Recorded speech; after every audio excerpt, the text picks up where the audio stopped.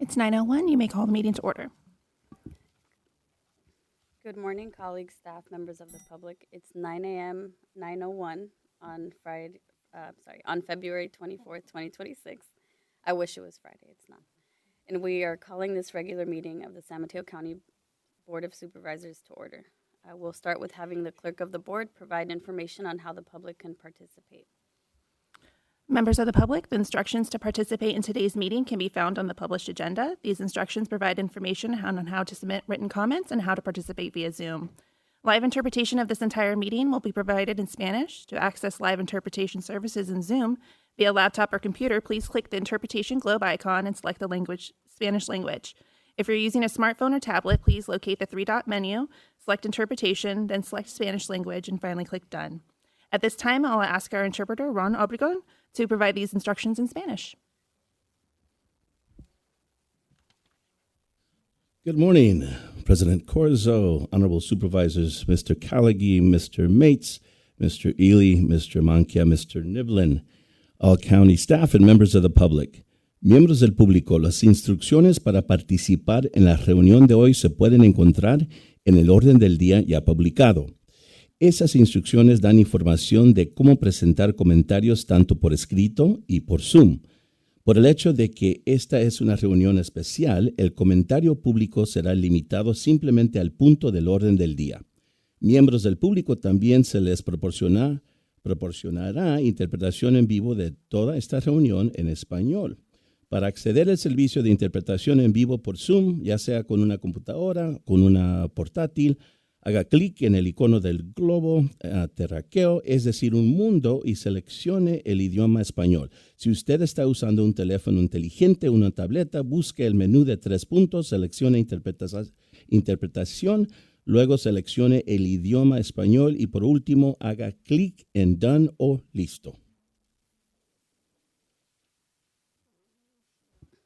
Thank you for those instructions. We are now moving on to the Pledge of Allegiance. Please join me in the pledge.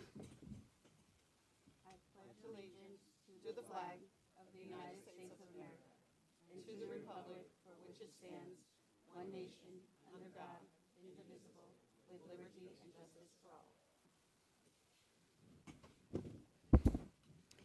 We will now move on to roll call. Supervisor Spear, Here. Supervisor Mueller, Here. Supervisor Gaucher, Here. Supervisor Canepa, Here. President Corzo. Here. All present. Thank you. We'll now move on to honoring the life of and board member remarks. Do any of my colleagues have remarks? Yeah, I do. Thank you so much. Supervisor Canepa. Thank you so much, Madam Chair. I want to honor the memory of Daniel Christian Gilbrecht, devoted husband, father, and proud resident of San Mateo County. Daniel was born in 1952 and passed away at the age of 74. He was a talent like no other in many ways. But above all, he was a family man whose greatest priority was the love and care of his family. He's survived by his loving wife, Elaine Gilbrecht, and his 2 sons, Dalen and Barry. Daniel also dedicated part of his professional life to serving others throughout his work at Samaritan House, reflecting his compassionate spirit and commitment to community. We extend our heartfelt prayers and deepest condolences to Elaine, Dalen, and Barry. May his legacy of love, service, and devotion continue to live on through them. Colleagues, I'd like to highlight that over the past several months, this board has made significant investments in economic mobility and youth opportunity. We approved up to $2 million for a workforce entry and economic growth initiative to help create 200 new full-time jobs, paying at least $55,000 a year. And we committed $800,000 to the Los Robles Ronald McNair Sports for All Hub to expand safe, healthy spaces for young people and families. Today, I'm highlighting a third piece of that strategy, early learning and childcare. If we are serious about workforce participation, we have to be serious about childcare. A parent cannot take one of those new career track jobs if they do not have safe, affordable care for their child. Childcare is often the second highest household expense after housing. For families earning at or below 65% of Aryan median income, it can be the difference between stability and displacement. Currently, the city of Daly City is working on a $13.5 million Early Learning Center project that will have 40 permanent child care slots for the most vulnerable. The city has already assembled $9.5 million through federal funds, state child care, infrastructure dollars, CDBG, and local contributions. What stands now is the $4 million gap. The center will be located on city-owned property and operated by Peninsula Family Service using state general child care funds, ensuring income eligibility standards and long-term affordability. This is durable infrastructure. Just as the Sports Hub supports physical health and youth development, this facility supports early cognitive growth, school readiness, and family economic stability. And just as our wage subsidy program supports job creation, this center supports the ability of parents to actually participate in the workforce. This is what balanced investment looks like: jobs, youth, wellness, and early learning. It is fiscally responsible, regionally equitable, and aligned with the priorities we've already adopted. I'm saying this now because the city will be coming to the board in the next few months seeking support to close that $4 million gap, which is an effort I believe will greatly improve the disconnect between North County residents and county government. Thank you, Madam Chair. Thank you, Supervisor Gaucher. Thank you. I want to begin by just acknowledging and honoring the life and legacy of Reverend Jesse Jackson, civil rights leader who passed away last week. Reverend Jackson stopped by East Palo Alto several times, and I know, Supervisor Spear, you had an opportunity to work with him as well. He was a pioneer in the work that he did, leading a movement that made a difference within our county. So again, I want to honor his legacy and his life and continue to lift his family in prayer. Also this morning, I have the pleasure of honoring two centenarians. The first one will be Dorothy Pearls. Dorothy Pearls turned 100 years old last week, and my staff had the honor of celebrating with her. A proud Foster City native, Ms. Pearls dedicated decades of service to the San Mateo DMV and continues to build community as an active member of newcomers of San Mateo County, helping create lasting friendships across our county. We are grateful for her lifetime of steady public service and connection. And this morning with us, we have a centenarian in the room with us this morning, and I would love to have her come to the podium as I read information about Edith Miller. Good morning, Ms. Miller. Edith Miller is a 100-year-old, a woman whose life tells a story of strength, service, and enduring love for this community. After losing her mother at just 13, she learned early on how to stand on her own. She graduated from Salinas High School in 1942, went straight to work, and later supported her husband, Judge Robert D. Miller, through law school as they built a marriage that lasted 64 years. In 1952, they made Redwood City their home, and San Mateo County has been better ever since. Edith is the proud mother of 5, a 60-year-old colon cancer survivor, and a leader in more community organizations than most of us could name. To name a few, she has been a member of the Redwood City Women's Club, serving 3 times as president, still attending meetings. She has also led the Italian American Women's Club, the San Carlos Junior Matrons, and the San Mateo County Astronomy Association, where she counseled patients at Sequoia Hospital and helped others find dignity and hope. In 2000, Ms. Miller was inducted into the San Mateo County Women's Hall of Fame for her lifetime of service and leadership. When she's not leading organizations, she's an avid traveler, bridge and mahjong player, and somehow still knows where every bingo game in the county is. Thank you to these two extraordinary women for reaching these remarkable milestones and for the lasting impact they have made on our lives and well-being of the residents of San Mateo County. And I have a commendation for you, Ms. Miller. Would you like to say something? Thank you. I don't know. I don't think I've done that much, but I got this old with the help of everyone, and I enjoy everything I do. Thank you again for the honor. Can we just go down and take a picture with her, colleagues?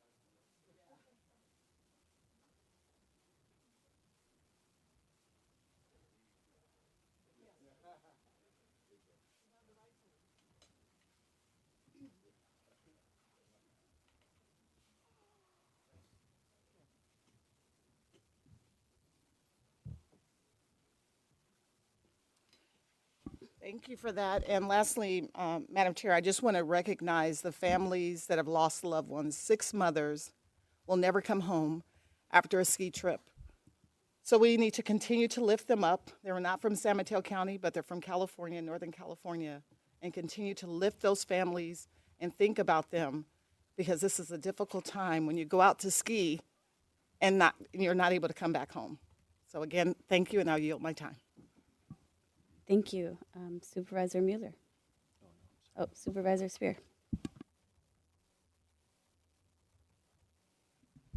Thank you, Madam President. I too want to remember Jesse Jackson in his 1984 speech before the Democratic Convention here in San Francisco. He said, "Our flag is red, white, and blue, but our nation is a rainbow. Red, yellow, brown, black, and white, and we're all precious in God's sight. America is not like a blanket, one piece of unbroken cloth, the same color, the same texture, the same size. America is more like a quilt. Many patches, many pieces, many colors, many sizes, all woven and held together by a common thread." I had the pleasure many times of interacting with the Reverend Jesse Jackson. Once at Ebenezer Baptist Church in Atlanta, where Martin Luther King was the pastor and where Senator Warnock now is, and we walked across the Emmett Bridge together. But my best story is the one that Willie Brown told me in 1988 when at the Democratic Convention, Jesse Jackson was about to speak. And Speaker Willie Brown went up to him, and I couldn't go that year because I was pregnant with my first child and actually delivered on that date. And Willie Brown said to Jesse Jackson, "We just had one of our members give birth for the first time in the state legislature, and she named her son after you because my son is named Jackson." Obviously, that's a little apocryphal, but it was a great memory, a great man.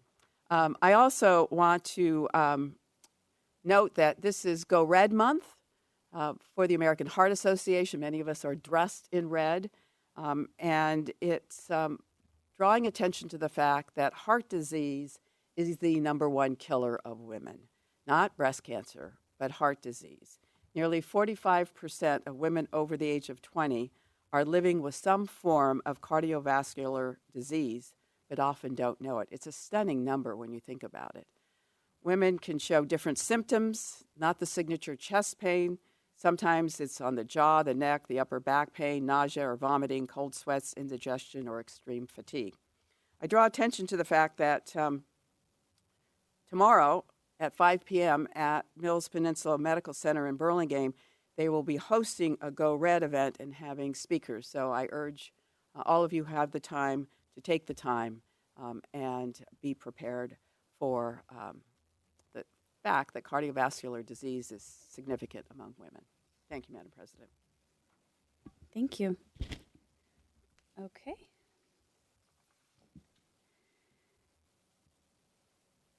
This month is also Teen Dating Violence Awareness Month, and we do have that on the consent agenda. And we have sponsored a proclamation as well. And because it's on the consent agenda, I wanted to take a moment to highlight the issue here now. As we know, interpersonal relationship violence is very much so stigmatized, and especially for young people who are finding their way, finding out who they are especially vulnerable to this kind of issue. And so we know that high school students who experience physical violence in a dating relationship are more likely to use drugs and alcohol, are at greater risk of self-harm, and are much more likely to carry those patterns of abuse into future relationships. And so if you or a teen you know is experiencing teen dating violence or abuse, please talk to a trusted adult and contact Cora at 1-800-300-1080. Intervening at a young age is especially important because that's how we break patterns that unfortunately at times last lifetimes. So thank you for listening. And I also wanted to briefly share that last week I attended a community meeting with Horizon Treatment Services along with County Executive Kalagi, our Director of Public Health, Colleen Chavla, and other staff from the county. And we were there to support Horizon in providing an informational community session for their potential project of a sobering station and a rehabilitative treatment center in San Mateo. And I share this because this is an urgently needed resource for our county that we currently do not have, and that law enforcement agencies across our community support. And I know my colleagues may be getting questions and concerns about this potential project, and I wanted to share that my staff and I are working with county staff with Horizon Treatment Services on developing an FAQ, and we'll be hosting an additional information session in March. And I will now read our county's land acknowledgement. We honor and affirm the rights of the Ohlone and the other indigenous peoples who call the unceded territories of the San Francisco Bay Area their traditional homeland. We pay respect to the ancestors, elders, and relatives of indigenous peoples for their historic and current contributions to San Mateo County, and we commit to an ongoing effort to bring about healing, inclusivity, and deeper collaborative partnerships. Thank you. With that, we will now move to public comments. This is the portion of the agenda that is set aside for members of the public to comment on matters that are within the subject matter jurisdiction of the Board of Supervisors, but that are not on the agenda for today's meeting, for matters that are listed on the consent agenda, and for matters that are set for closed session. We will be keeping public comment to 1 minute today, and if a speaker goes over time, I will give them a single warning to wrap up, and after the first warning, I will ask the clerk to cut the mic. This is to ensure equity of voice for all of our public commenters. With that, we'll begin public comment. All right, I have received written comments which were submitted and provided to the president and board members, as well as the public website. Reminder to those wanting to speak on items 1 through 15, please hold those comments until the item comes up individually. And we'll first take comments from chambers. And first up will be Judge Renee Reyna and then John McKenna.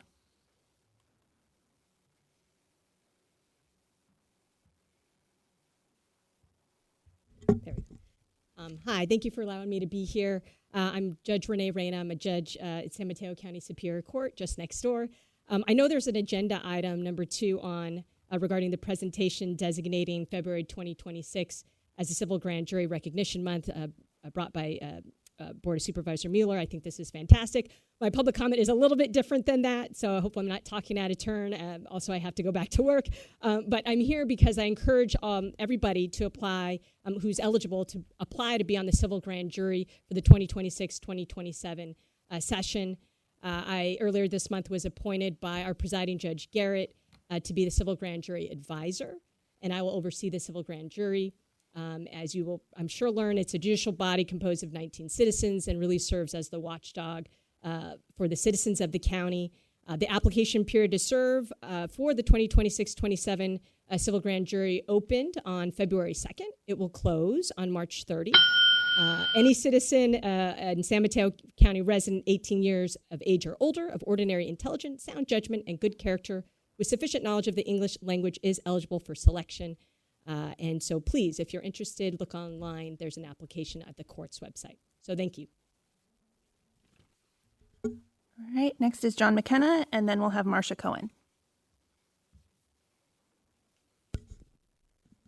President Corzo, Vice President Mueller, Honorable Supervisors. My name is John McKenna. I live in Menlo Park. Firstly, I would like to ask the county to move forward with adopting REACH codes. These would include AC to heat pump for residential and non-residential buildings, flex path for major remodels, and electric readiness.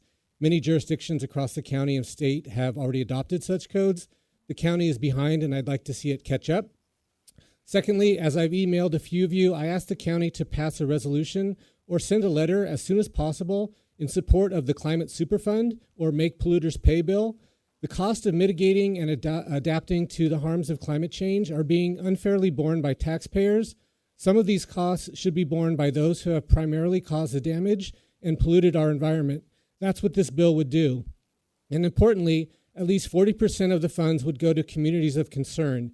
These funds could help local governments and their residents and businesses to electrify their gas appliances, build EV charging infrastructure, create resiliency centers, prepare for sea level rise, and many other much needed actions. Several local jurisdictions across the state have passed resolutions in support, and I'd like to see the county build on that momentum to get this bill introduced into the legislature. Thank you. All right, next is Marcia Cohen, and then we'll have Nancy Tierney. Good morning. My name is Marcia Cohen, and I'm a member of the League of Women Voters for South San Mateo County. I will be attending future board meetings as part of the League's Volunteer Observer Corps.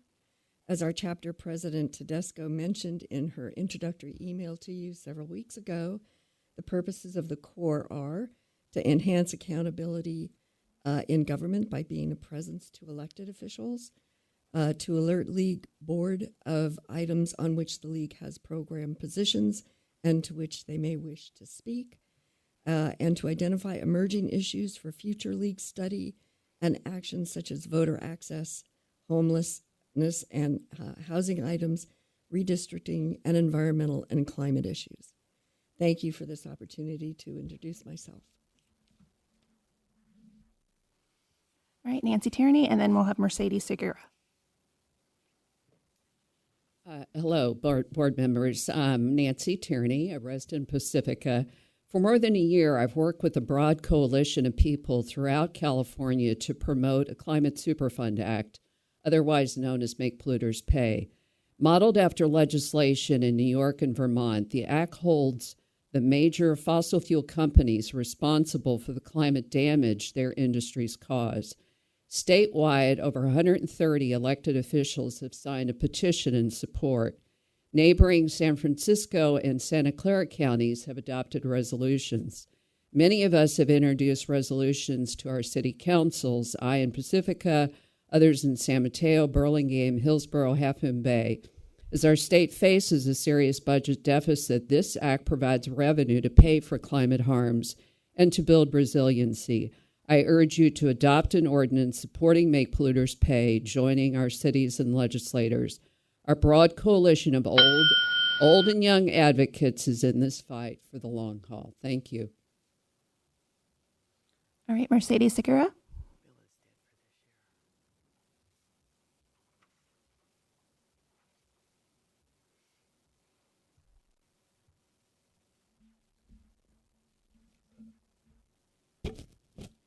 Good morning, President Corzo, Vice President Mueller, supervisors, and county staff. My name is Mercedes Segura, Chapter Chair for SEIU Local 521. I emailed your offices a detailed letter yesterday evening, and I want to utilize this time to underscore the seriousness of what our members in the assessor's office are experiencing. These workers manage the assessment roll, the backbone of San Mateo County's property tax revenue and the funding source for schools, public safety, and essential services. Right now, that critical operation is being undermined by chronic mismanagement, failed workforce planning, and a lack of accountability at the executive leadership level. Last fall, nearly 30% of funded positions sat vacant. Qualified candidates existed but were never hired. This staffing crisis was preventable. The impacts are measurable and countywide. Exemptions proceeding is nearly 3 years behind, creating fiscal instability. Assessment appeals are backlogged beyond statutory timelines, and nearly 10,000 deeds remain unprocessed, affecting the accuracy of the county's tax base. The message from the workers is clear. This is not a workforce problem. This is a leadership and accountability problem. Employees are burned out. Morale is at historic lows. The Maharanda report identified systematic failures, yet workers have seen little meaningful change.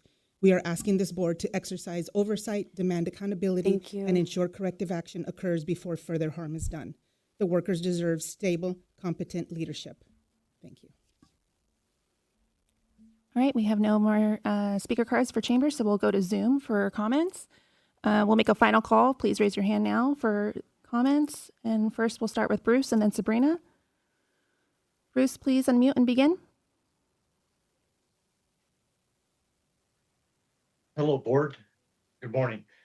The historical grand jury, as inherited from the English common law and adopted in early American practice, functioned as an independent body of citizens with broad investigative authority, including the power to issue presentments on its own initiative.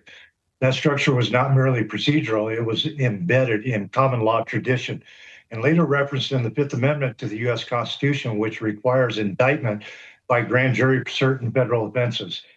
The authority to alter that historical process has come primarily through three channels: constitutional text, legislative enactment, and judicial interpretation. First, the U.S. Constitution preserves the grand jury requirement at the federal level, but does not specifically detail procedures. That silence allowed Congress to define the mechanics of the grand jury operation through statute and procedural rules, most notably Federal Rule of Criminal Procedure 6. So I want to ask you all, where did you get the authority to alter the grand jury process? And I'll land it there. All right, next we have Sabrina, and then we'll have Bridget. Sabrina, please unmute and begin. I come as one of the people, Sir Juris, who holds all political power in the peace and love of Jesus Christ. All public servants and trustees are the instruments we, the people, created. And when we, the people, created government, we are a constitutional republic, not a democracy, and you just recited a pledge to it. The right of free speech is an inalienable right, and the right of redress is enshrined in the state and federal constitution. Our sovereignty and our right of redress cannot be usurped or abridged by a county board or their charter, rule, act, code, ordinance, or de facto laws. It is not negated by advisement or practice, as the board stated by the attorney in the last meeting, where their practice has been repugnant to the Constitution and their own charter. You are instruments that we created, and it also is emboldened that we are a republic is boldened on the bottom of the California flag. The Brown Act, Home Rule, Dillon's Rule, and your charter, it is written that servants and trustees shall follow the Constitution. You are bounded by your oath of office and your agreement of the grant of authority. Can you show where it's written in the Constitution, Charter, Brown Act, or Home Rule where it overrides the Constitutions and inalienable rights of the people? Thank you for your comment. All right, we'll have Bridget Jett next, and then Martin Fox. Bridget, please unmute and begin.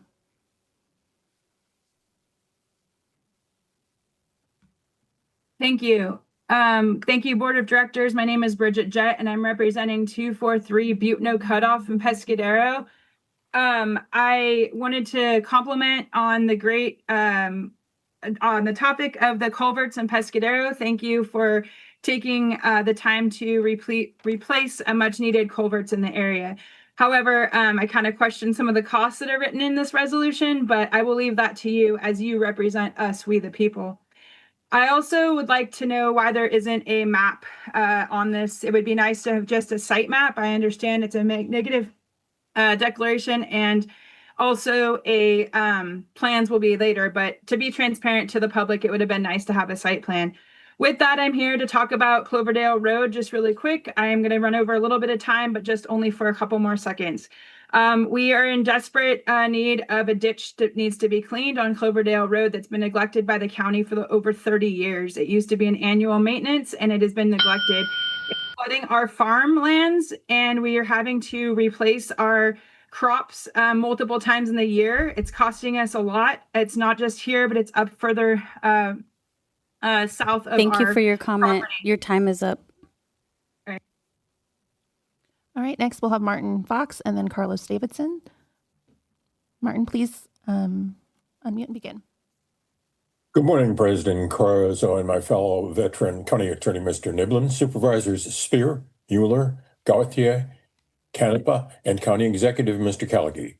Thank all of you for your service. Please make the county safer and healthier for persons living with serious mental illness and their families by supporting the immediate reintroduction and passage of the repeal of the Lineman Peaches Short Act, a top county legislative state priority, and Defending Disability Rights California Law Foundation of Silicon Valley. Defend the immoral Lineman Peaches Short Act. California and San Mateo County's residents need a Dorothea Dix-inspired, compassionate mental health treatment system. Please make defunding the Law Foundation of Silicon Valley and Disability Rights California top county federal legislative priority and the reduction and passage of the repeal of the Lineman Peaches Short Act a top county state legislative priority. Thank you. All right, thank you, Martin. Next, we have Carlos Davidson and then Sid Young.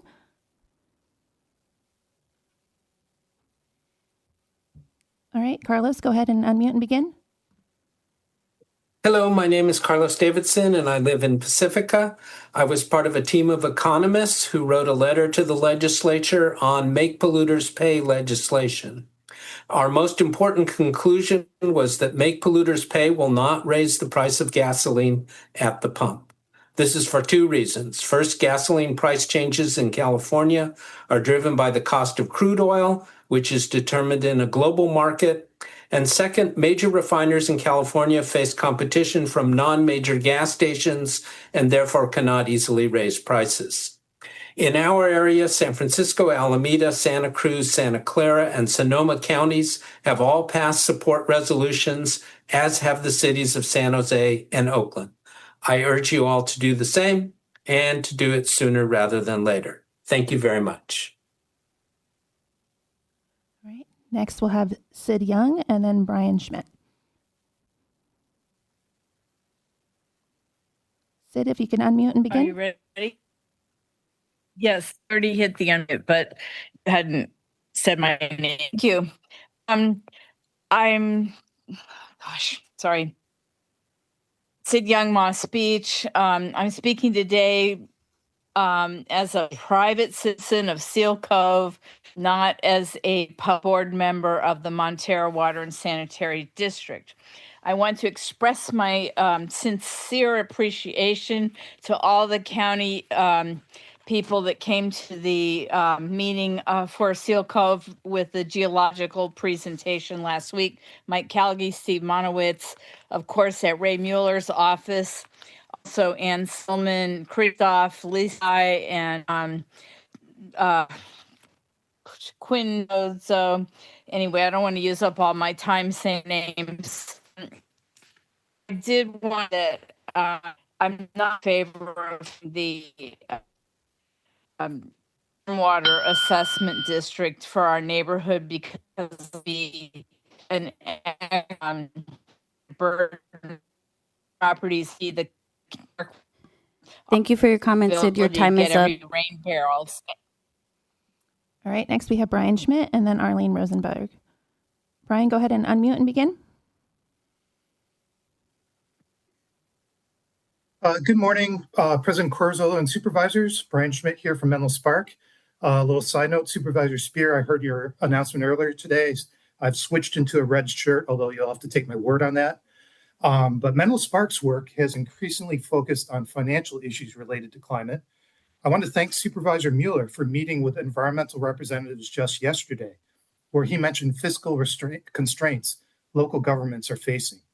In light of those constraints, Menlo Spark urges the supervisors to pass a resolution in support of Make Polluters Pay legislation at the state level. I would describe this as a low-risk, high-reward effort to obtain compensation for climate damages that have been caused. While it's not guaranteed California will receive compensation, there is a real opportunity for it to happen.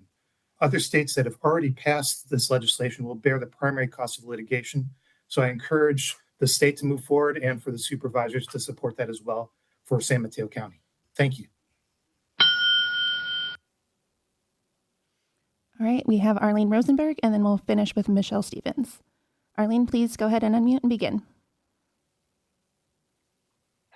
Good morning. My name is Arlene Rosenberg, and like others speaking before me, I am here to ask this board to join the over 24 California cities and counties, including my hometown of Hillsborough, that have passed resolutions or sent letters in support of the Polluters Pay Climate Superfund Act.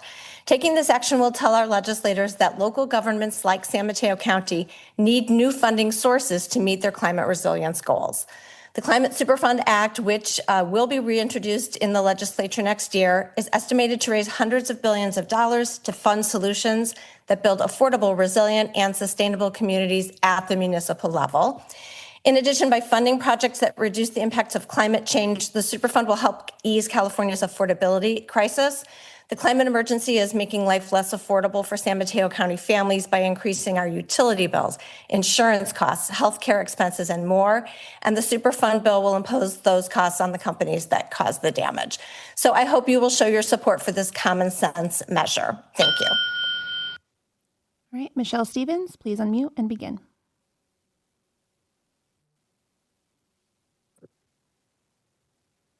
Hello, board. I come to you, sui juris, as a child of God with the love of Jesus. The historical grand jury, rooted in English common law and carried into early American practice, functioned as an independent body of citizens acting on behalf of the people, not as an arm of the prosecutor. It possessed the authority to investigate public corruption, maladministration, and abuses of power on its own initiative. Early grand juries could issue presentments, formal accusations based on their own knowledge or investigation. Without waiting for a government attorney to draft charges, they were considered a buffer between the crown or government and the people, ensuring that prosecutions reflected community judgment rather than executive will. In contrast, the modern grand jury system in most jurisdictions operates largely under the control of the prosecuting authority. Prosecutors select which cases to present, instruct the jurors on applicable law, and determine what evidence is shown. Independent presentments are Thank you rare. for your comment. You're over time. And that concludes public comment. Thank you. I appreciate all of the public commenters for expressing their opinions. And we will now move on to take action to set the agenda and to approve the consent agenda. Through the chair, I'd like to move item 22 to approve the corrections to the identified tax rolls to the regular agenda.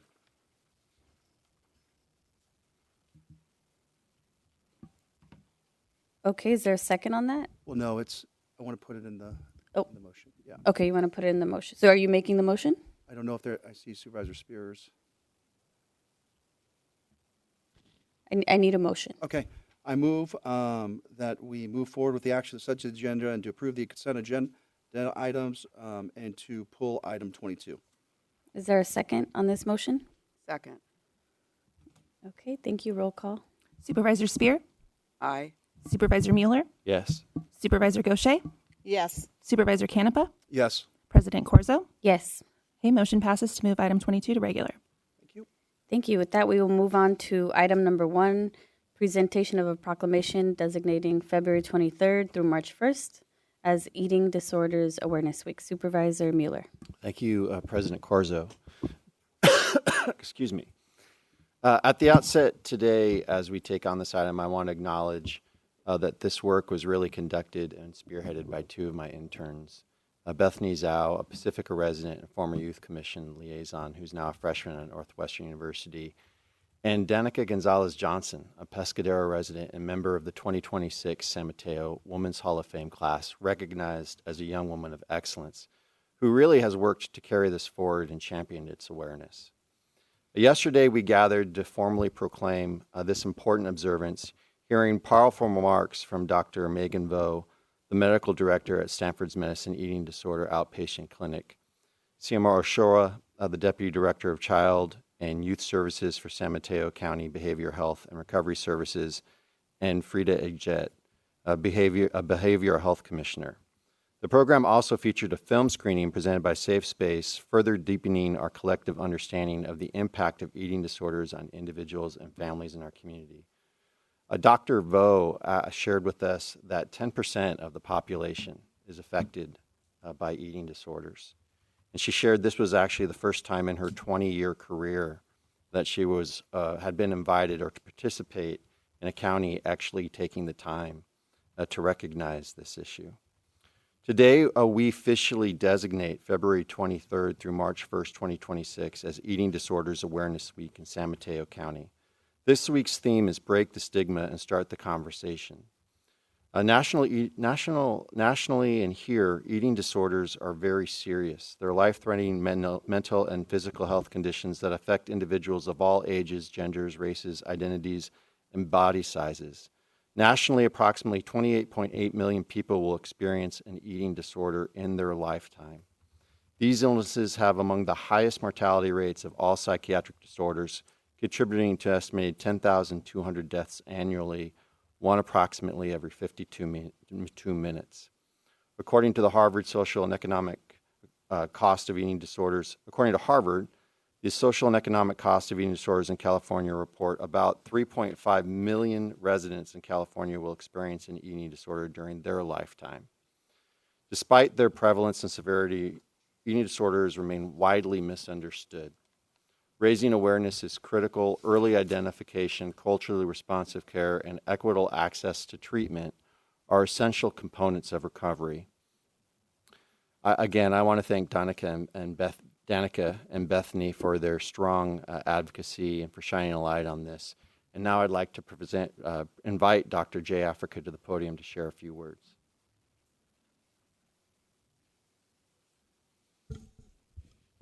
Good morning, honorable supervisors, county executives, community, and staff. Thank you again for recognizing the importance of this week and recognizing Eating Disorders Awareness Week. Why eating disorders awareness matters. Eating disorders are serious public health conditions affecting millions of people in the United States. They are neighbors, our families, our coworkers, our family members. We know these conditions can occur across ages, backgrounds, and body sizes and affect youth and adults alike. And about 5.5 million people had an eating disorder in 1 year, which is about nearly half of them have been diagnosed when they were under 30. Eating disorders impose a massive economic burden on society, an estimated about $65 billion annually, including healthcare costs, productivity, informal caregiving, and broader societal costs.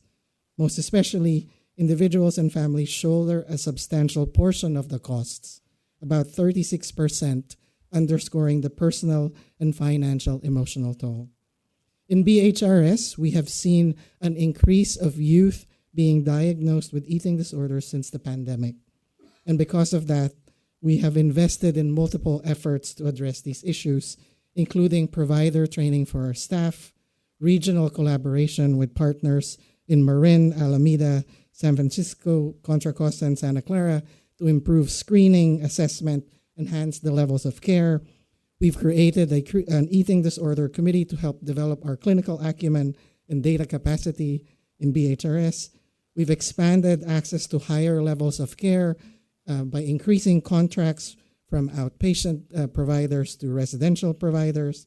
And lastly, working very closely with the health plan of San Mateo San Mateo to support seamless care and coordination between medical providers and behavioral health providers.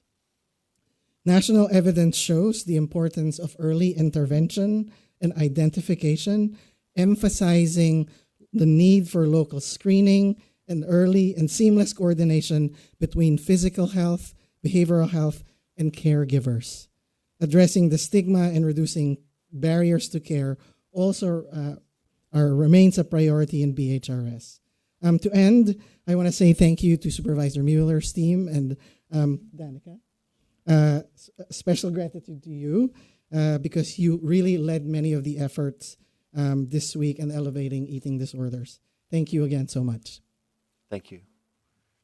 And with that, I'd like to invite Danica to the podium. I should say Ms. Gonzalez-Johnson. Good morning, Honorable Board of Supervisors, staff members, and members of the public. My name is Danica Gonzalez-Johnston, and for the past 3 months, I have had the honor and privilege of leading the planning of San Mateo County's first week-long recognition of Eating Disorders Awareness Week as an intern under the Office of Supervisor Ray Mueller. After the idea for this project was introduced by another summer intern, Bethany Shao, who then promptly left for college in the fall, I took on this project with great resolve, as it is deeply personal to me. I remember being only 5 or 6 when I looked in the mirror and hated what I saw for the first time. Elementary school, instead of being proud of my growing, I was taught to be ashamed of my developing body, to avoid sexual harassment, ridicule from my peers, and the backhanded comments of full-grown adults. In middle school, I received a constant stream of messaging from social media, my peers, and society that I needed to be thinner, weigh less, and eat better. Then when the pandemic hit, it felt like the only thing I could control was what I ate. When things got really bad, I knew I needed help, but fear wouldn't let me ask for it. Luckily, my mother noticed and took me to the doctor's office. When I was 14 years old, I was diagnosed with anorexia nervosa and hospitalized for the first time. The subsequent years were consumed not only by revolving door hospitalizations and exhaustive attempts to find effective care, but also almost constant emotional distress. I lost the ability to attend school in person and became isolated from anyone outside my treatment providers and immediate family. For years, my eating disorder had stripped me of my freedom, my livelihood, and my right to simply be a child. I remember being too scared to even say the words eating disorder out loud. To me, they carried the heavy burden of stigma, bias, and reality. In fact, many people with eating disorders suffer in silence for this exact reason. So when I began my recovery journey, I knew I wanted to start sharing my story despite my fears, because I believed the only way to break the stigma was to challenge it by starting the conversation. And maybe someone else would know that they are not alone. Now, as I stand before you today, I ask you to consider the profound impact of Eating Disorders Awareness Week. It is not just about raising awareness. It represents real people and real battles happening every day in silence. By speaking out against misconceptions and stigma, sharing stories of resilience and hope, and sharing accurate information and accessible resources, we are empowering individuals to seek help, connect with support, and reclaim their lives. This week is an opportunity to begin changing years of struggle in silence. On behalf of the Office of Supervisor Ray Mueller, I hope you'll join us for the rest of the week's events. These events have been designed to educate, inspire, and connect. Flyers for these events can be found on the table outside chambers. Please take one, share the information with your networks, and encourage others to join us. Together, we can break the stigma, save lives, and create a brighter future for San Mateo County residents affected by eating disorders. Thank you.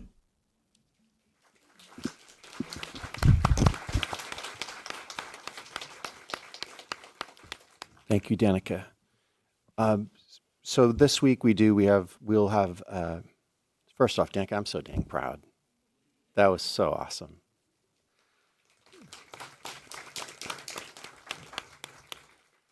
So on Wednesday at the Half Moon Bay Library, we have a resource fair and panel discussion, and the materials can be picked up in the back. On Thursday, accessible through Eventbrite, we have a movie that people can see called Body Positivity, presented in collaboration with Alcove, San Mateo, and Beyond Measure. At the county, we reaffirm our commitment to extending prevention, early intervention, treatment, and recovery resources. And with that, I'd like to go ahead and open it up to public comment from my peers. Thank you. Public, questions or comments from the board? Supervisor Spear. Thank you, Madam President. Danica, you give us all hope that through the kind of work that you're doing, you're paying it forward and hopefully touching the lives of many young people who are dealing with this. It's a very expensive recovery and one that we've got to get a handle on. So thank you for your courage and your eloquence.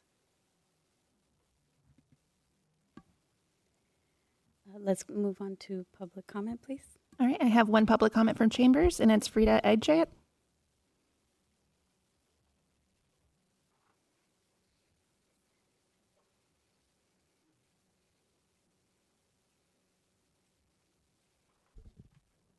Great. Thank you so much. Danica, you are phenomenal. Thank you so much for your leadership.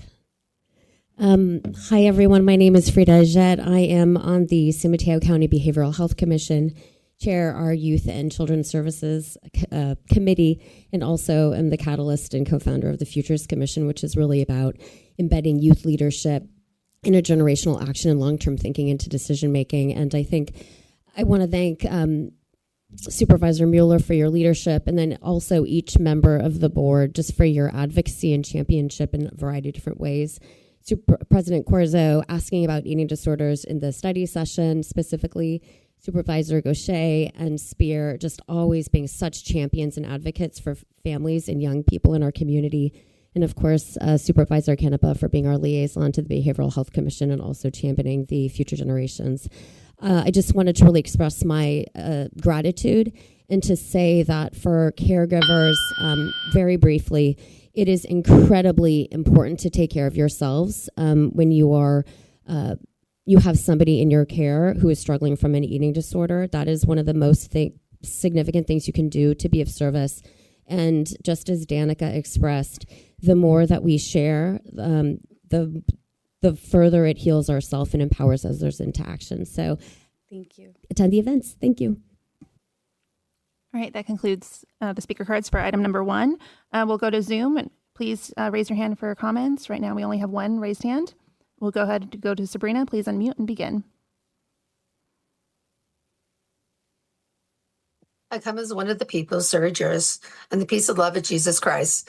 But it is commendable that the county wants to recognize that there are eating disorders that is detrimental, and it is hard for people to overcome by themselves. However, I do question whether or not these programs are being applied equally as required in Article 1, Section 7 for equal protections under the law, and also the 14th Amendment. There shall be no other special privileges or classes in Article 1, Section 7B, and also in Article 1, Section 8. So can you show where it's written that the board has the grounded authority to override these constitutions and inalienable rights of the people to make sure that they're working for their benefits? Because you are servants and trustees. Also, I would like to mention that the last meeting of the video recording of the meeting has not been posted, and it's been 2 weeks. Thank you. All right, that concludes public comment for item number 1. Thank you. I wanted to make a comment briefly. So, Danica, thank you for working on this. Thank you for your leadership. Supervisor Mueller, I'm grateful that you were leading this project as well and supporting all along the way. And I wanted to share that, we do have folks that tune into our meetings from different parts of the country at times. And I got an email maybe about a month ago from a grandmother actually, of a young woman dealing with an eating disorder. And it always surprises me how many people pay attention to our county and the work that we do. And so I just wanted you to know that the work that you are doing and the resources that you're sharing are making an impact. And I will make sure to pass this info along to that grandmother who did not have much guidance in how to support her granddaughter. So thank you for educating us and for lifting up this very important issue. With that, I will hand it over to Supervisor Mueller. I'd like to go ahead and make the motion. Do I have a second? Second.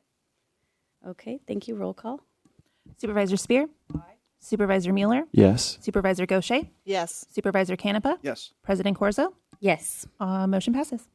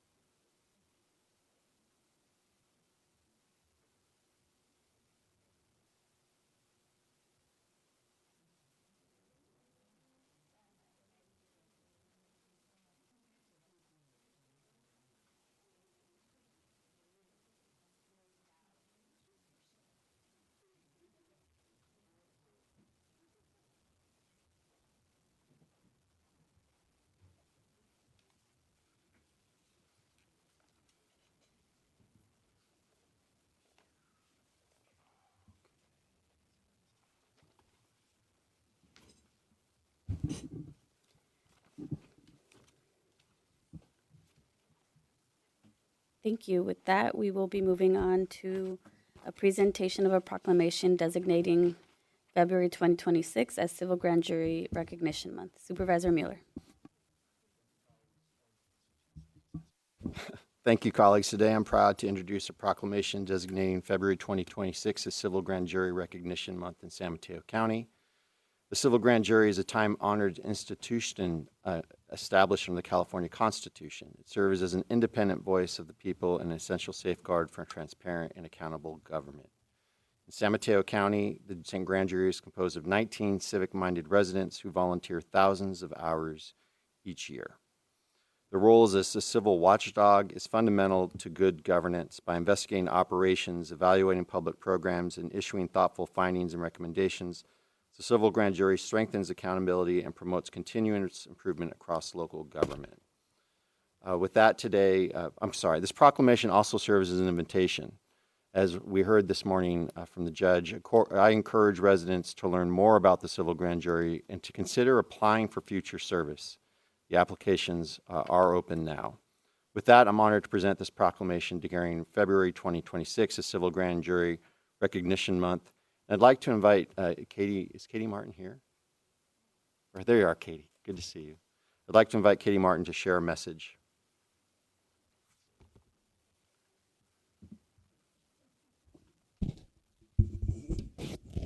Well, it seems that I showed up on Grand Jury Day. Yeah. I'm like the fifth person that's spoken. I represent an organization called San Mateo County Association of Grand Jurors.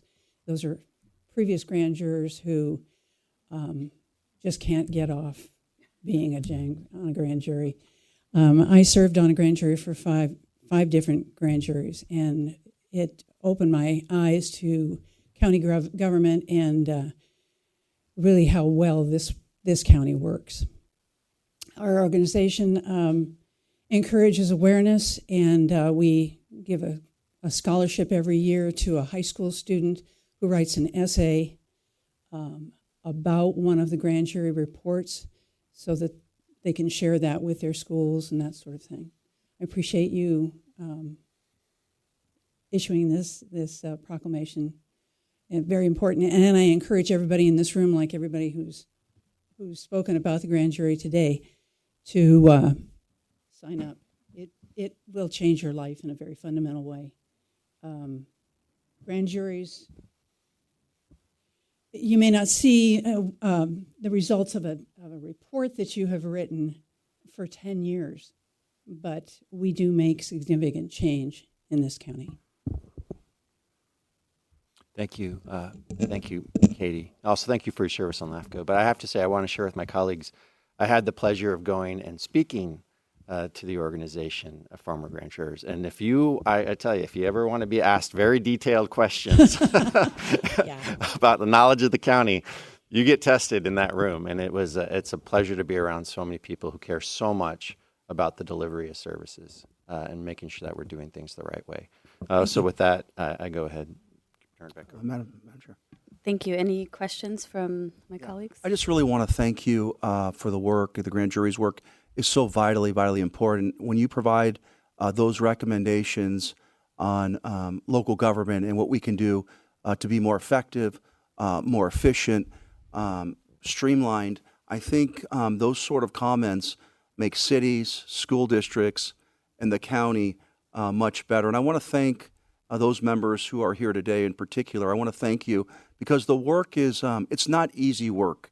It's hours upon hours, hundreds of hours, really doing diligent work to find a recommendation or potential solutions. I think that sort of guidance, when given to cities, creates good government. And so I just, from the bottom of my heart, I just really want to thank you for your efforts. It really does make a difference, and you should be very proud of your work.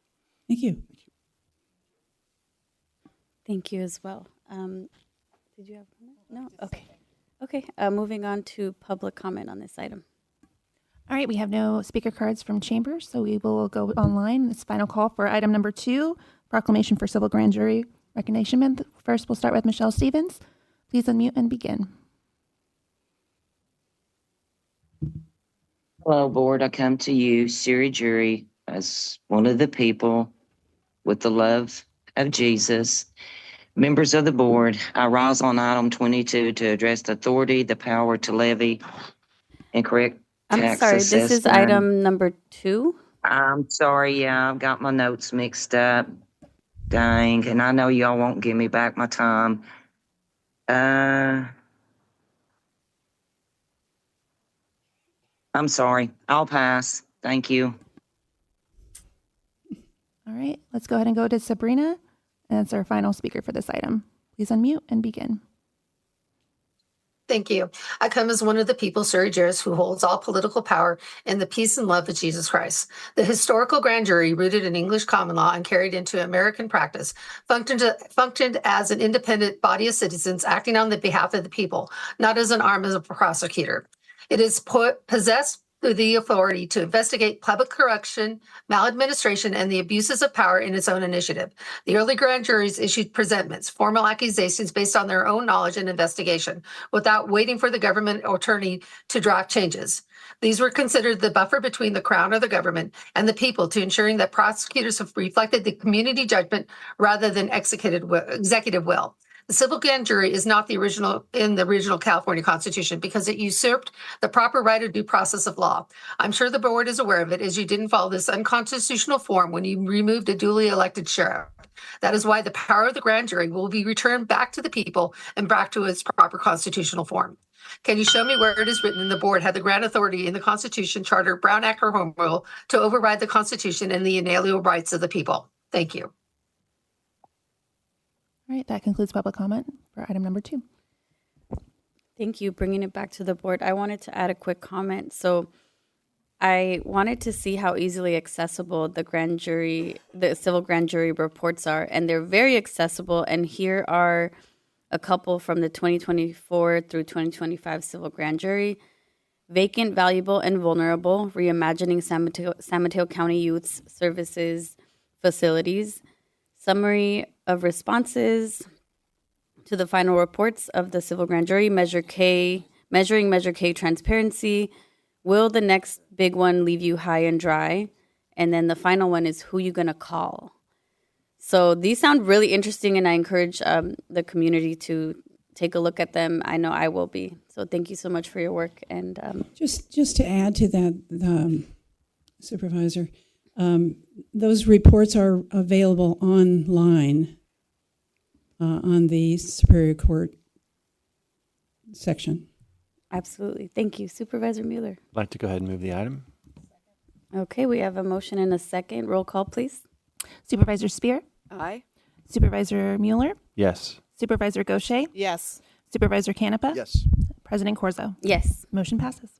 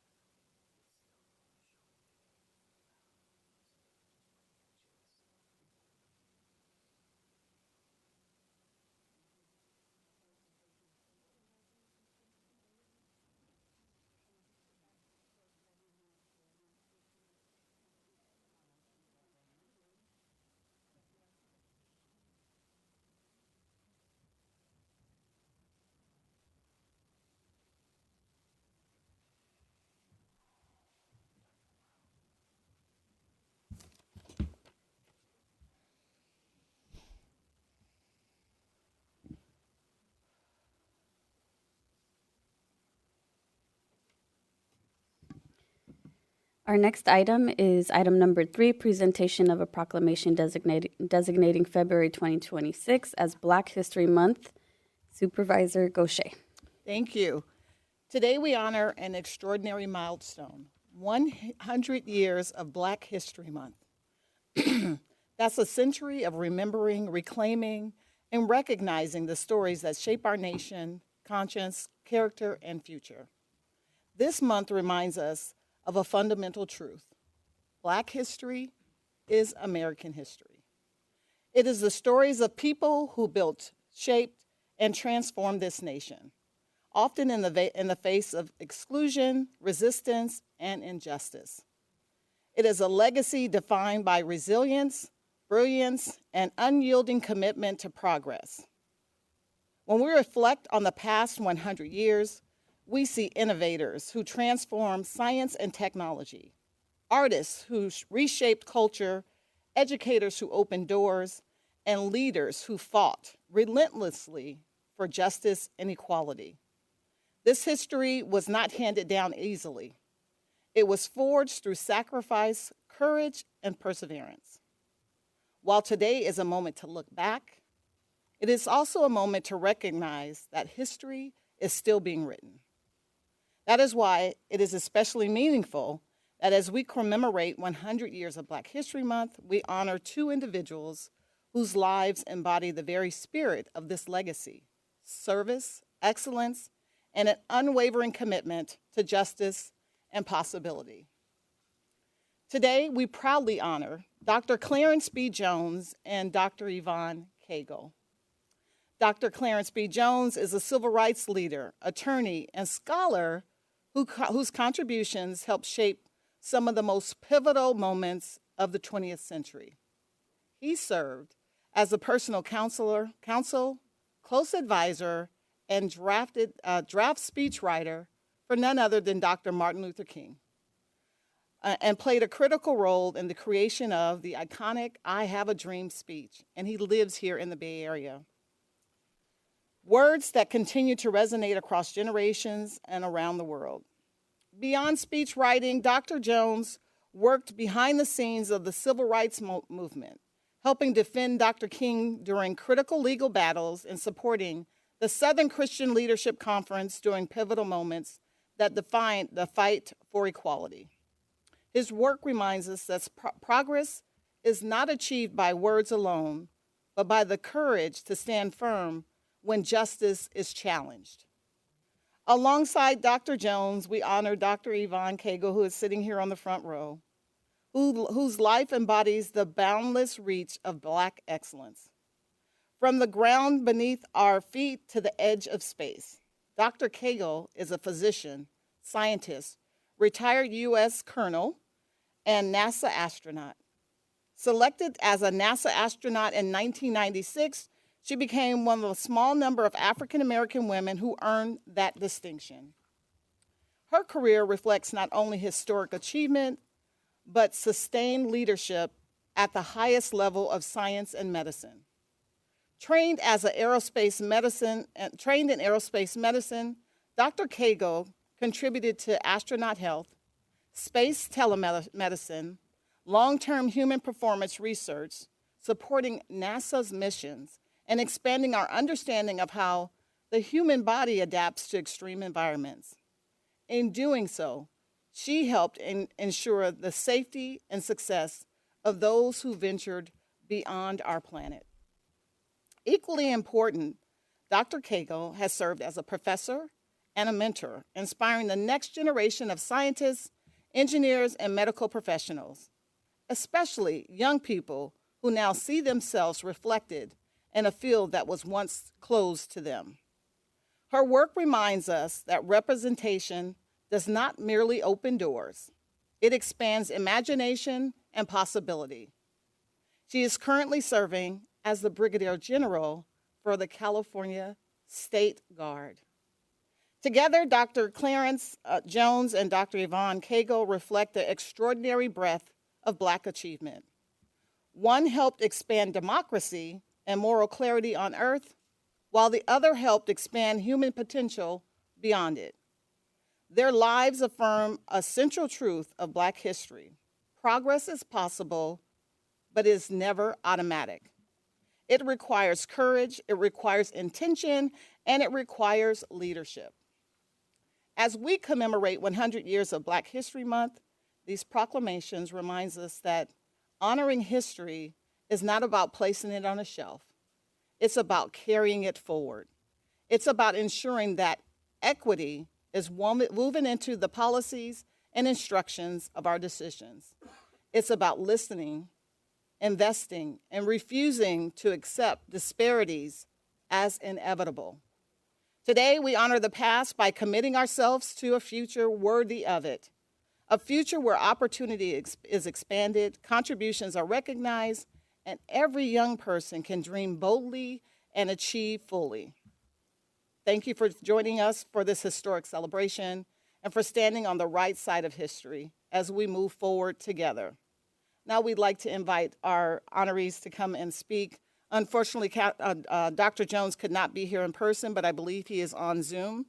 So we will start with Dr. Jones first, and then we will hear from none other than Yvonne Cagle. Go ahead, Dr. Jones. Yes. Well, I am, first of all, I'm blessed to participate in this extraordinary event that you are having. I have a firm knowledge base and the belief base and understand the realities of what we are confronted with here and now on earth, as distinguished from what we may or may not experience in some other universe. But let me get to the heart of this matter. Dr. Jones, we can barely hear you. If you could speak a little. Let me get to the heart of this matter. Reflecting the legacy of Martin Luther King Jr.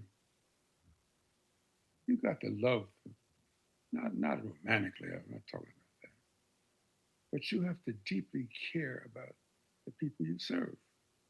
You can't fake it till you make it. You have to deeply care about people you serve.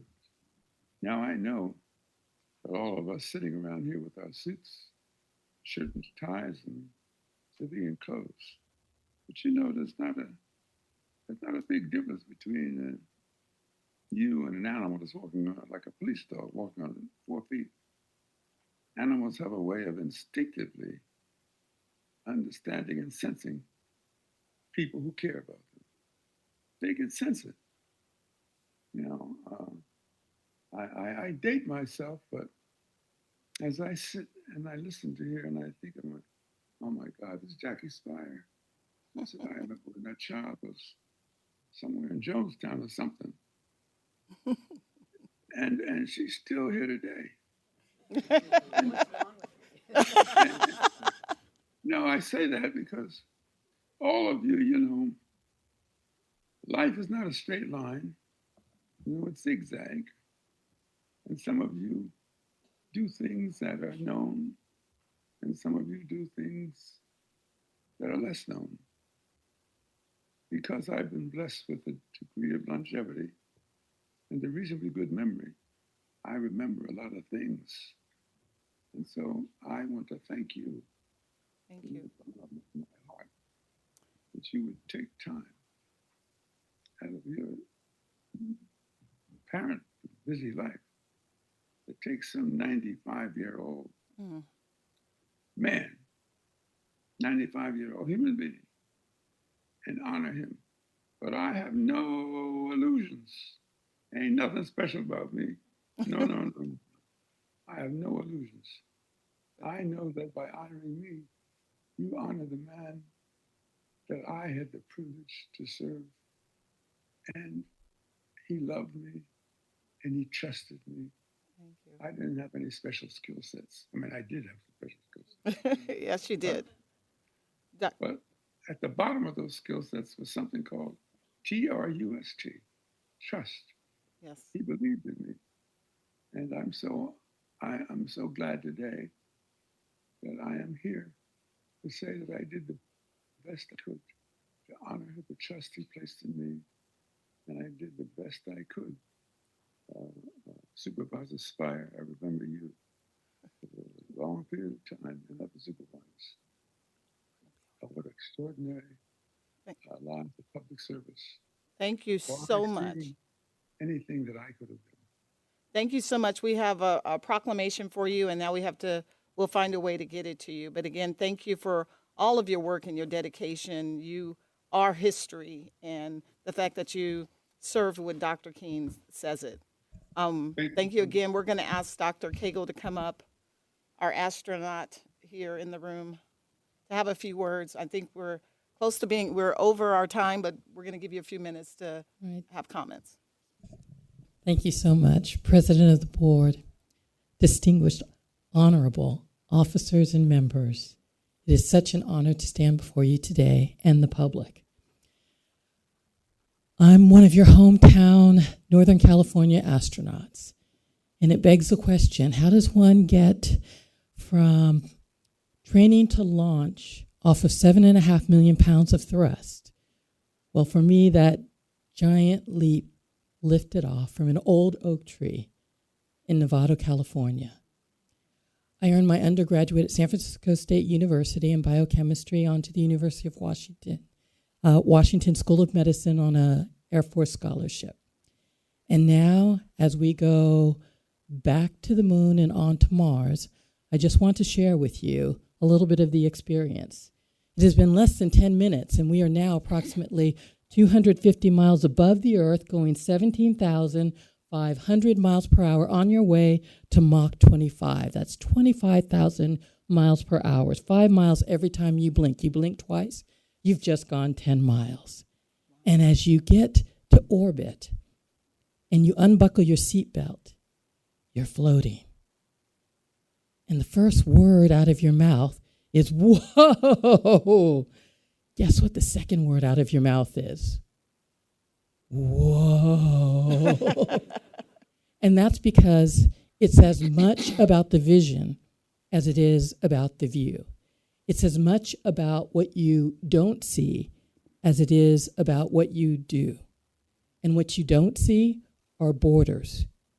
You don't see borders separating us geographically, by gender, by religion, by race, by genealogy, by ideology. And hence, that is why we are here today, because what we do see is one planet, one people. And so, although we are here to acknowledge our collective achievements and accomplishments, we are also here today to commend, celebrate, and recommit to the resiliency of our ancestors. And so I ask you, as we continue in our journey to endeavor to reach for the stars, let us all come together as one people, one planet, ad astra, to the stars and beyond.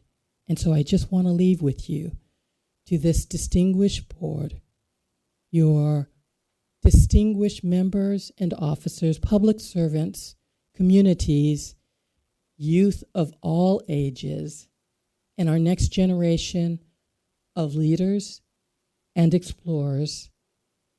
I am deeply honored, profoundly grateful to be able to represent you and our planet, ad astra, to the stars and beyond. Thank you. Thank you. Yes.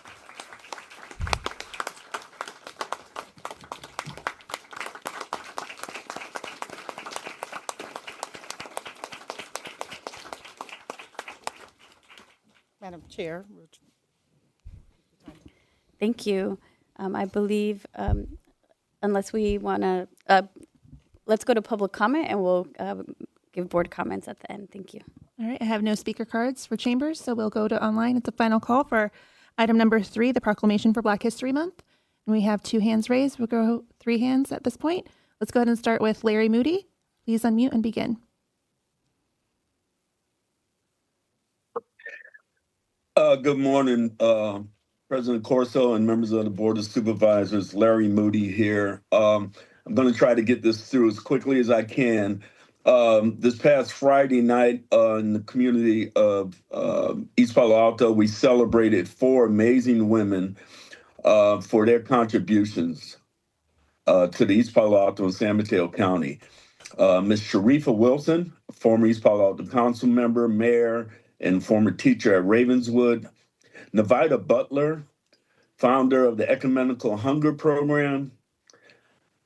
Rose Jacob Gibson, the first African American member of the San Mateo County Board of Supervisors. And Ms. Esty Hall, who has served the Job Train organization for 40 consecutive years. This event was sponsored by Job Train, the East Palo Alto Community Archives, and the City of East Palo Alto. And I wanted to celebrate Supervisor Lisa Yarbo-Gaucher and her staff for coming down and making this a very memorable event. Thank you, Larry. I'm for so all sorry, of the, but community. you're Thank over you. time. I Thank understand. you. All right, we'll go ahead and go to Sabrina and then Bruce. Sabrina, please unmute and begin. Thank you. I come as one of the people, sui juris, who holds all political power in the peace and love of Jesus Christ. Doing an official proclamation recognizing Black History Month is repugnant to the state and federal constitution, as it designated special classes and do not offer equal protections under the law. It violates California Constitution, Article 1, Section 7 and 7B, and also Section 8, and also the U.S. Constitution's Amendment 14th and 15th. As a reminder, you are bounded by your oath of office as an agreement to your grant of authority under the Constitution's Article 20, Section 3 of the California Constitution and Article 3, Section 1 in the U.S. Constitution. It is written that the Constitution is the supreme law of the land. Maximum law is the punishment is due if the words of an oath be false. Can you show me where it is written that the board has a grant of authority in the Constitution, Charter, Brown Act, Home Rule to override the Constitution and the inalienable rights of the people? Thank you. All right, well, next we'll take Bruce and then Michelle Stevens. Bruce, please unmute and begin.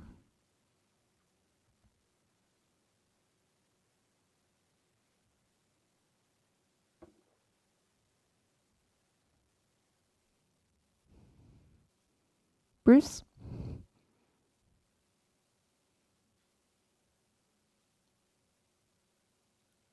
All right, we're going to go ahead and go to Bruce. If we don't hear from you, we're going to go ahead and go to Michelle. No, I'm here. Oh, okay. I'm here. Go ahead. Sorry, the unmute wasn't working. Okay, go ahead. Claim my time. Chair and members of the board, I rise to address delegation under the charter structure. This board legislates and appropriates the county executive and contracted entities. If you could please speak to the topic. Set here. Delegation becomes problematic when authority is transferred broadly. Whether through change order authority, exclusive negotiating agreements. Madam President, I just want to note that this doesn't appear to be on topic. The topic being the current proclamation that the board is considering. It is on topic, and I reclaim my time. Legislative power must be explicit, narrow, and reviewable. Let's move on to the next speaker. This is not on Economic- the agenda topic. Thank you. All right, Michelle Stevens, you can unmute and begin.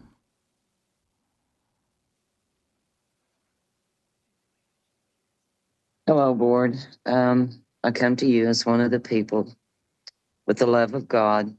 I rise to address the delegation under the charter structure. The board resonates and appropriates the county executive and contracted entities administer within the limits set here. Delegation becomes problematic when authority is transferred broadly, whether through change order authority, exclusive negotiation agreements, grant discretion. I don't believe this is on topic either. That define policy. Madam President, after I the would note vote. this does not appear to be Legislative related to the effect- proclamation. All right, that concludes public comment. Thank you. Back to the board for comments. Supervisor Spear. Thank you, Madam President. To Dr. Jones, you're wrong. You are very special because there are generations of young people that have embraced your great ability to lift people up by wanting them to dream big. And your words continue to resonate. So thank you so much for joining us today. It's, I think, been, if you were in this chamber right now, you would see these many faces that were just mesmerized by you. To Dr. and Brigadier General Cagle, once again, it is wonderful to see you. I had Dr. Cagle come to a program I have every year called When I Grow Up. And she came to East Palo Alto in her astronaut uniform, and she had them at hello. And I'm sure there were many young wannabe astronauts that came from that day. And who knows, they may even now be following in your footsteps. So thank you for continuing your extraordinary work. Thank you, Supervisor Mueller. First, Dr. Jones, as an attorney, I just want to say I am so humbled by your career and the work that you did. It's a remarkable moment.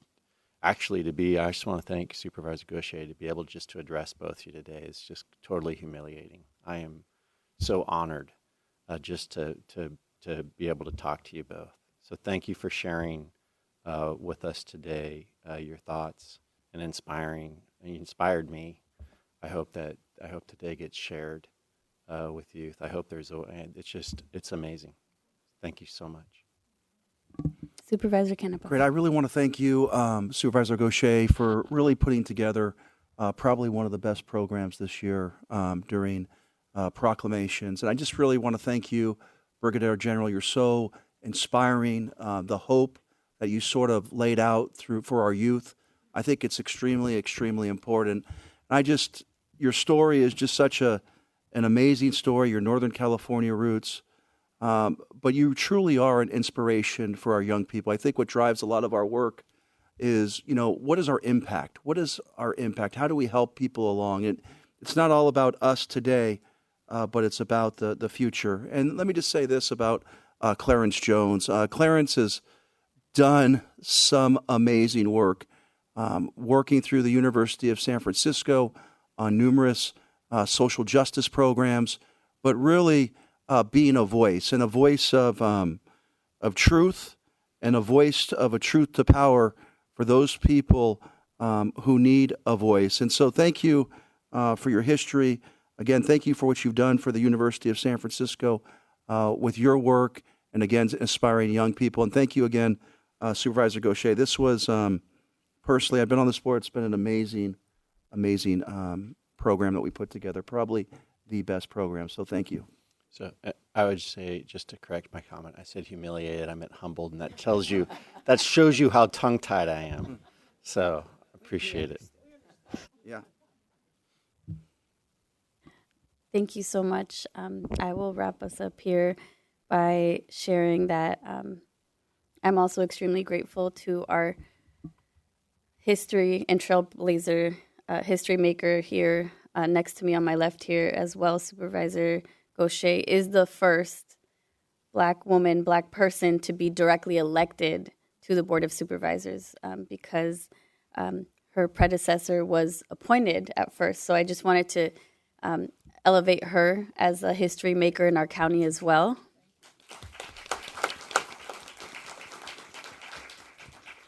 And I'm extremely grateful to be in the presence of such greatness here in person and online.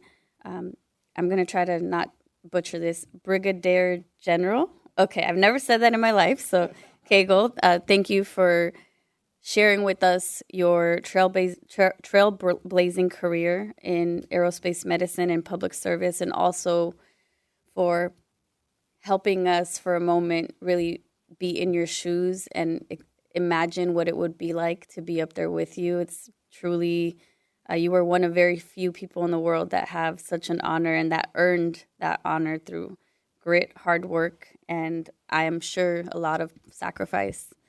So thank you so much for sharing that with us. And Mr. Clarence Ben Jones, thank you as well for your touching humility, your legacy, and your reminder that ordinary people can do extraordinary things when we support each other, when we work together. And it's an honor to have heard your story as well. So with that, I will wrap up my comments with extreme gratitude, and I believe we are ready for a motion. I just want to make one more comment. I want to just say, I want to thank you, the both of you, Dr. Jones and Dr. Cagle. As we sat down this morning, you both said that there was nothing special about you. After all that you've done, you still see yourself as an ordinary person. I said, have you even looked at your history and all that you've accomplished? And I think you sat across to me and said, there's still work to be done. So I think I just want to appreciate you. Black history is American history. It should be celebrated not just in February, but all through the year. So I won't forget the history. And if I can't stop telling the stories, because if we stop telling the stories will disappear. So again, thank you for your leadership. Thank you for all that you've done. Thank you for your willingness to show up for us. And I can't wait to have Camden in front of you, as I know he wants to be a pilot. So maybe he too will be able to follow in your shoes. With that, I'd like to move the approval of the proclamation for Black History Month. I did hear Supervisor Spear first on the second there, so roll call vote, please. Supervisor Spear? Aye. Supervisor Mueller? Yes. Supervisor Gaucher? Yes. Supervisor Canepa? Aye. President Corzo?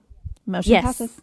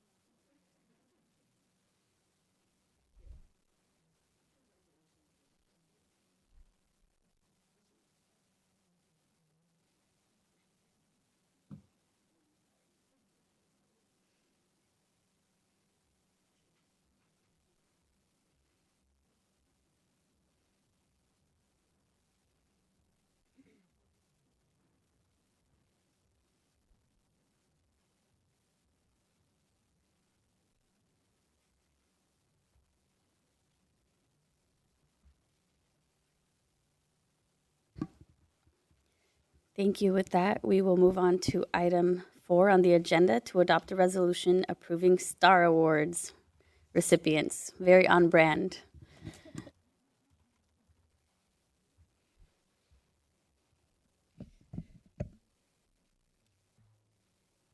Thank you so much, Michelle Kuka, our HR leader here. Thank you. Great. Good morning, President Corzo, members of the board, Mr. Callaghy, Mr. Niblin, Mr. Mates. I'm Michelle Kuka, the interim HR director, and I'm excited to be here today to recognize the STARS Program Award recipients. For the past 20 years, STARS has recognized county programs that demonstrate exceptional contributions to our organization and the wider community. We are grateful to the board for your ongoing support of this meaningful recognition program.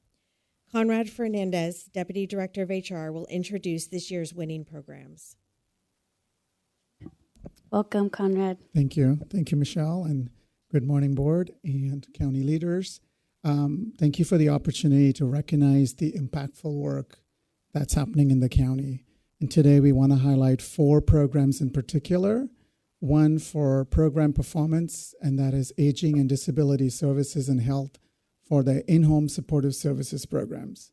So IHSS is a vital resource supporting nearly 9,000 older adults and individuals with disabilities. They underwent a collaborative pilot process with the Human Services Agency to streamline and reduce unnecessary referrals for 852 applicants. These improvements enabled IHS staff to dedicate more time to completing both reassessments and initial assessments, By September 2025, the reassessment rate for higher need cases receiving federal funding reached 98%, positioning San Mateo County as a Bay Area leader in timely IHSS reassessments. Congratulations to the IHSS team. The second category that we would like to recognize today is for customer service, and that goes to the Human Services Agency for the Elysian Short-Term Residential Therapeutic Program. This is a trauma-informed 6-bed residence serving foster youth ages 12 to 17 who have experienced abuse and neglect. Unfortunately, prior to 24-25, Elysian faced challenges with modest satisfaction survey scores as teen residents requested changes to program rules. In response, leadership applied a trauma-informed approach to review and revise policies, procedures, and the resident handbook.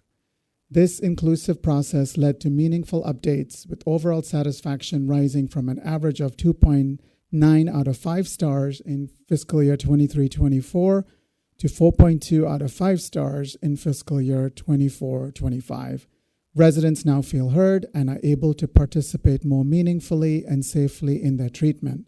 Congratulations to the Human Services Elysian program. The next program is Sustainability and Green, and that goes to Public Works for their Vehicle and Equipment Services division. This division worked with the Sustainability Department to create tailored fleet electrification transition plans for 19 county departments. Using detailed analysis, VES provided departments with practical roadmaps to reduce greenhouse gas emissions, improve air quality, and maintenance cost. Results are already visible. The county has secured multiple grants for EV purchases, and 22 new EVs will be deployed in the coming year. Congratulations to the Public Works Vehicle and Equipment Services team. And then lastly, I'd like to, for the category of Inclusion and Belonging, recognize Human Services Agency for the Vocational Rehab Services Home Program, Housing and Opportunities to Maximize Employment. This program offers up to 6 months of hands-on culinary training in a supportive, inclusive environment for those re-entering the workforce. Trainees earn credentials such as California Food Handler Certificate, build confidence, and enhance job readiness skills. In the past fiscal year, the VRS Home Program served 220 clients. Clients earned 39 certifications and supported 59 job placements with an average starting wage of $22 per hour. Impressively, 95% of those who completed an intake began paid training, and 93% of graduates were deemed job ready.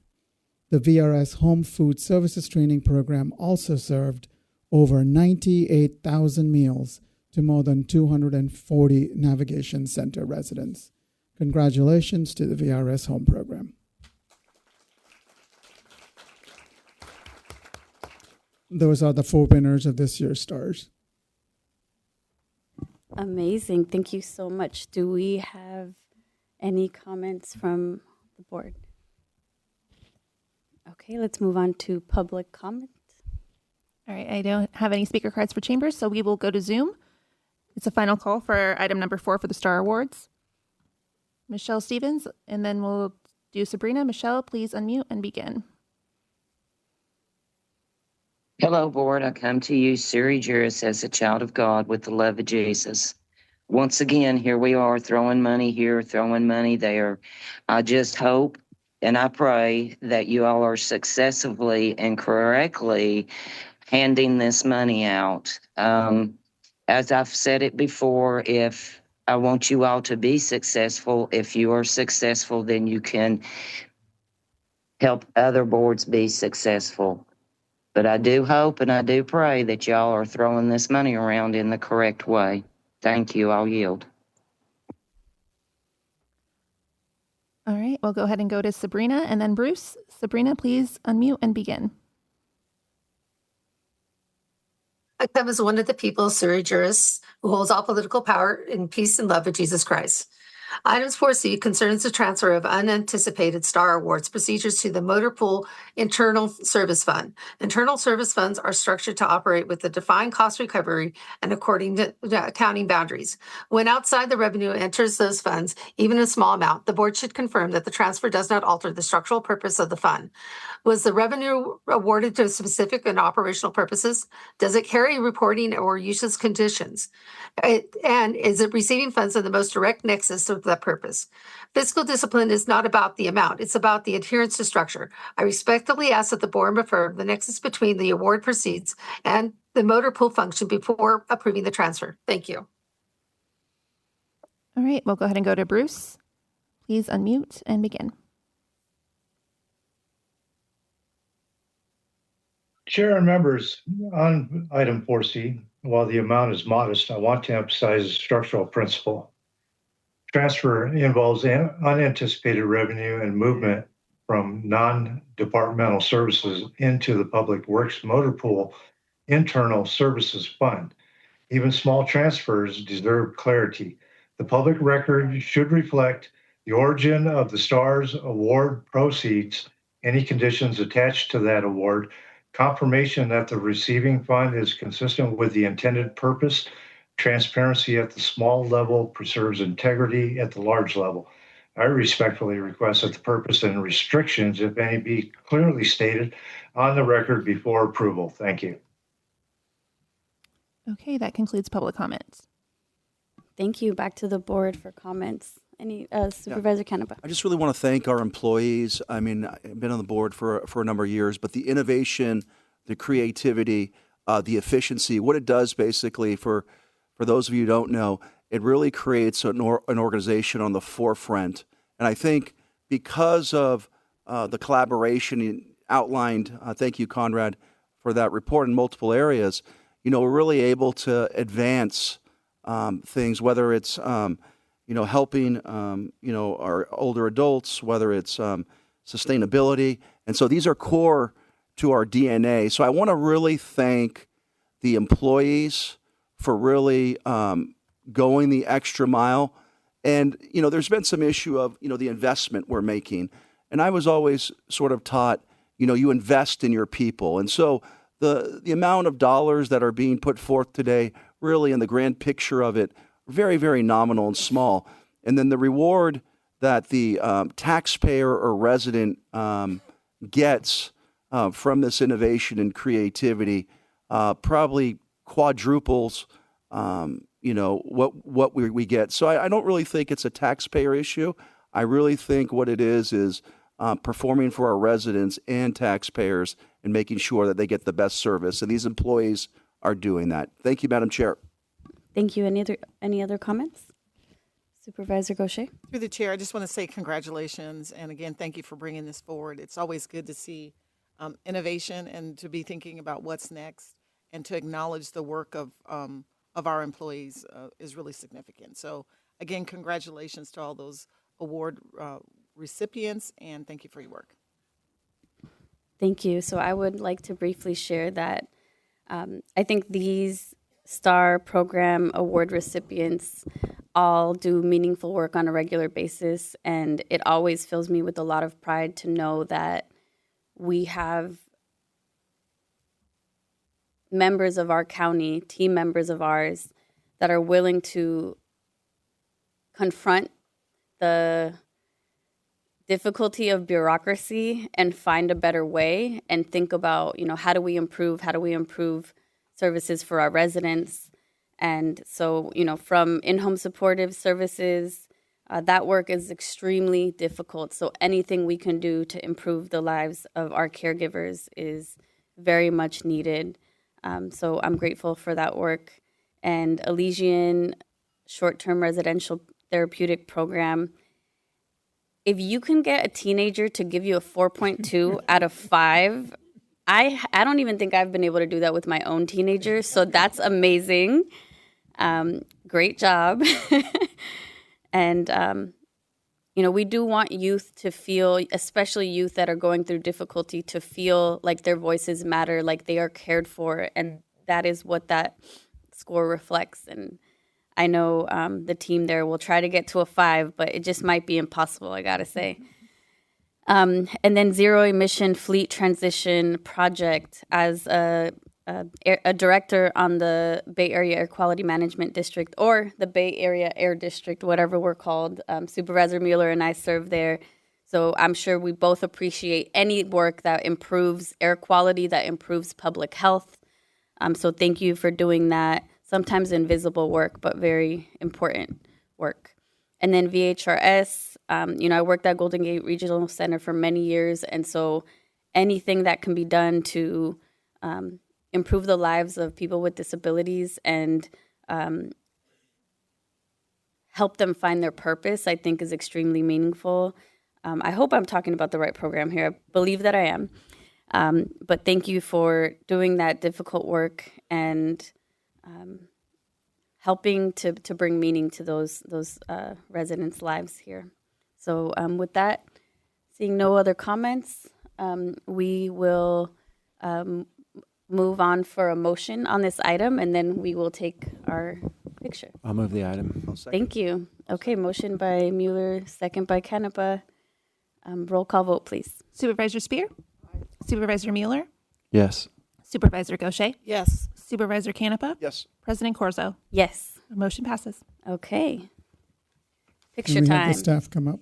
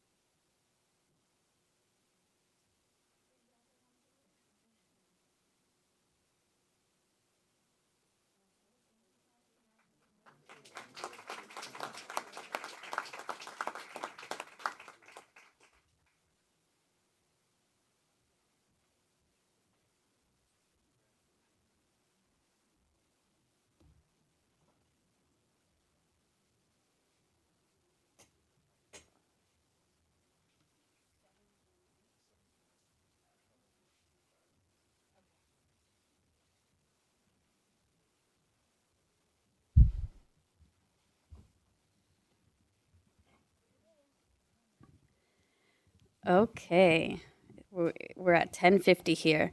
With that, I believe there's a motion to amend the agenda. Yeah, I'm going to thank you, President Corzo. With my colleagues, I just want to, I have a number of Coastside Fire Protection folks here, San Mateo County Fire folks here, and so I'd like to go ahead and move 7 through 9 in front of the VLF study session. Then I'll get our 7, 8, and 9 in front of the public, in front of the VLF study session, so we can get our public works and our fire teams out of here. Is there a second? I heard Gaucher first on that one. Roll call, please. Supervisor Spear? Aye. Supervisor Mueller? Yes. Supervisor Gaucher? Yes. Supervisor Canepa? Yes. President Corzo? Yes. Motion passes to move 7 through 9 to now. Thank you. Moving on to item number 7.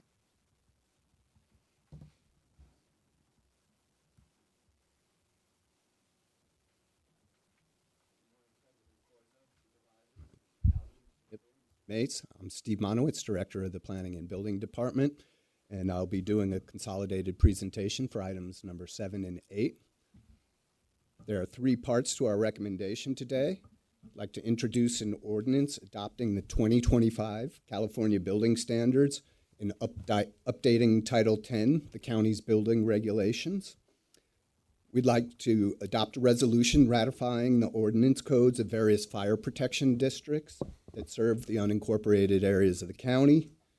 And for both of these actions, we're asking that the board determine that the actions are exempt from the California Environmental Quality Act. So every 3 years, the California Building Standards updates the building codes and fire codes that are applicable throughout the state. The most recent update took effect on January 1st of 2026, and the California Building Standards are also known as Title 24. They include 12 specific code parts, including the fire codes. So local jurisdictions must enforce current state standards and may adopt more restrictive local standards to address local conditions, subject to finding that the unique topographic, geologic, and climatic conditions found in San Mateo County make the local amendments reasonable and necessary. Title 10, also known as the County Building Regulations, incorporates Title 24, as well as the most recent version of the International Property Maintenance Code. It identifies local amendments and establishes the regulations and procedures used by the county to administer and enforce building standards.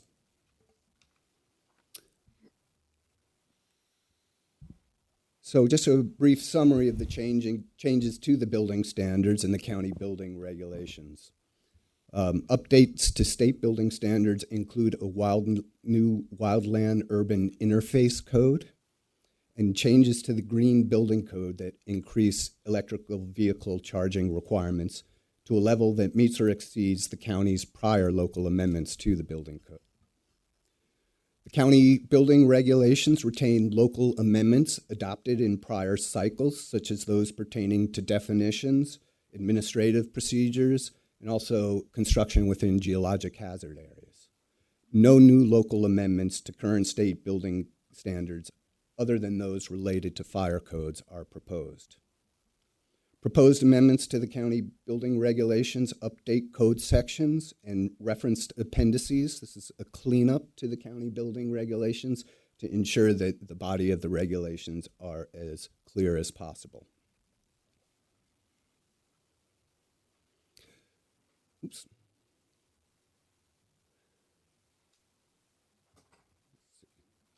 Oh, I mentioned the new wildland urban interface section of the code, and this map here identifies the area that are subject to the building standards that apply in the wildland urban interface area.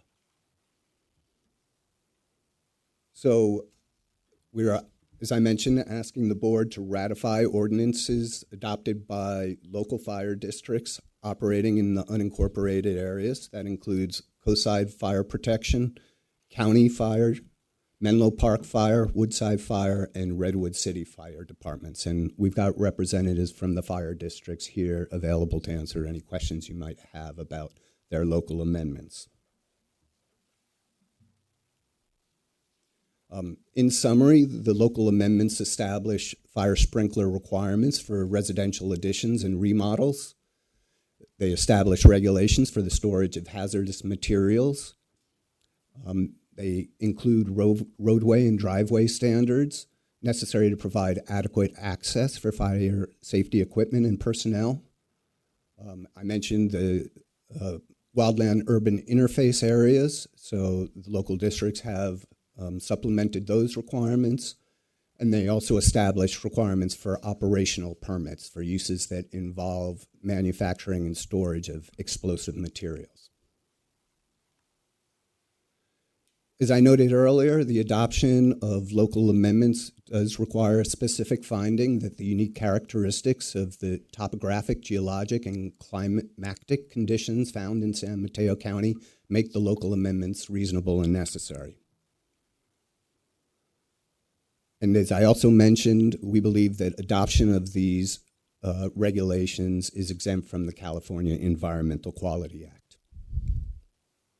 So returning to the staff recommendation, our request is that the board introduce an ordinance repealing the existing county building regulations, adopting a new set of county building regulations that reference the California Building Standards Code, as well as the International Property Maintenance Code, We are recommending that the board adopt a resolution ratifying the ordinance codes of the fire protection districts that operate within the unincorporated area. And we are recommending that the board find that these actions are exempt from the California Environmental Quality Act. Madam President, if I might, Mr. Monowitz and I discussed that if it's the board's pleasure, this could all be done with one motion, unless there are unique reasons why it, might require multiple motions. Thank you. Is that the entire That concludes presentation? my presentation. Happy to Thank you answer so any much. Do we have any questions from board members? Okay, seeing none, we will move on to public comment. Oh, I'm sorry. We need to open the public hearing. Do I have a motion to open the public hearing? Second. Okay, thank you. I believe we're all in person, so we can do, it doesn't have to be a roll call. You could do a voice vote, yes. Thank you. All those in favor? Aye. Any abstained? Any noes? Thank you. The public hearing is now open, and we will move on to public comment. All right, we have no speaker cards for in chambers and online. This will be a call for item number 7 and 8. And currently we have 3 hands raised. We'll begin with Sid Young. Please unmute and begin. Thank you. Moss Beach, Sid Young, Seal Cove, also board member of Montero Water and Sanitary District, but I'm speaking as a private citizen of Seal Cove. Last week, I attended the Geological Survey presentation at Ray Mueller's office, and you did discuss possibly having new building permit codes for Seal Cove, and I was wondering if, I think you said you had to make an amendment to the LCP, et cetera, but that's probably not in this particular thing. I don't know for sure. I know you can't really answer questions, but maybe you could just give a yes or a no if that's what you're voting on today. Thank you. And if you're not, maybe you could say when that's going to happen. Thank you very much. All right, next we'll go to Michelle Stevens and then Sabrina. Michelle, please unmute and begin. Thank you, Board. I come to you, Siri Juris, as a child of God with the love of Jesus. Item 7 authorizes a multi-year anesthesia services agreement not to extend over $7 million. I am not opposing necessary medical services. Patient care must be uninterrupted. My concern is structural. What performance benchmarks are tied to this contract? Is there a termination for convenience clause or an annual utilization reviews required before automatic continuation? Multi-year medical service agreements can quietly function as evergreen arrangements.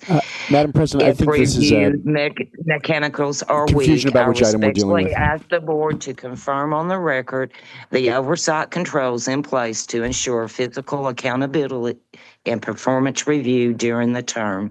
Public health contracts should be stable, but never immune from scrutiny. Thank you for your time. All right, next we'll go to Sabrina and then Bruce. Sabrina, please unmute and begin. I come as one of the people, surrogers, who hold all political power in the peace and love of Jesus Christ. Agencies making these types of regulations and applying fines have been found unconstitutional by the Supreme Court of the United States, ruling in Loper Bright versus Raimondo, also known as Chevron deference. These are unconditional usurpation of the people's rights in the Supreme Court of the United States, Christopher L. Wilson versus Hawaii. This agreement represents a significant public expenditure. The county acts as a fiduciary of the taxpayers. That means due diligence must be extended beyond, not exceeded, language. If you pass this resolution, you will be in maladministration.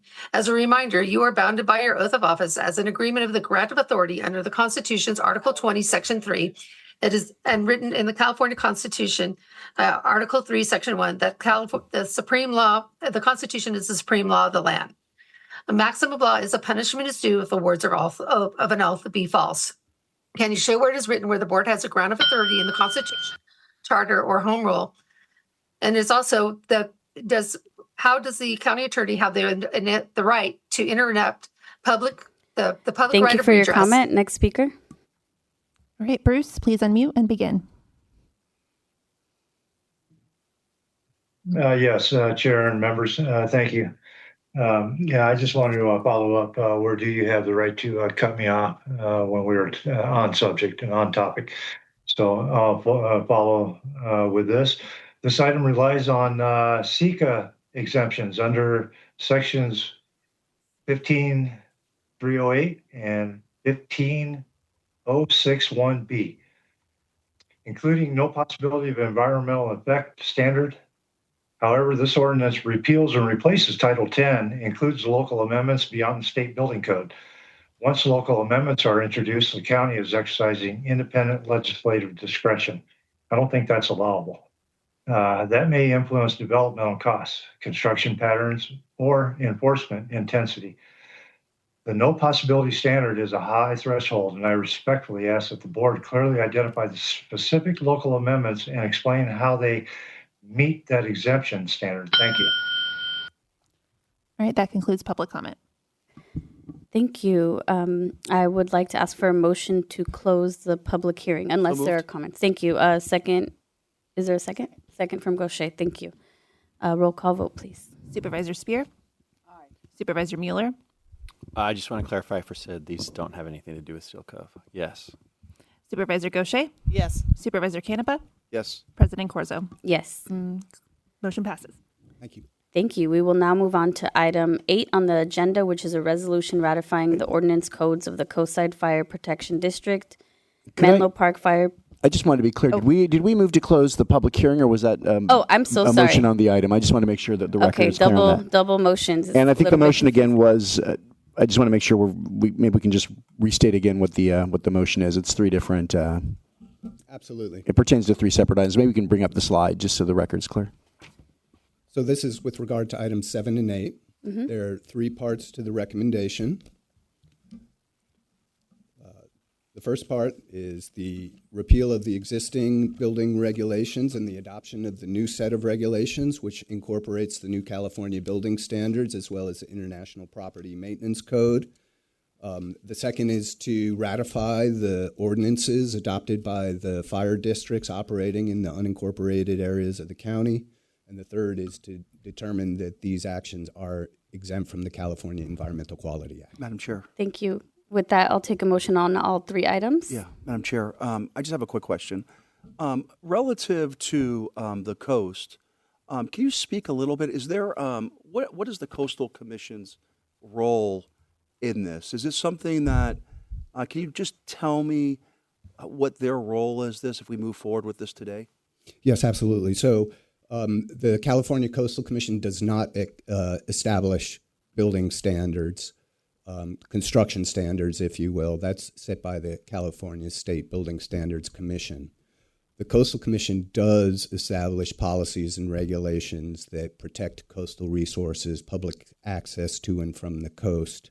The adoption of these construction standards has no impact on our local coastal program and the policies and regulations we use to protect coastal resources. Great. Thank you for clarifying that. I appreciate it. Absolutely. Thank you. Any other comments? Supervisor Mueller. Yeah, I just want to clarify. So obviously, Woodside, Menlo Park, Redwood City, what we're adopting for those unincorporated areas, they match what the cities are also adopting, correct? There's not. That's my understanding. And Yes. I'm getting Okay. affirmative nods there. Thank you. Just wanted to, I want to be able to explain to folks we're creating a unified policy throughout the area. So that's great. Thank you. With that, I will take a motion on these 3 items. So moved. Okay. Roll call vote, please. Supervisor Spear? Aye. Supervisor Mueller? Yes. Supervisor Gaucher? Yes. Supervisor Canepa? Yes. President Corzo? Yes. Okay, motion passes. Thank you. With that, I believe we are moving on to item number 9. Okay. Item number 9 is regarding the Hall of Justice tenant improvements project. And we have Director Ann Stillman from Public Works here to present. Thank you.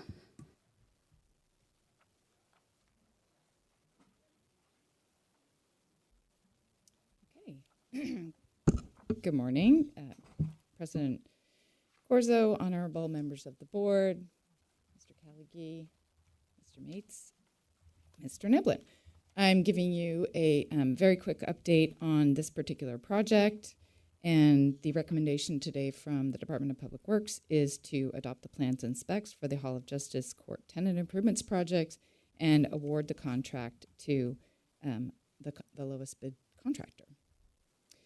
This is just some information about this particular project. When there was an agreement between the courts basically and the county that once this building was built and occupied, we then needed to proceed with improvements, modifications to the Hall of Justice building, and this is a description of some of the improvements. This is really the expansion of the Judicial Council of California on the first floor of the Hall of Justice building.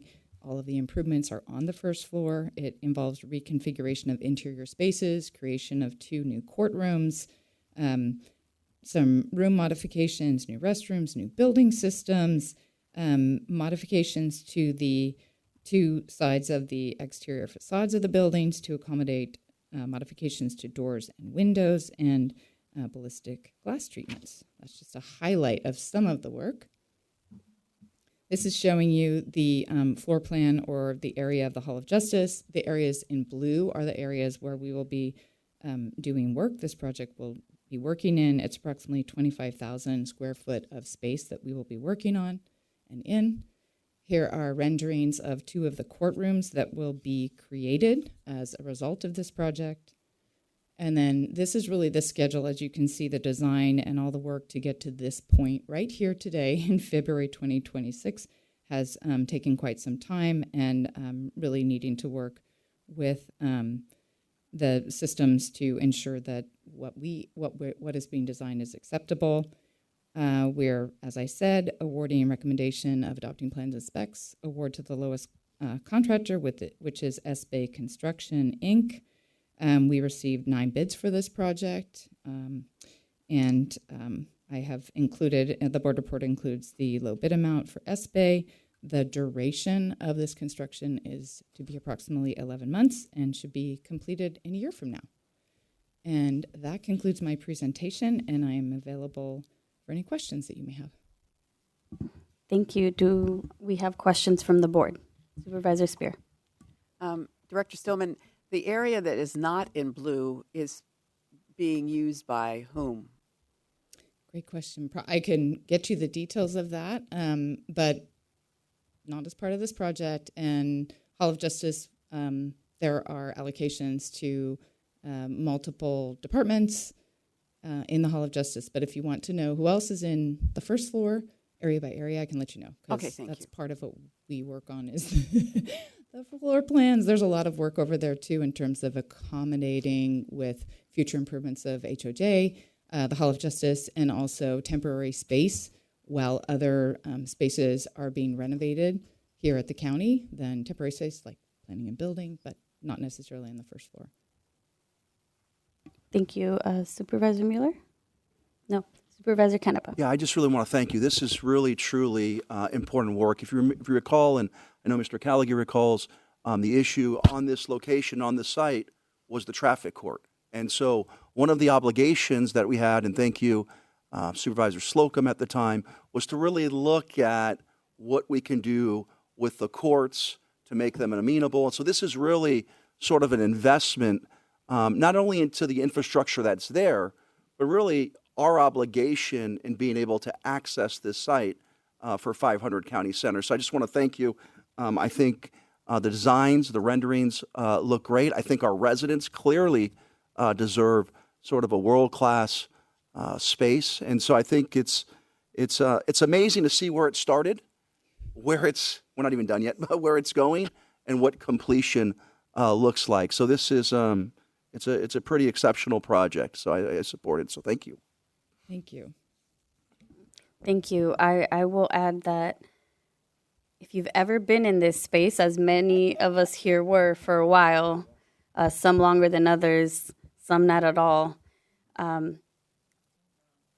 Yes, thank God. I remember when I first toured the board and CEO's space, I was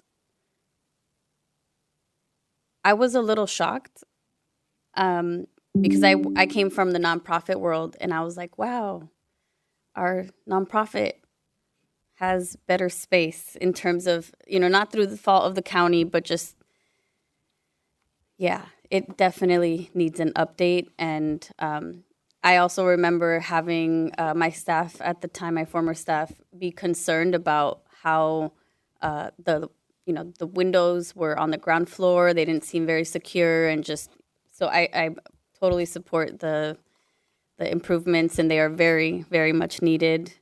And I am excited for the new incoming tenants to have that space. Can I just say to you, Ann, you are amazing. Thank you for all that you do for the county. You continue to show up. We're going to miss you when you're gone, but I'm looking forward to these 2 new rooms, these courtrooms that are going to be on in the other building. But again, thank you for your leadership. Yes. I just want to say too, it's the facilities team that have done so much, the facilities division, in terms of all of this work and really working to fine tune and make sure we have approval and buy off through the process to get to the final set of biddable documents. And then just for me, it's always so exciting to open bids for a project. It's like it is a major milestone. It's always felt that way to me, and you're always a little bit nervous about, we estimated the project. Is it going to be more or less? And in this case, so pleased to see the results because the low bid is a good low bid. The spread is over $3 million.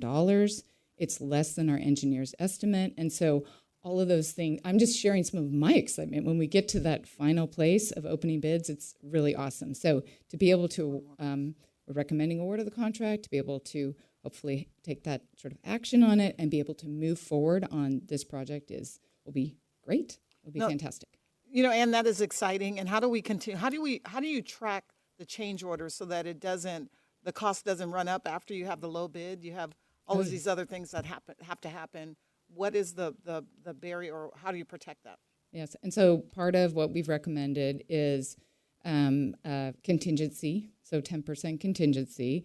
We're always working to monitor that, but also to closely monitor the work to ensure that the work that's being done is consistent with the way it's measured and paid, so the plans and specifications. And anytime we have sort of a disagreement in terms of what is covered and what isn't, that's something that we look at very carefully. And that's why putting together plans and specifications, the biddable documents, there's so much that goes into it. You don't want to miss anything major. And that's why it takes time, too. Mm-hmm. Thank you. Moving on to public. Did we do public comment? No, public comment. All right, we're going to do public comment for item number 9. We have 2 speaker cards for in chambers. First, we'll do Nels DeLander and then Harvey McKeon. Do we have Nels still around? All right. Oh, you're in. Sorry.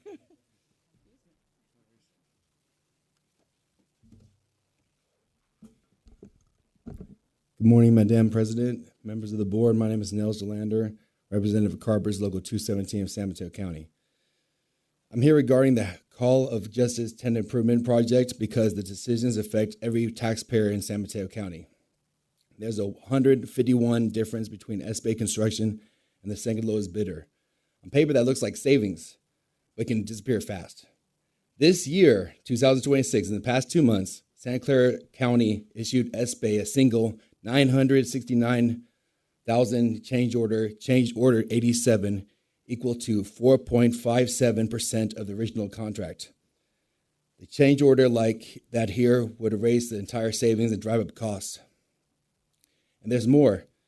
Multiple posts from individuals claiming to be SBA employees say the company provides no benefits.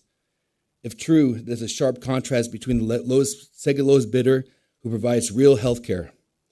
When contractors skip benefits, workers often end up with public safety net programs, which U.S. Berkeley finds nearly half of construction workers' families already do in California, costing taxpayers $3 billion a year.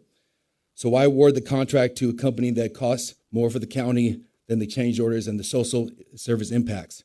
We urge the county to pause the award until SBA clarifies whether the workers will rely on public next programs during the project. Thank you for your time. All right, next up is Harvey McKeon. Hey, I'm Harvey. I'm with the North Coast States Carpenters Union. We represent over 57,000 members across a 1,000-mile stretch of the Pacific Coast. Fully support the project. I think as my brother just said, we want to really raise some fiscal questions because 150 grand might look like a saving on the face of it, but there's been a recent history with this contractor of massive change orders, and proportionately with this project that would completely wipe out that delta. So what we're trying to say is we're not saying like don't award it to SBA. That's not what we're saying. We're saying pause awarding it today until you can clarify, firstly, the history of change orders with this company. And secondly, there are real fiscal implications when it comes to the safety net programs that the employees of this company may potentially have to rely upon. And as my brother said, we've seen reports online that they provide no benefits to their employees, and that will have a fiscal impact on already overburdened safety nets here in San Mateo County. So we ask simply that you pause until you can figure those aspects out, but we fully support the project in principle. Thanks.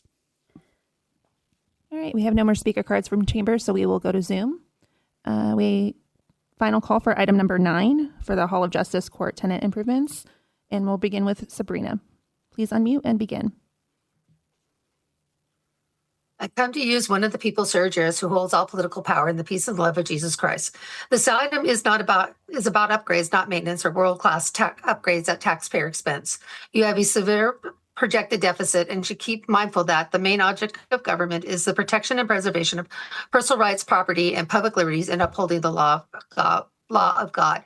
It's an American maxim. I respectfully request clarity regarding the original cost of estimates for this project versus the current projected amount. Have there been change orders or scope of expansions? Capital projects that often experience a scope drift, and with that, fiscal drift. I ask that the board clearly state the approved budget ceiling and confirm no unapproved expansions are embedded within this proposal. Transparency at this stage prevents downstream fiscal surprise. Can you show where it's written and the board has a grant of authority in the Constitution to avoid to assert the inalienable rights of the people? Can you show where the Constitution that an unelected and appointed office holders have the grant of authority to interfere with the people's inalienable right of redress and interrupt when the people are instructing their public servants? This is not maladministration. Thank you. All right, next we'll do Michelle Stevens and then Bruce. Michelle, please unmute and begin. Hello, board. I come to you, Siri Juris, as a child of God with the love of Jesus. I'd like clarification regarding funding structure for the Hall of Justice tenant improvements. This project includes expansion, reconfiguration, new system, facade modifications, and ballistic upgrades. What is the total project cost and what portion is reimbursed by the Judicial Council of California in the county advancing general fund dollars pending reimbursement? If so, what safeguards ensure the county has made whole? When the capital improvements benefit a state entity, the funding responsibility must be clearly defined.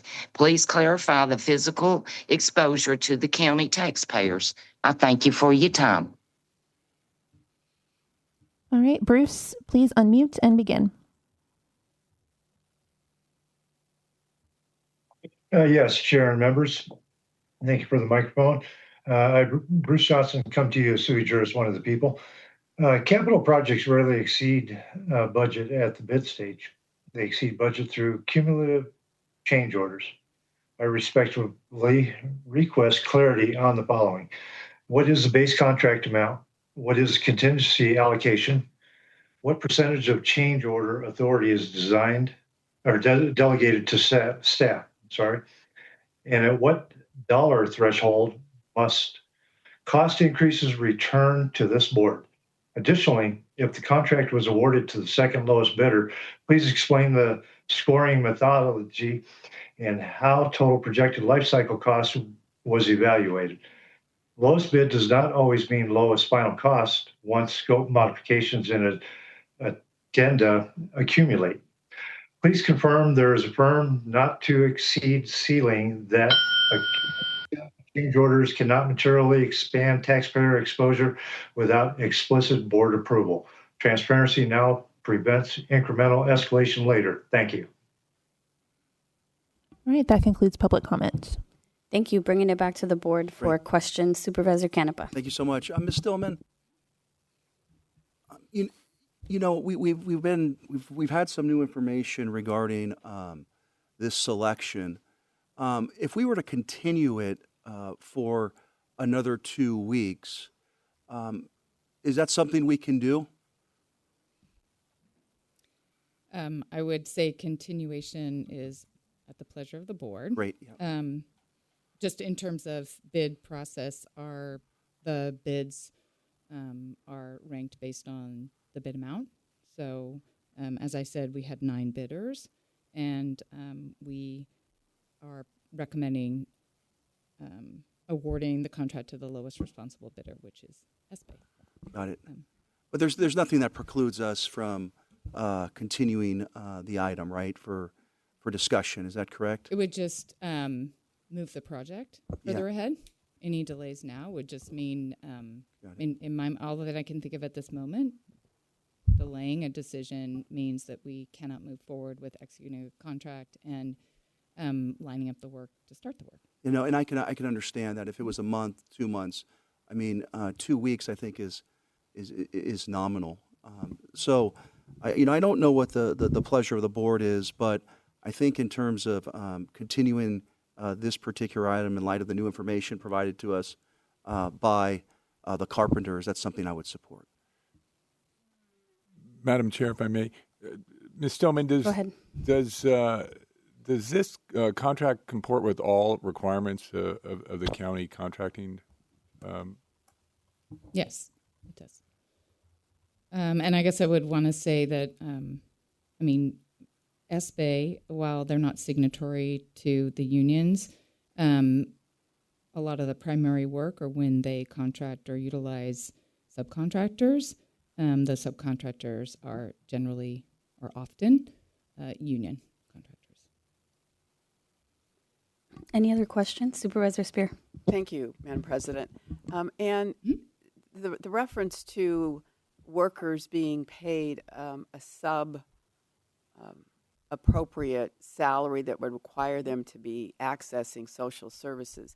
How do we guarantee that the money we're paying for the construction is going to trickle down, so to speak, to the workers?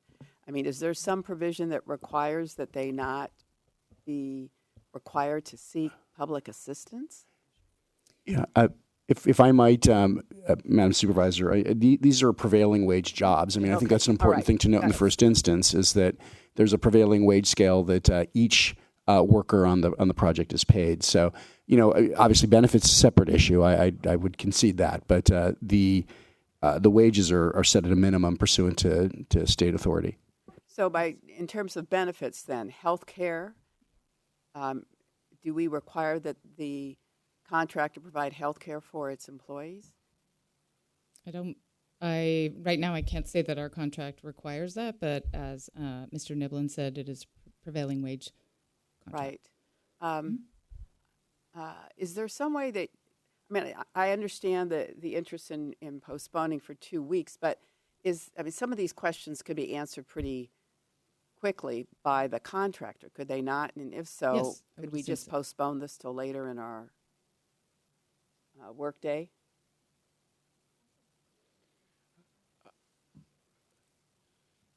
Supervisor Mueller.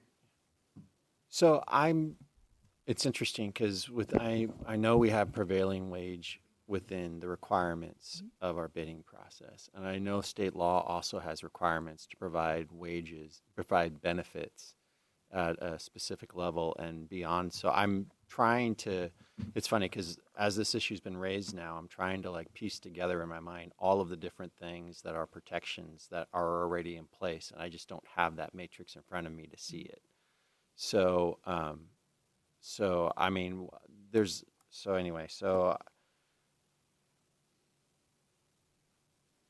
It's interesting because this requirement will come up over and over again, and it hasn't come up in the past. So I'm trying to sort of piece together how we respond to that on an ongoing basis. So I'm looking toward the county.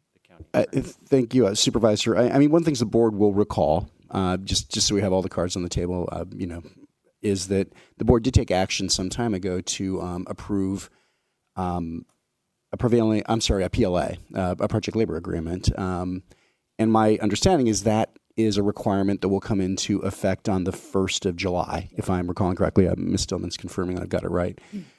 This project, owing to timing, is not subject to the PLA requirement. The PLA would probably have some impact on benefits if I were, but this project itself, aside from being subject to the prevailing wage requirement, I don't know that the standard spoke to benefits per se with respect to this project. The other thing I'd want to note is that ordinarily, again, this is a hard bid project, which means that in the ordinary course, you would award it to the lowest responsible bidder, which has been identified through this process. SBAY has been identified as responsible and has, submitted the lowest responsive bid. So the discretion to not award the project, I mean, I think the board could choose to reject all bids and rebid the project if it wanted. But if we're going to move forward with this bid process, SBAY is the lowest responsible bidder, and under the public contract code in the ordinary course, the board would have to accept this bid or reject all bids.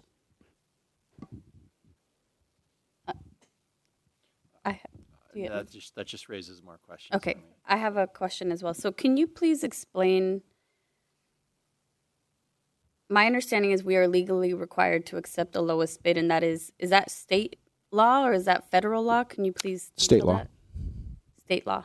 And the state defines what a responsible lowest bidder is, correct? I think that whether a bidder is responsible and whether a bid is responsive, that's a decision. Those are defined terms in state law, but that's an analysis that's made at the local level.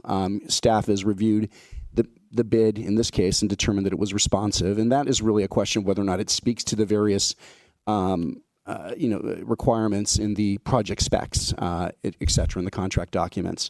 And whether somebody is responsible really speaks to whether or not you're dealing with a contractor who has got, business acumen and experience and et cetera that makes it appropriate to award them the contract. So those are defined terms, but we make those calls, on the basis of the circumstances here locally.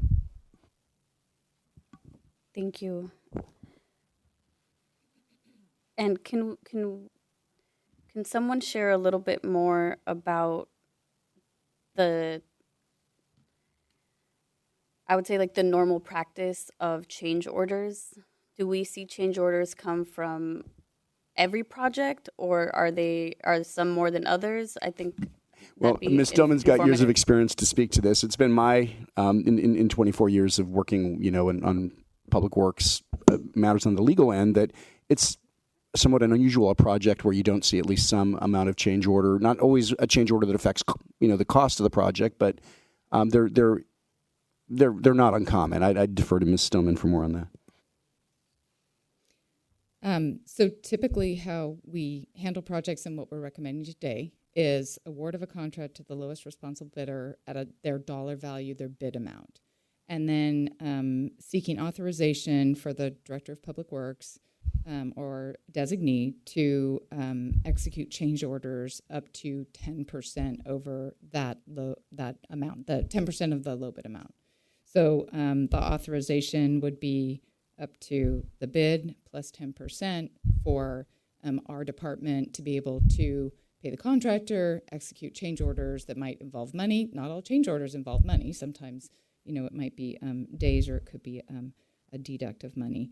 And if it appears as though if this project goes over the amount that's been authorized, we have to seek your board approval. We cannot pay above the dollar value of the not to exceed amount that we're recommending in our board report and the resolution. And we prefer not to come back to you.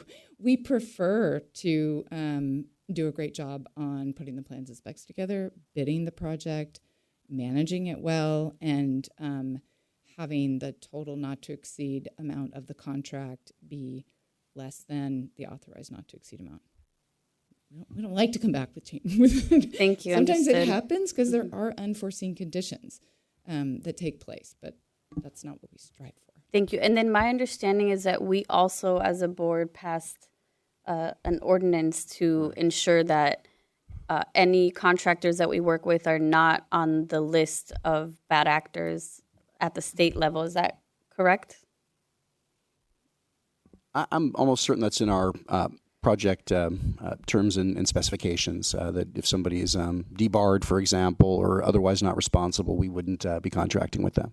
Okay. Thank you. Those are my questions, Supervisor Mueller. So the only thing that I'm a little puzzled by is the PLA interaction. How long ago did we put this out to bid? Oh, Was the PLA already passed with the time dates for July of implementation? I'd have to defer with respect to the timing. I'm frankly not even recalling at the moment when it was the board approved the PLA, but it was probably in the last 2 or 3 months. Right. So we put this project out, notice to contractors about the availability of the bid on December 11th, 2025. And then bids were received on January 28th, 2026. But the what your board has passed in terms of the project labor agreement is a resolution that requires projects awarded after or on July 1st, 2026, or after of a certain dollar value. I believe it's $3 million or greater, be subject to PLA. And then each year for 5 years, that dollar value threshold continues to reduce. So it would be, and I don't remember the numbers off the top. So would the PLA be applicable to this project? No. No. Okay. Not now. Not at this point. Okay. Supervisor Corso? Supervisor Kenneball. That's why the PLA is so important. I think, this is really just, it's causing confusion, not on a staff level, but the decision that we have to make before us today, if it was after July, it would be a lot easier, right? Because then the PLA would be in effect. The total project cost, my understanding, is about $7 million, correct? Yes, the low bid was 7.489. So in terms of the threshold that we adopted in December as referenced, that was at what, 3 million instead of 3.1? I think it's 3 million, but don't quote me. Because in my think head it's either 3 or 3.5, but I think it's 3. I think you're right. I'm open to continuing this item. I know Supervisor Spirit said something about potentially looking at it today. I'm open to that. I'm open to 2 weeks. I'd prefer 2 weeks to really look at this. I think this is a significant amount. It's just unfortunate that it's not in July or in August, and it's a significant capital project. I think it's an important capital project, but I do think it makes it easier for these vendors to come in. We talk about a lower price, right? It's really not an apples to apples comparison. We're comparing apples to oranges, right? We're comparing someone who may not have, the extra costs outside of salary, right? We're not talking about the salary costs. We're talking about the other benefits. And so when you look at these contracts, the reason why it's the lowest bidder, right, is probably potentially, and I'm not an expert in this, is factoring the benefits. So I just don't feel comfortable today moving forward with it. And I think we need to take a revisit and afford the courtesy. So that's my thought. Those are my thoughts. Supervisor Gaucher. No, thank you. And again, as somebody who worked in a local jurisdiction, I do remember and recall the cost overruns that happened on a lot of our projects to be able to keep that. And there are organizations that will bid low knowing that they could make up the difference with the cost overruns. I think we can get there by the end of the day if we can get some of these questions answered by the organization. They should be available to answer the questions today of the concerns that we have. But I know this project is important, so if Supervisor Spear, I would be with you if we could just postpone it until we can get some things clarified from the organization today. Supervisor Spear. I have no strength in my. So let's be clear. What we're looking for is what are the benefits that they provide, which is health care, retirement, 401ks, whatever the benefits are, that's what we want to know, correct? Thank you. That was what I was going to say, that it would be helpful to really understand what questions we need to ask and answers we need to seek so that we can bring back what you're asking for. And then if you could also review what happened in, I guess, Santa Clara County with whatever project this particular contractor had and what the cost overruns were there, just so we have that. I mean, it could be for any number of reasons that we don't have privy to, but it would just be helpful to know that. I agree, through the chair, just the history of the cost overruns or the change orders and the dollar amount would be, not necessarily the dollar amount, but what's the history of change orders after winning the bid? Okay, If so I that's think one possible. of the you're talking about a project that I think one of the speakers spoke to. I'm not familiar with that yet, so we would need to figure out what that project is and then also try to understand how similar or different. I have no sense for that right now, but I think that that's important to be thinking about as well. Thank you, Supervisor Mueller. Yeah, so if my colleagues want to do this, I will pause with you. But my understanding was that County Council just indicated to us the PLA that we put in place would not affect this project after the July date. Is that true, or after the July date would it affect it? It's the latter. Come July 1st, this project, assuming it was a project that was awarded after July 1st, it would be subject to the PLA. And how would that change things in terms of the bid? I would speculate, I guess. I'm not sure how it would change things with respect to the bid. There might be some contractors who would not be bidding. I think that's a fair statement, but I don't know how it would affect the numbers. Well, but the second thing, that there might be some contractors not bidding, doesn't give me reassurance, because this contractor may not have bid. So what I'm trying to understand is, we put together a PLA at some point and it was ratified. When was that?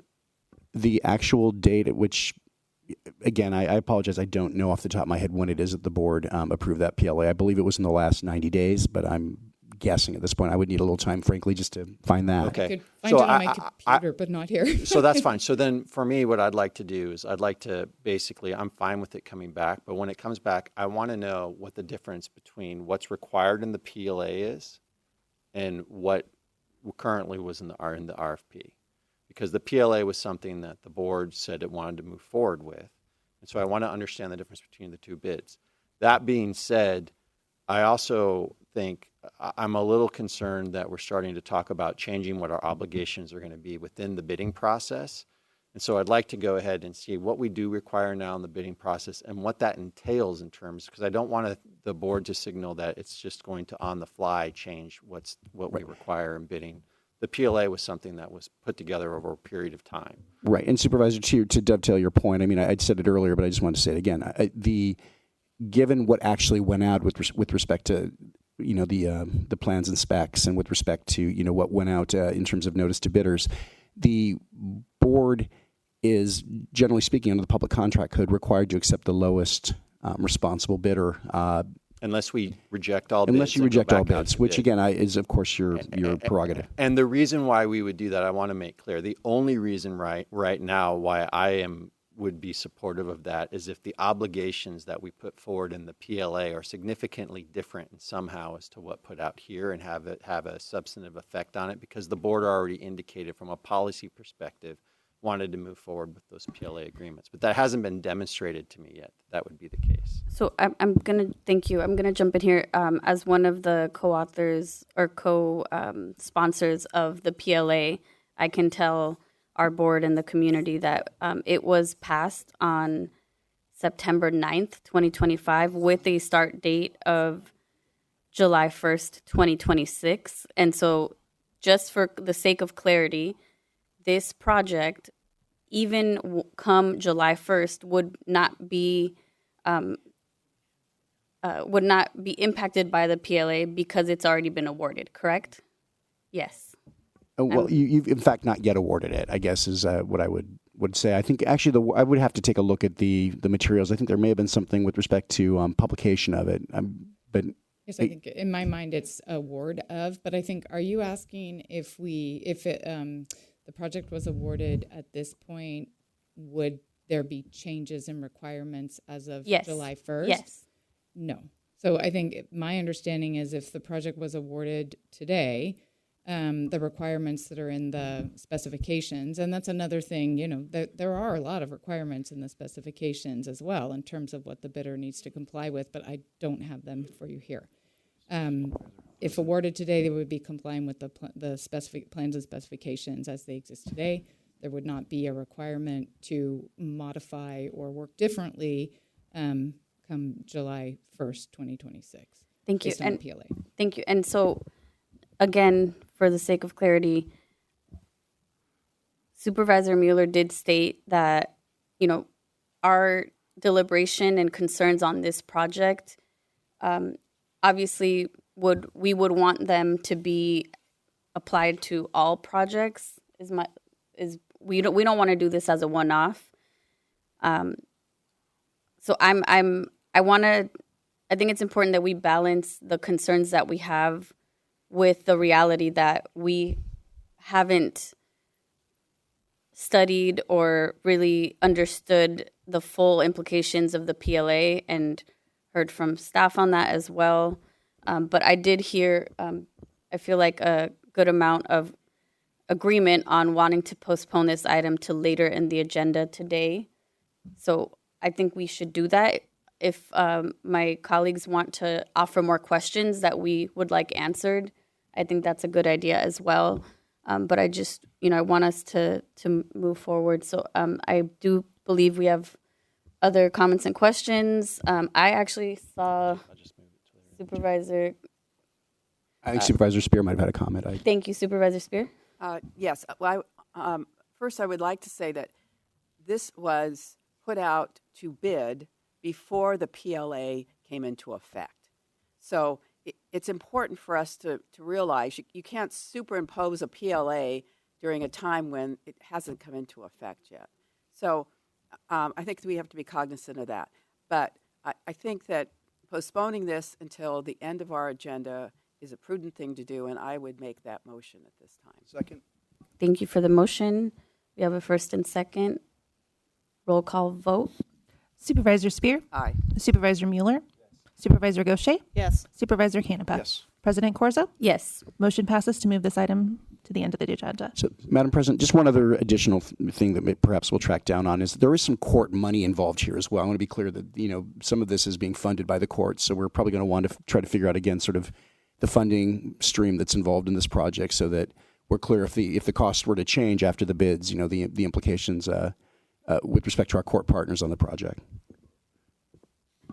Thank you. I would hope that we update them about this deliberation so far.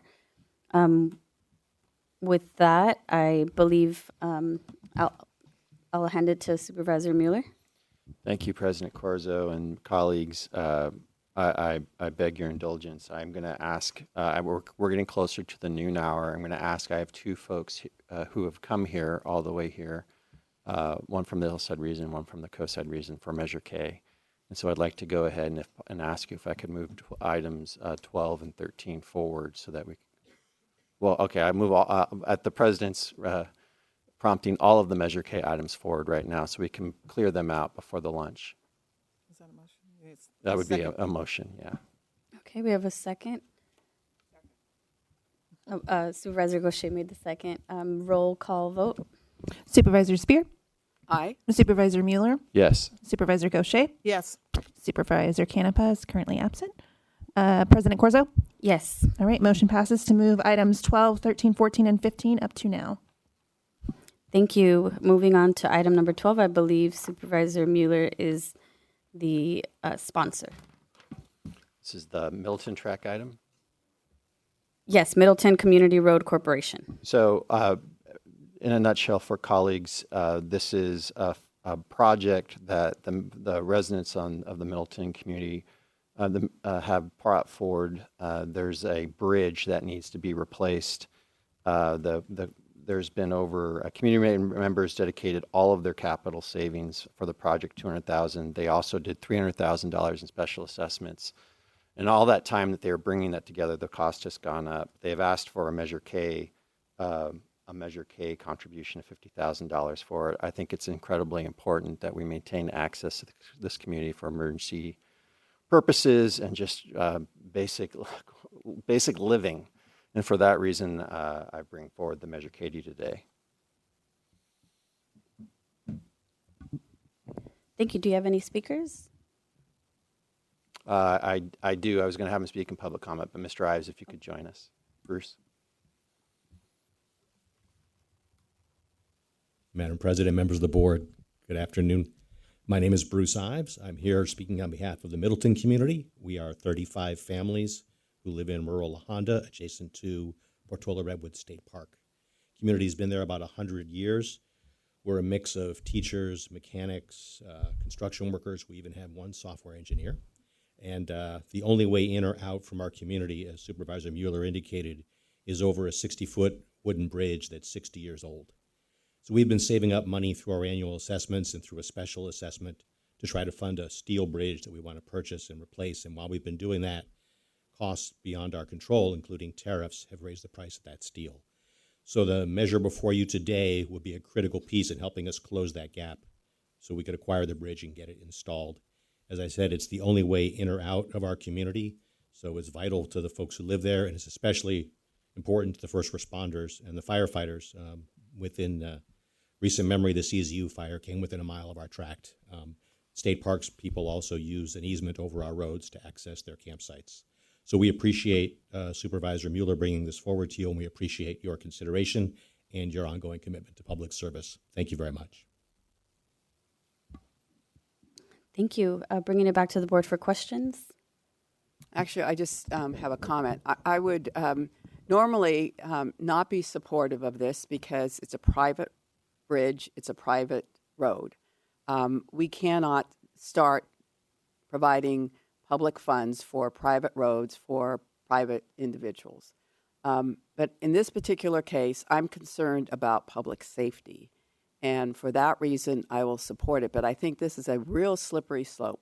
And we have to be very careful that we do not create a precedent here for providing funding for what is, truly a responsibility of those who live there and who should be assessing themselves for that purpose. Supervisor Mueller. Supervisor Spear, thank you. And I did consider that in making the grant. In the unincorporated area of San Mateo County, we have many legacy private roads and bridges. And I cannot tell you how many residents reach out to me on a weekly, monthly basis asking to please bring those roads and bridges into the county because the county didn't initially incorporate them into it.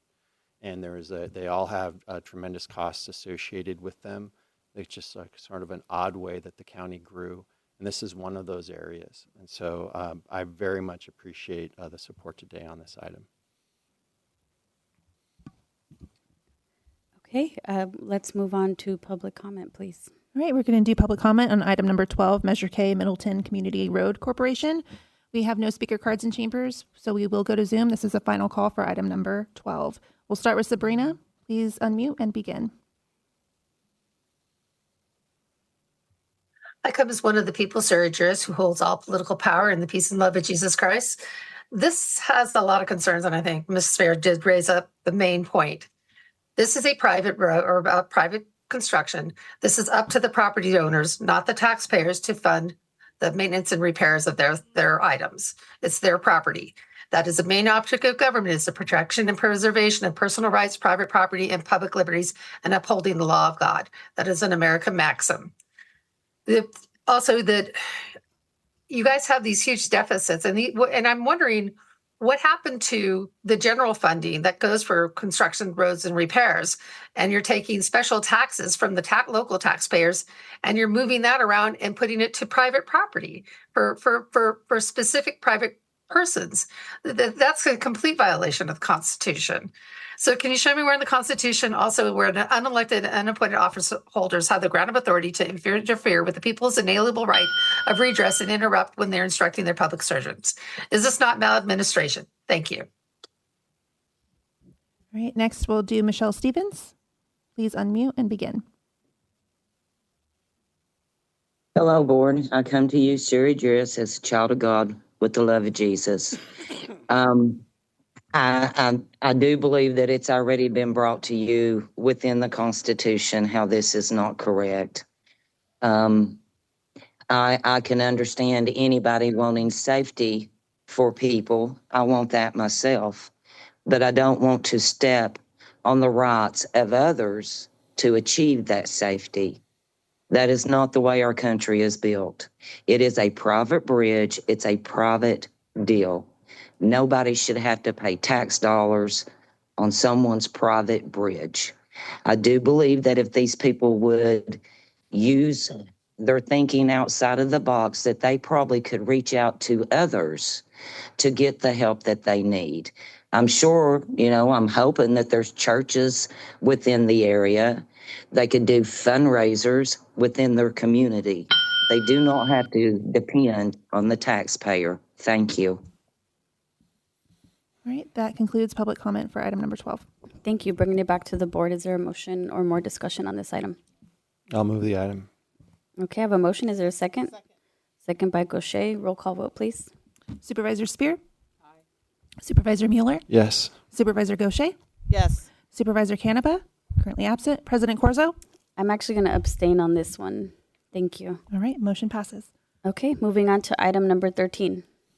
So item 13 is a grant to the Half Moon Bay Coastside Chamber of Commerce in an amount not to exceed more than $25,000 used to go ahead and use that district discretionary Measure K funding to help them with wayfinding signs along Highway 92. This item is frankly just incredibly important right now to the coast side. As folks go out to the coast side, there's people will cut through streets. There's a residential area that surrounds the downtown. We hear all the time about people, especially when there is when it is a warm summer day. People go out to the coast. They're not sure what they're supposed to do, and they end up going down the wrong street in those residential areas around the downtown, and they fly through them, trying to get to where they're supposed to be going to, and it really creates for those residential areas and for seniors, for all those in those areas, a public safety risk. This also, frankly, just helps support the vitality of a city which is under tremendous economic strain presently. So for those reasons, we went ahead and brought this item. And we have Chrislyn from the Chamber of Commerce here to go ahead. Welcome. Crystal Lynn, the Half Moon Bay Coastside Chamber of Commerce. Thank you so much for allowing us to bring this item forward. We are really working on the economic development of downtown Half Moon Bay, which most of you probably know is predominantly mom and pop businesses. Many are generational. We actually recently lost a 30-year business just this last month because of sales. And we worked through Visit Half Moon Bay our darndest to get the visitors here, but we were able to do a comprehensive visitor study, and the results will be published very soon.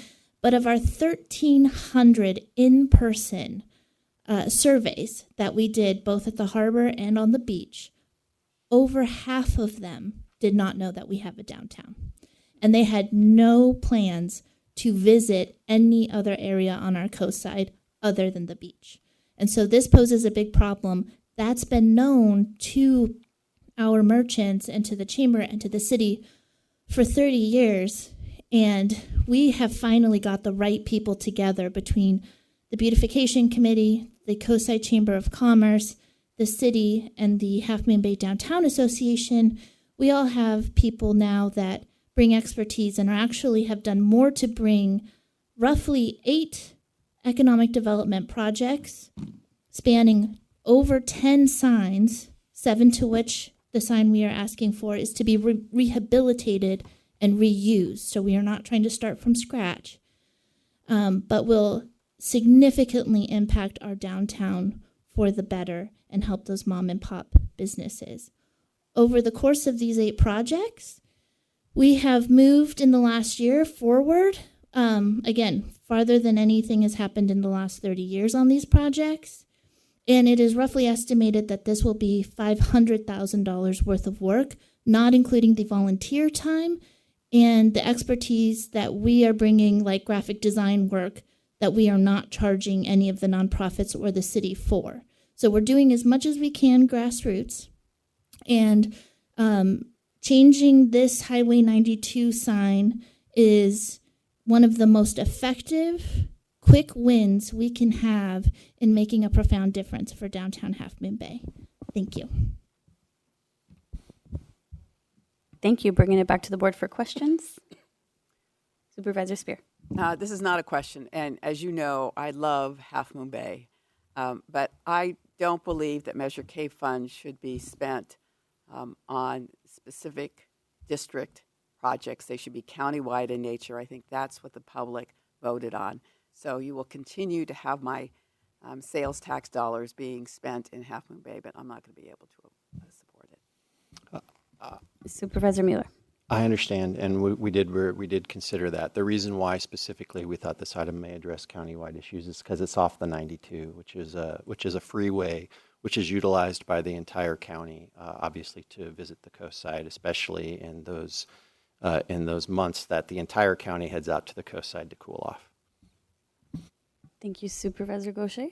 I'm in No? support. Okay. Public comment, please. All right, we have no speaker cards for in chambers, so we'll go to Zoom for item number 13, Measure K, for Half Moon Bay Coastside Chamber of Commerce. We'll start with Sid Young. Please unmute and begin. Hi, I do live on the coast side. The director at Montero Water and Sanitary District for the Brown Act, but this is not related anything to that. So I just have to state that. As far as the wayfinding signs on Highway 92, I'm not sure how many you're putting up or if you're just putting up one. But Half Moon Bay has ignored their gridlock issues for a really long time, decades, in fact. And if they're speeding past your downtown, it's because approaching Half Moon Bay from the south has gotten much more heavy traffic than it used to. And now they're cutting off onto Main Street to bypass the gridlock at 92 and Highway 1. And they're running down Main Street trying to get there faster to the 92 stoplight. But I don't think that putting wayfinding signs is really going to help the gridlock.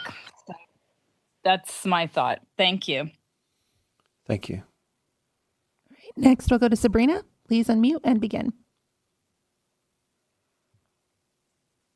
I come to you as one of the people, Sir, just who holds all political power in the peace and love of Jesus Christ. You're again using taxpayer funds for private businesses. The reason why many of these mom and pop businesses have closed down is because of government, the overregulation, the overtaxation, and the burdens that you have placed upon them for minimum wage requirements and other requirements. People have less discretionary funding, so it is affecting the mom and pop businesses too.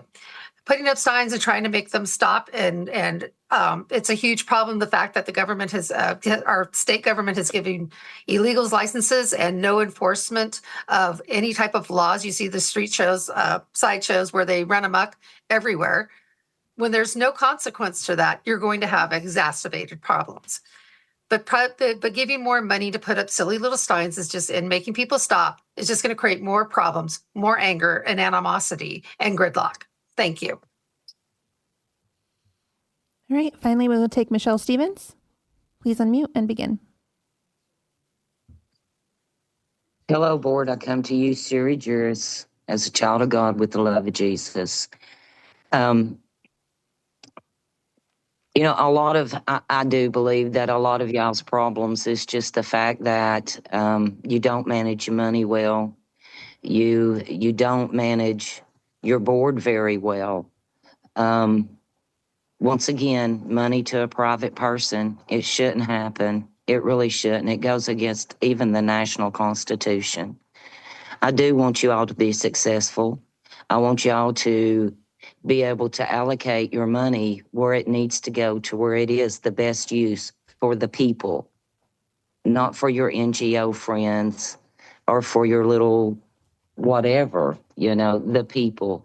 Those are who you need to be concerned about. And I hope you do that. Thank you for letting me speak. All right, thank you. That concludes public comment. Thank you. Bringing it back to the board. I wanted to share that I believe this item is in support of economic resiliency and is discretionary, and so I am happy to second a motion. Okay, so I'll move the item. I'll second. Roll call vote, please. Supervisor Spear, No. Supervisor Mueller, Yes. Supervisor Gaucher, Yes. Supervisor Canepa, No. President Corzo. Yes. Motion passes. Thank you. With that, we are moving on to item number 14, which is a Measure K grant to the San Carlos School District. Thank you, Supervisor Corzo. So I'll try to summarize this. In the San Carlos School District, the district has funding challenges. They're talking about going out to the voters again with another measure. There are areas along San Carlos Avenue that turns into Alamedas del Pulga, specifically near Tierra Linda Middle School at Dartmouth and Club, which are frankly definitely the traffic there definitely is something that would be made much safer with the crossing guard for children there. They came to ask for a grant for that, and that is what this item is. Thank you. Let's move on to public comment. All right, it's time for public comment on item number 14 for the Measure K San Carlos School District. We have no speaker cards in chambers, so please go raise your hand on Zoom if you would like to speak. We'll begin with Sabrina. Please unmute and begin. I come to you as one of the people, surgers, who holds all political power in the peace and love of Jesus Christ. Again, you are using these discretionary funds, and I have to ask the question, what happened to the funds that you have allotted for in the general funds that all of us taxpayers pay to do these type of repairs and maintenance on the public streets and the public roadways? I can't help to think that it's some type of malfeasance. I'm not sure, but it feels like it, especially since there's been a mass amount of fraud being exposed in California. So again, I ask, can you show where in the Constitution is written the board has a grant of authority in the Constitution, Charter, Brown Act, Home Rule to override the Constitution and the inalienable rights of the people? How is this not maladministration? Thank you. All right, we'll go ahead and go to Michelle Stevens. If you can please unmute and begin.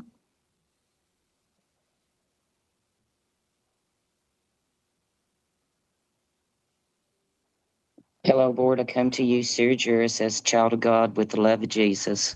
Once again, where does it state in the Constitution? And where did the money go? Why are you charging the taxpayer more money when you should already have funds allocated for this? You claim that you had this big savings that you had going on. You know, I don't understand it. It doesn't, how can I put it? It doesn't pass the smell test, guys. None at all. None at all. I do hope that you all are doing things legally. I really do. Because if you're successful, then that's great. Everybody else will be. But if you are moving money around in illegal ways, it will come out. And when it does, everything that you thought you were doing good will crumble around you. Please take time to make sure you are doing the right thing. Thank you for letting me speak. All right, our last final comment is from Bruce. Please unmute and begin. Yes, Board, thanks. Hi, Bruce Johnson, come to you, Suger, as one of the people. I rise with a structural question. Where is the authority for this expenditure? Measure K funds are voter-approved sales tax revenues. They were presented as supporting county-wide priorities. Is funding a school district crossing guard a function within county authority, or is this properly the responsibility of the school district? I respectfully ask, what statutory or charter authority permits the county to use district discretionary Measure K funds for operational staffing within a separate educational entity? And is there a written policy defining the scope of eligible expenditures? Authority must be clearly articulated before public funds are transferred. Please identify the legal basis for each action on the record. Thank you. All right, that concludes public comment. Thank you. Bringing it back to the board for discussion or a motion. Madam Supervisor Spear. President, this issue really should concern us. The Transportation Authority has resources to provide for safe schools. I think more money needs to be put in place from the TA to be able to do a comprehensive review of every school in San Mateo County. And it's something that should be countywide in its applications. We've lost 2 parents walking their child to school recently, and I think it's a very serious problem. So I'm not going to vote for this, but I would like for us to do a letter to the TA urging them to do to fund a comprehensive project, not just piecemeal, which they have been doing, and make sure that each of these school sites are safe for students to be able to attend. Thank you. Any other comments or a motion? I'll go ahead and move the item. Thank you. Is there a second? Second. Okay, roll call vote, please. Supervisor Spear? No. Supervisor Mueller? Yes. Supervisor Gaucher? Yes. Supervisor Canepa? Yes. President Corzo? Yes. Motion passes. Madam Chair, real quickly, I was outside the agenda, and I don't know through the county attorney, on item 13, I'd like to change my vote to a yes vote. I got mixed up in the agenda, but item 13, I'd like to reflect the record that I'm in support of the chamber, Half Moon Bay Coastside Chamber of Commerce on the sign for $25,000. County Attorney, is that possible? Given that we are still in the meeting and it's the matter passed without the vote, I think we can have the record reflect Supervisor Canepa's comments at this time with respect to that item. Thank you, County Attorney. Thank you. Okay. Okay, so I'm going to go ahead. I'm sorry. Moving on to item number 15. Supervisor Ray Mueller and Supervisor Lisa Gaucher for the San Mateo County Union Community Alliance for the Trades Introduction Program. So I want to thank Supervisor Gaucher for joining me in this item to bring funding to the trades training program. It's something that this board historically has supported in the past. I think at this time it remains incredibly an important item to support. Thank you, Supervisor Gaucher. In the interest of time, I am in support of this item. We know that it's really important to our communities. Thank you. And with that, Ditto. Okay, great. Public comment, please. All right, we have no speaker cards for in chambers. So this is for item number 15 for Measure K for the San Mateo County Union Community Alliance for the Trades Induction Program. So we'll go to Zoom. Please raise your hand if you would like to comment. We'll start with Michelle Stevens. Please unmute and begin. Thank you, Board. I come to you, child of God, with the love of Jesus. I rise with a structural question. Where is the authority for this expenditure? Measure K funds are voted and approved sales tax revenues. They were presented as supporting countywide priorities. It is funding a school district crossing guard, a function within the county authority, or is this properly the responsibility of the school district? You're not speaking to the current item. We are currently on the San Mateo County Union Community Alliance for the Trades Introduction Program.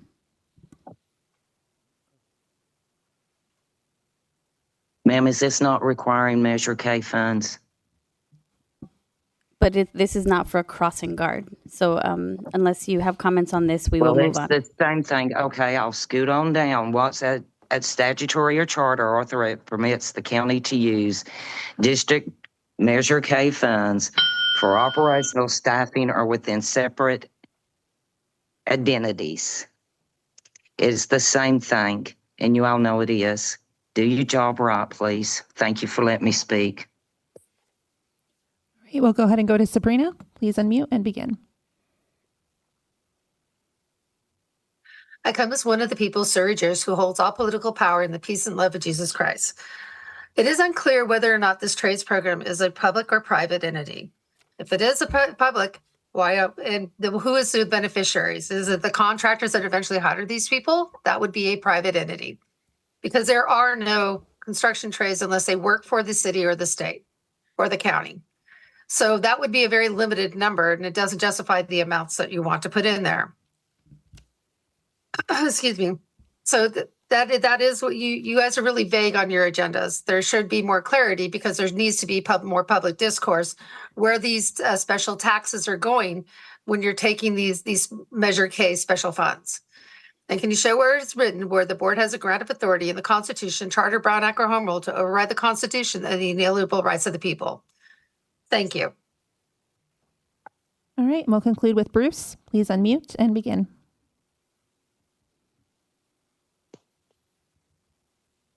Thank you, Board. I support workforce development in principle.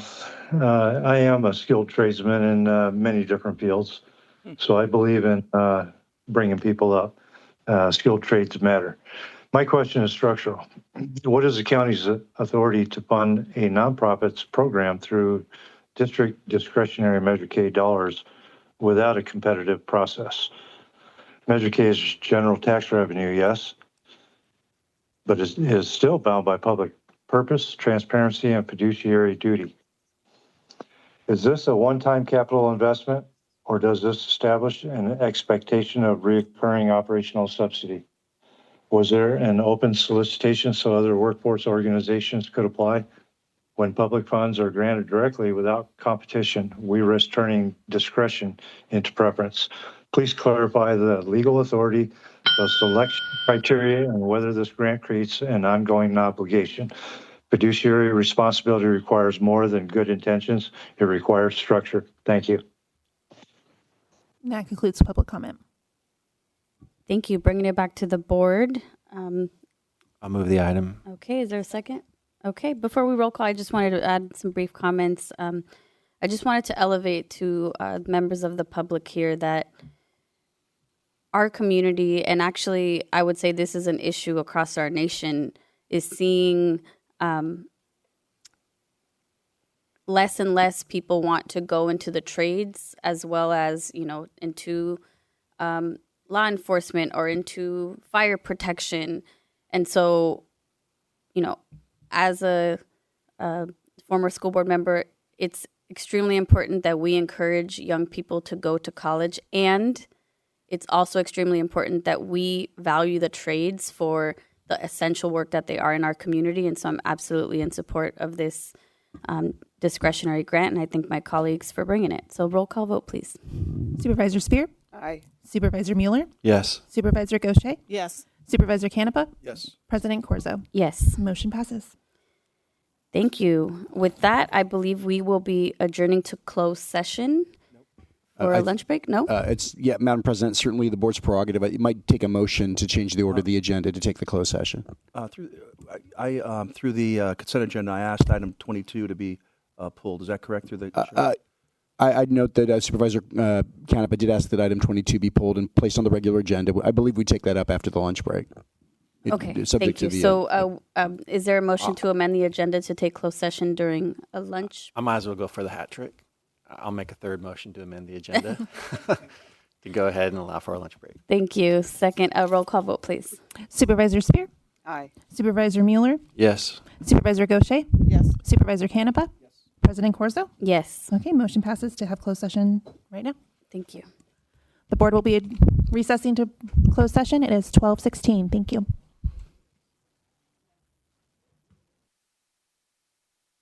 Seconds.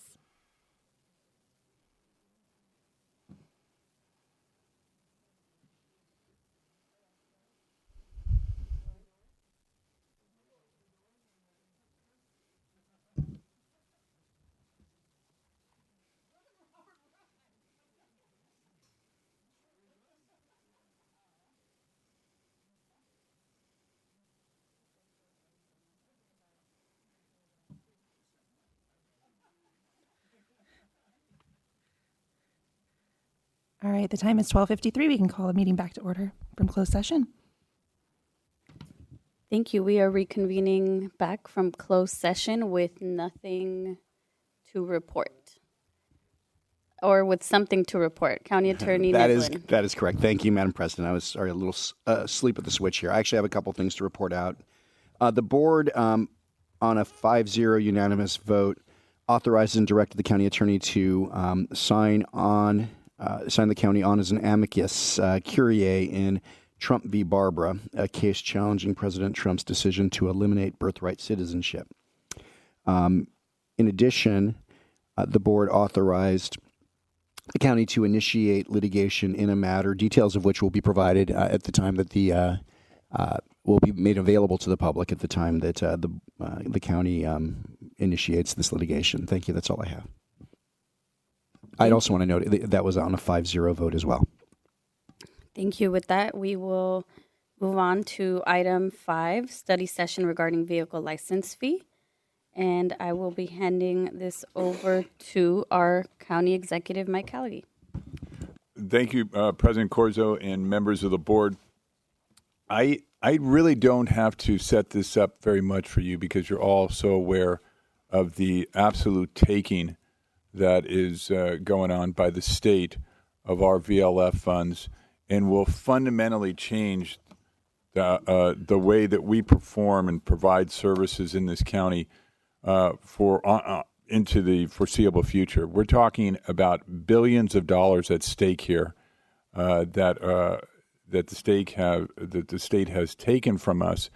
And I just want to point out that our governor always talks about the fact that we are a donor state to the rest of the country. We are a donor county to this state to the tune of about $8 billion. And this is something that we've got to make sure every resident in this county knows, because everyone, and I mean everyone in the cities in this county, will be impacted by this taking. So with that, I'd like to turn it over to Mr. Mates, who's tried to simplify the presentation, and then we can talk more about next steps. Mr. Mates. Thank you, Mr. Callaghy. This is a complicated area, and so we will go into some details because I think it's helpful to understand how we got here and why it's such a sticky problem to solve. But in the interest of sort of putting the bottom line up front, this slide just sort of summarizes the key issue here. Essentially, there is a revenue source that all counties and cities in the state of California are entitled to, and it's called in lieu VLF. It's an annual source, and in the most recent year, the state of California distributed over $12 billion to cities and counties through this mechanism. Now, due to no action or fault on our behalf or any local official, the payment mechanism for this revenue source does not work adequately in our county. And as a result, the county and cities have a shortfall every year because of the failures and this technicality of this payment mechanism. Now, for the last 5 or 6 years, the state, in recognizing the unfairness to San Mateo County and its cities and to the 2 other counties where this happens, has been making us whole through annual appropriations as part of the state budget process. But about 7 months ago, it was the first time that the state ever failed to make the county and the cities whole for this VLF shortfall. And now there's every indication that we will no longer be able to rely on that annual appropriation. The current year shortfall is $119 million, just to give some perspective on it. Now we can go with a little bit more of the background on it, on what VLF is. Now, historically, before 2004, vehicle license fees, the amount that residents paid to actually register their vehicles with the DMV, that a portion of that was always sent back to the to the cities and the counties, and was a traditional source of general fund revenue for local governments. Without going into too much detail, this was completely changed as part of the 2004 state budget compromise. There were a lot of components of that compromise, including a one-time shift of billions of dollars from the local governments to the state in order to balance the state's budget. But as part of that, the VLF structure was also fundamentally changed. How so? Well, first and foremost, the VLF funding mechanism was actually completely detached from the amounts that were actually paid to register vehicles. And instead, the local governments were promised a substitute payment, and that is this in lieu vehicle license fee amount. So even though we call it the VLF, for the last 2 decades, it actually has nothing to do with vehicle license fees. That's just what it's called. Now, this new payment mechanism that came with this restructuring was tied to the local property tax distribution system, specifically the way that local school districts are funded. And this entire structure is known as the VLF swap. And it's this school district piece of it that is the extra complication and what makes this issue such a hard one to resolve. So the VLF payment mechanism is actually a two-step process. In the first instance, the amounts owed to the county and the cities are paid from the local revenues of what are called non-basic aid districts or state-funded districts. These are the school districts locally that do not receive enough in local property taxes to meet the state-guaranteed minimum funding levels, and as a result, the state has an obligation to provide some funding to them. So in the first instance, the VLF payment is made from the revenues of those districts. However, in the second step, those districts are held harmless because the state then backfills every single dollar that was used to pay the VLF amount to those, what they call non-basic aid or state-funded schools. So let me make that clear. The state pays every dollar of the VLF in the form of backfilling the state-funded school districts who paid in the first instance. As I mentioned earlier, this funding mechanism is what operates across the entire state. It works in 55 counties, and over $12 billion was distributed to cities and counties last year through this mechanism. This is a visual representation of what I just said verbally, just to help demonstrate the point. The world of school districts is divided into two. The districts on the right here, as represented by school districts D and E, they receive enough in local property taxes, that's that blue bar, to exceed their minimum funding level, represented here by this dotted line called the LCFF. So those are called basic aid districts. They do not receive state backfill under Prop 98. On the left, we have what are called non-basic aid districts or state-funded districts. They receive in their blue bars of local property taxes not enough to get up to their dotted line. They then get an additional local funding source called ERAF.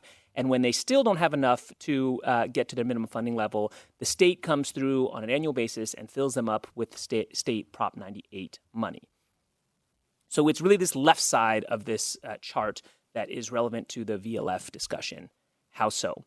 The VLF statute says that in the first instance, the payment obligation to the cities and counties is made from the revenue sources of these non-basic aid school districts. So those two revenue sources are taken down all the way down to zero if necessary in order to pay the entitlements of the cities and the county. But as we said, the state has an obligation to make sure these schools are fully funded. So the state then replaces every one of those dollars with state Prop 98 backfill, filling them all the way up to their minimum funding levels as required under the law. VLF is an incredibly important source of general funds for local governments, generally across the state, but also specifically in our county. In our county, for fiscal year 24-25, that's the most recent year we have full data on, the VLF total amount, the obligation owed to cities and counties, was $283 million.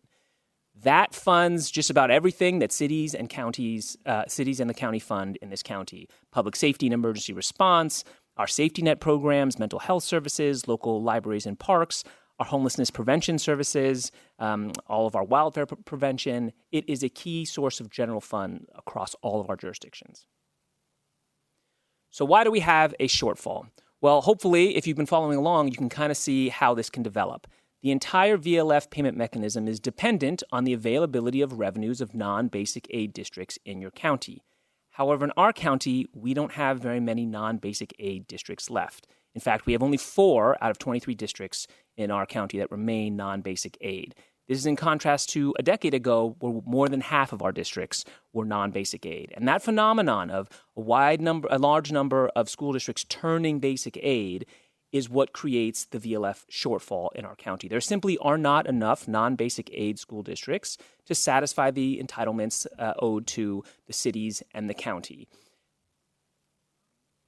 Now, there is recognition that the 2004 statute was never meant to operate this way, that it was never really envisioned that there wouldn't be enough non-basic aid school districts. And so when this problem started arising on a consistent basis in fiscal year 1920, the state made us whole and all the cities whole through an appropriation as part of the annual budget process.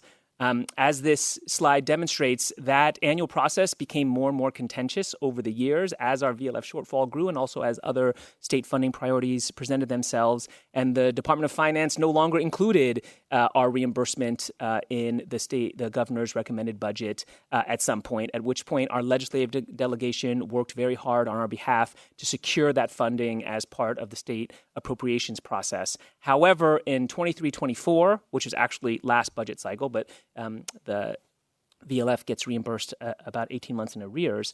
It was the first time we were not made whole from our VLF shortfall. As you can see in this chart, we had a VLF shortfall of $114 million countywide, and the state only reimbursed $76 million, about 2/3 of that. And even that happened at the last minute. We were almost zeroed out in this last budget.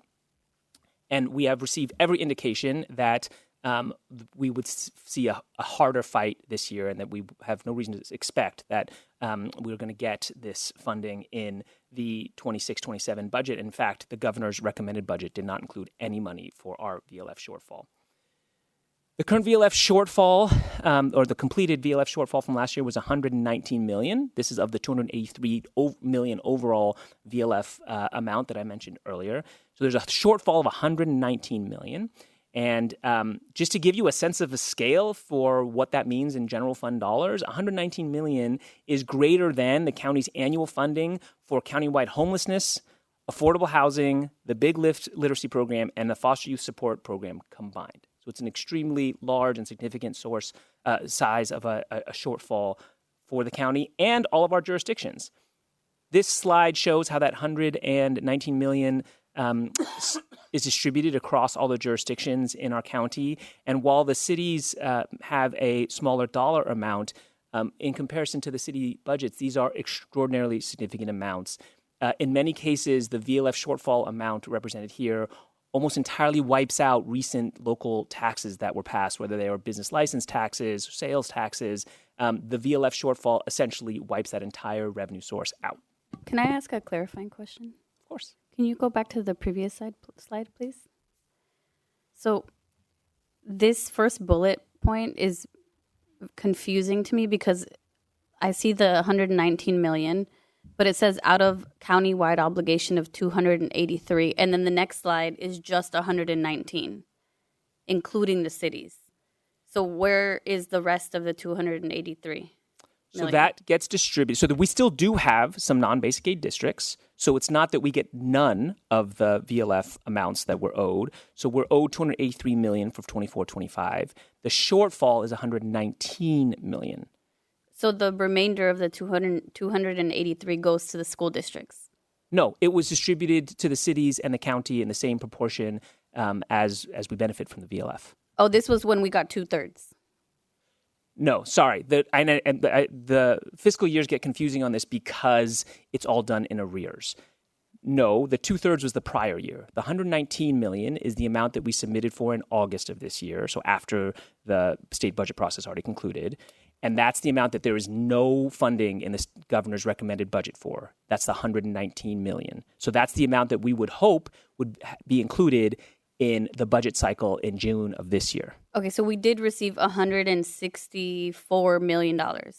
Through the VLF payment mechanism that exists in the statute, correct, because we still have some non-basic aid districts, so that revenue is sufficient to pay some of the VLF, but not all of the VLF. Okay, thank you. Sure.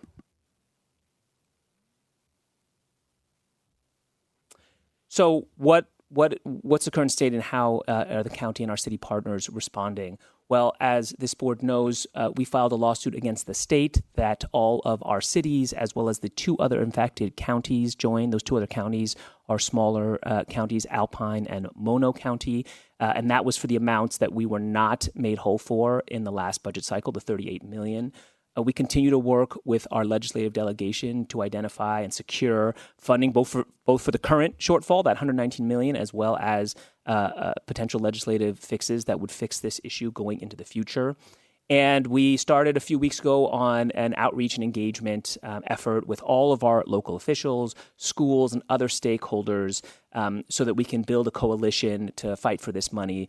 As Mr. Callaghan mentioned, this is the most significant state takeaway that the county is facing and probably has ever faced in history, and it will affect all of our communities. And so we are building a wide coalition, even beyond our city partners, in order to advocate for this funding. And then the other thing that we are doing and our city partners are doing as well is planning for the necessary service impacts that will result from the loss of this significant funding.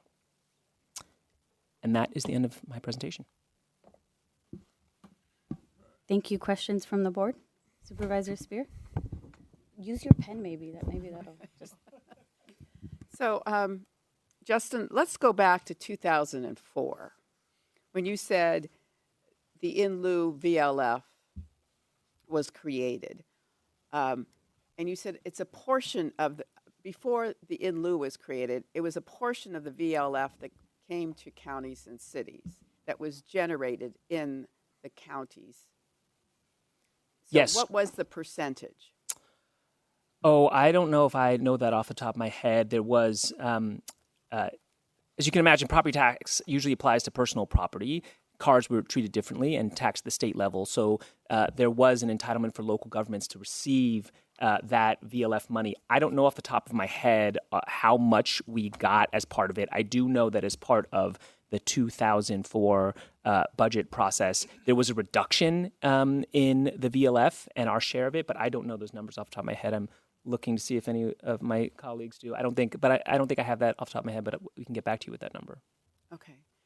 So it would be fair to say that whatever portion of the VLF that was generated in San Mateo County that was supposed to go to cities and to the cities and the county in 2004 was agreed to because it was going to be that amount of money.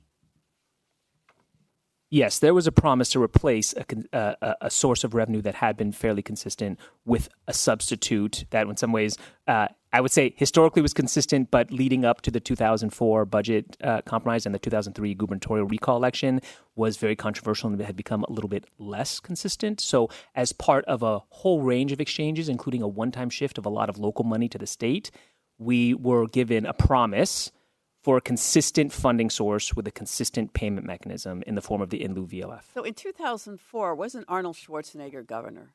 Yes. And wasn't there an effort made to reduce the vehicle license fee that drivers would pay in half? I think that was part of his... It absolutely was. I don't remember the exact figures off the top of my head. I remember, for some reason, the number's 2% and 0.65%. So I believe it was reduced from a 2% to a 0.65% fee. But back in 2004, it was a promise to make whole cities and counties with some other mechanism as it related to their share of the VLF. Yes. And now they're reneging on that promise. I think that's fair, yes. And we could argue it's a taking of money that is justifiably due to the cities and county of San Mateo, and it's a huge windfall to the state because they have an obligation to pay it, and they're just saying, no, we're not going to pay it anymore. Yes, Supervisor, and in fact, that's exactly right. This is not a disappearing revenue source for the state. The money is still in the state budget, just the mechanism to pull it down to our county doesn't work on a technicality. So the state is taking money that should come to the county of San Mateo and the cities and spending it on any general fund interest that they may have an interest in. They're certainly spending it outside San Mateo County, yes. Okay. So our lawsuit is arguing what? Supervisor, I could speak to some of that. Our lawsuit really articulates a lot of the things you just articulated, and essentially, among other things, takes the position that this is a breach of a contract, that there was an understanding, as you had articulated earlier, that this was going to be a replacement stream of revenue, and that the board, and also noting the many years where the state articulated its understanding that this was an agreement. Complied with the promise. And complied with it up until last year. So that's really the heart of the argument that we're advancing is exactly what you were sharing.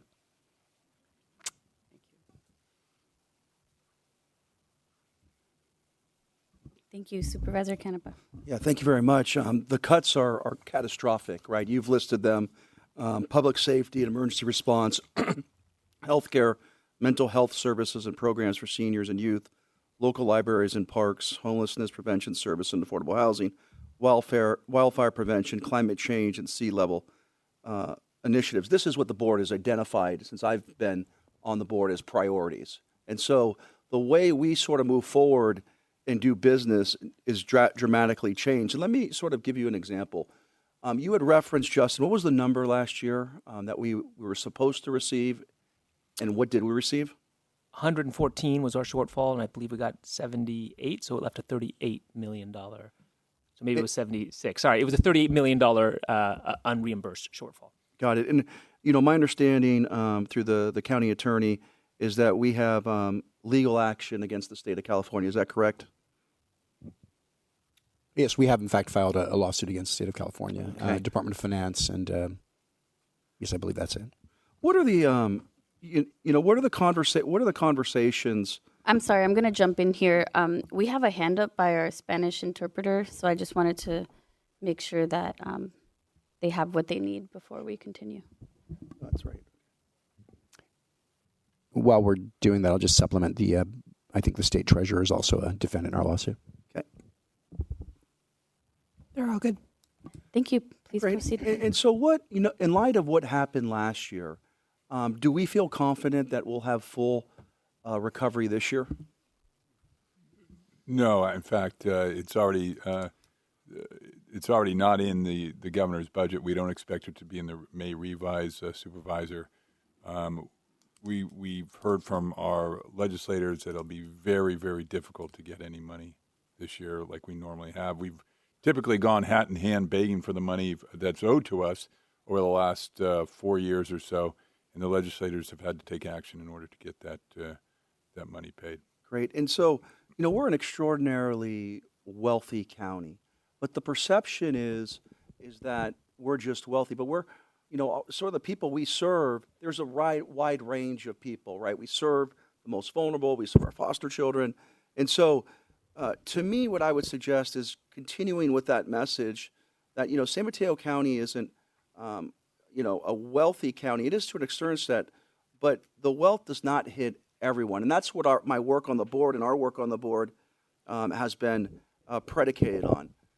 Help me understand from a staff perspective, in light of what you said, Mr. Callagy, the action that we're going to take to prepare for this, because it doesn't look hopeful. Have we lent any thought to that? And the reason I ask that is because I think planning for this is it's going to take a lot of effort, not only from the counties, but the cities. Do we have a plan right now, or is that developing? Yeah, no, I appreciate the question, and I wanted to thank Supervisor Corzo and Supervisor Spear for being on that subcommittee that really has our leaders from our city managers on it also, along with leaders from the superintendents have picked a subcommittee to be on there with us. We have brought on some consultants, and we will have a plan that'll be distributed widely within the next couple of weeks. Great. And let me just say this. The numbers are daunting, right? You look at the city of Burlingame, just over $2 million. The great city of Daly City is 6.5. Redwood City is about $5.3 million. And then you have smaller cities, right? Which, I look at Belmont, it's about $1.8 million. And so it appears to me that this is going to continue to go through the court, right? It's something that, it doesn't seem hopeful. It doesn't seem hopeful this year. Well, I mean, I think that, you're right. I mean, on the surface, it doesn't seem that way, but I believe in this county, and I believe in the collaboration of this county. And I think when everyone pulls together and is rowing in the right direction, there's always hope. And I think that that's the case. But to your point, and it's a really good one, you know, these cuts are significant, especially to our cities. And we may, you know, we have reserves. We may be able to weather this for a year, but we cannot continue on the ongoing. But some of these cities, the cuts will be immediate. And when you talk about, you know, I've heard 40% of these numbers mean to some of the smaller cities, 40% of their police department. Park and Rec's just closing buildings. Certainly, you know, public services and public safety will have to be looked at because it's the largest expenditure in most cities.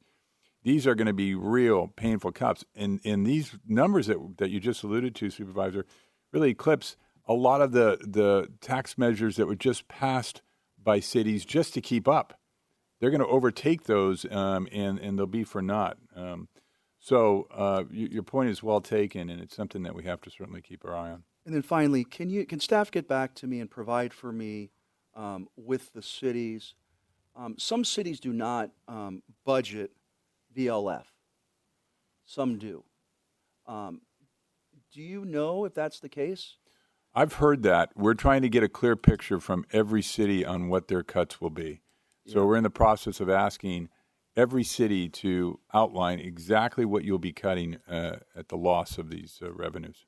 Yeah, because I'd really like to understand. I know there's one city in particular that just, they've really never put it into their sort of, it's a set aside. So I'd really like to understand the real numbers of that. And it's good. I'm glad that there's a plan moving forward. I know we always want to be hopeful, but the reality, I think last year's action by the legislator really set, and the governor set the tone for us. And so I don't see that improving. Maybe we're able to do it, and hopefully I'm wrong. But this really looks like a situation where, you know, the cities and the county is going to probably have to pivot and make substantial changes. So I thank you, Madam Chair. Thank you, Supervisor Gaucher. I just want to thank you for this report. We know that the impacts, as we're looking at this, to our communities will be devastating. There are people where we are providing the safety net, and some of these programs will just have to go away if we're unable to get this money. The governor is showing that he doesn't care about San Mateo County. He doesn't care about the people of San Mateo County. As he's preparing to move on to the higher office, you would think he would want to stop and recognize that the people of California have supported him. He cannot continue to leave us high and dry, as he's doing right now. I think it's important for us. We know there's a governor's race that's going on, that we get before the potential next governor who's going to come into office, to have this conversation so that they will understand what this means. Again, this is San Mateo County's money. Without this money, programs and people will be harmed and hurt by the decisions that are being taken in Sacramento. Thank you, Supervisor Gaucher. And I have a couple of questions as well. I know we have hired on some expert consultants. We will have a plan in about 2 weeks, correct? I want to name that I'm a little concerned with how long that's taking. You know, we have had meetings and started to, and we need messaging. We need to ramp up, and we need their support. So I just wanted to say that publicly, because while I do appreciate the support, we are in need of, meeting the moment, and we need them to help us do that more urgently. I also wanted to ask a question about, actually, no, I'll just make a statement.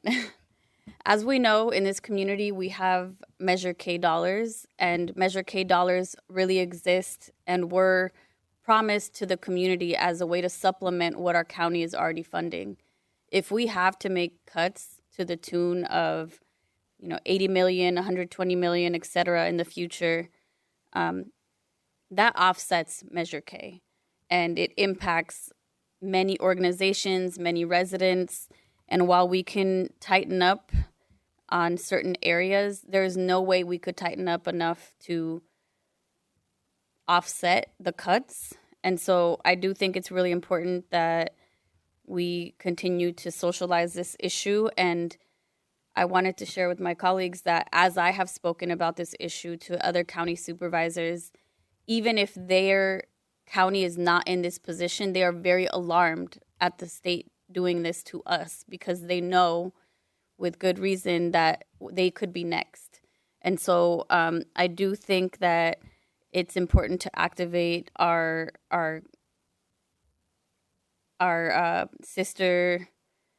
counties, other counties across the region. And I know Supervisor Gaucher is representing us now very well on the California State Association of Counties. And I got a suggestion from a neighboring county supervisor that we elevate this, ask our Alpine and Mono counties who are also in this situation to elevate this in the rural counties of California space for them to submit a letter, and also that we do that in the urban counties of California group as well for information and to see if they will support us with the letter as well. So I think we can do that. We can maybe create a draft that we share. But I know we have to wait for that messaging, which is why we need that plan immediately. And I do think it's really important that our residents be aware of this and that we act accordingly, right? I do think as we are navigating this issue, we have to be very careful about what we're approving. We have to continue to be fiscally responsible, and we shouldn't be penalized for being fiscally responsible. Our county has made good decisions. We have upped our reserves for moments like these, but it is extremely difficult to weather the impacts of HR 1 and other federal cuts along with this VLF cut as well. We can't do both, and maybe we could do it for 1 year, but reserves are not, they do run out, and we have a responsibility to our residents to make sure we can continue to serve them. So with that, I do want to just urge folks, if you care about public safety, public health, schools, infrastructure, protecting our residents, right now is the moment to speak up, to inform your neighbors, to reach out to your local elected officials.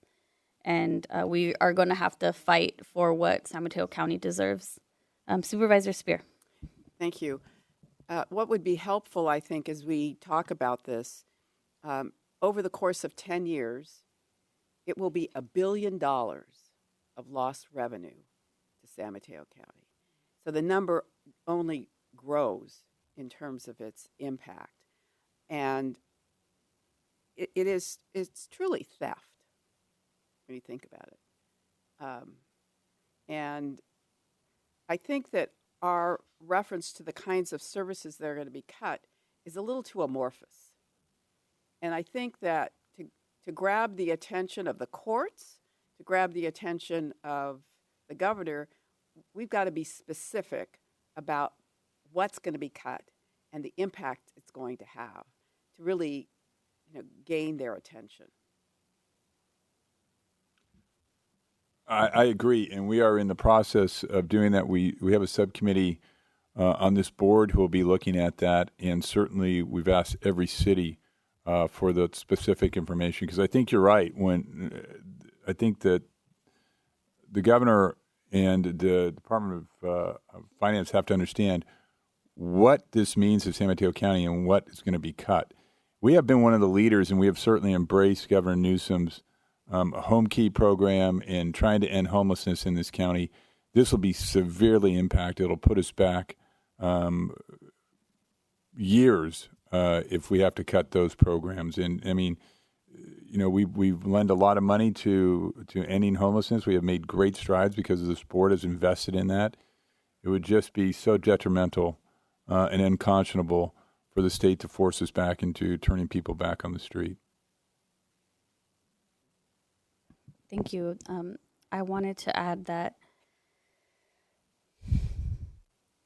one thing that I think is really important for us to note as we're talking about this is that our county is unique in that we run all homelessness services for this entire county and every city inside of it. And that is not the norm across the state. That is something that we do to support our community. And as our cities also navigate these cuts and the implications, I think it is important that we remember that policy decisions around housing and supporting homelessness services are also something that we need to look inward and reflect on. What can we do differently in this county? And I do think there are potential ways to elevate this issue, but also navigate it better. And that does mean potentially, how do we actually tackle and make an impact, a positive impact on our affordable housing crisis? I think a solution there is looking at an authorization for Article 34. We spend and cities spend so much money to build and so much time to build affordable housing that takes 5, 7, 10 years. And our residents are waiting on wait lists during that time. And so, if we are in a position where we have to make cuts, we have to do everything in our power to make sure we can still provide dignified housing and dignified services to our residents. And we have to hold our cities accountable to that as well. Supervisor Spear? Helpful to us. If we had to substitute this money with some other revenue source, I think we should identify the kinds of sources that would have to be identified. A gross receipts tax, for instance. That will get the attention of our businesses. And I think that's just one. If the county executive could kind of delineate for us what those potential sources would be, I think that would be helpful as well. Yeah. Thank you, Supervisor Spear. We've actually started working on that, and we'll have more information to present to the board on various taxes that could be implemented to make up for this funding. Thank you. And I think it's important that we remember that Measure K is a sales tax that our residents already pay. And so I appreciate Supervisor Spear for naming that, taxes on our biggest corporations, our highest earning corporations, and a gross sales receipt tax. And like really, I think we can look into what all of that means, what the implications are, and I think that'd be helpful. Supervisor Canepa, did you have anything else? Okay. Seeing no further comments from the board, let's move on to public comment.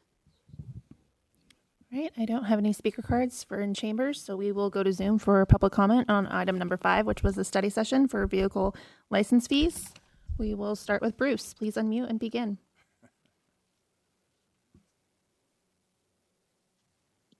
Hello, board. Thank you for the microphone. I'm just going to touch on Prop 98 with the structural tension.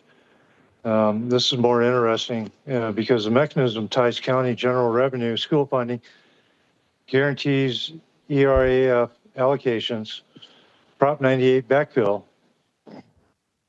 If the state fails to backfill, swap drains local property tax entitlements, and school districts or counties experience fiscal stress. You could explore whether the mechanism interferes with the constitutional intent of the Prop 98 minimum funding guarantees. Not that it violates Prop 98 outright, but that it creates tension between local revenue stability, school funding guarantees, legislative discretionary backfill. And that becomes a constitutional structure argument, not a statutory one. Thank you. All right, we'll go ahead and go to Sabrina and then Michelle Stevens. Sabrina, please unmute and begin.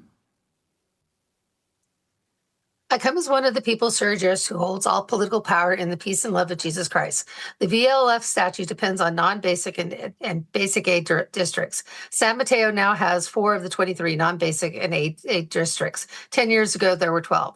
The swap mechanism no longer works locally. When the funding mechanism depends on conditions that no longer exist, continue to rely on its prudence. It's a structural denial. Does that statute treat similar situated counties differently?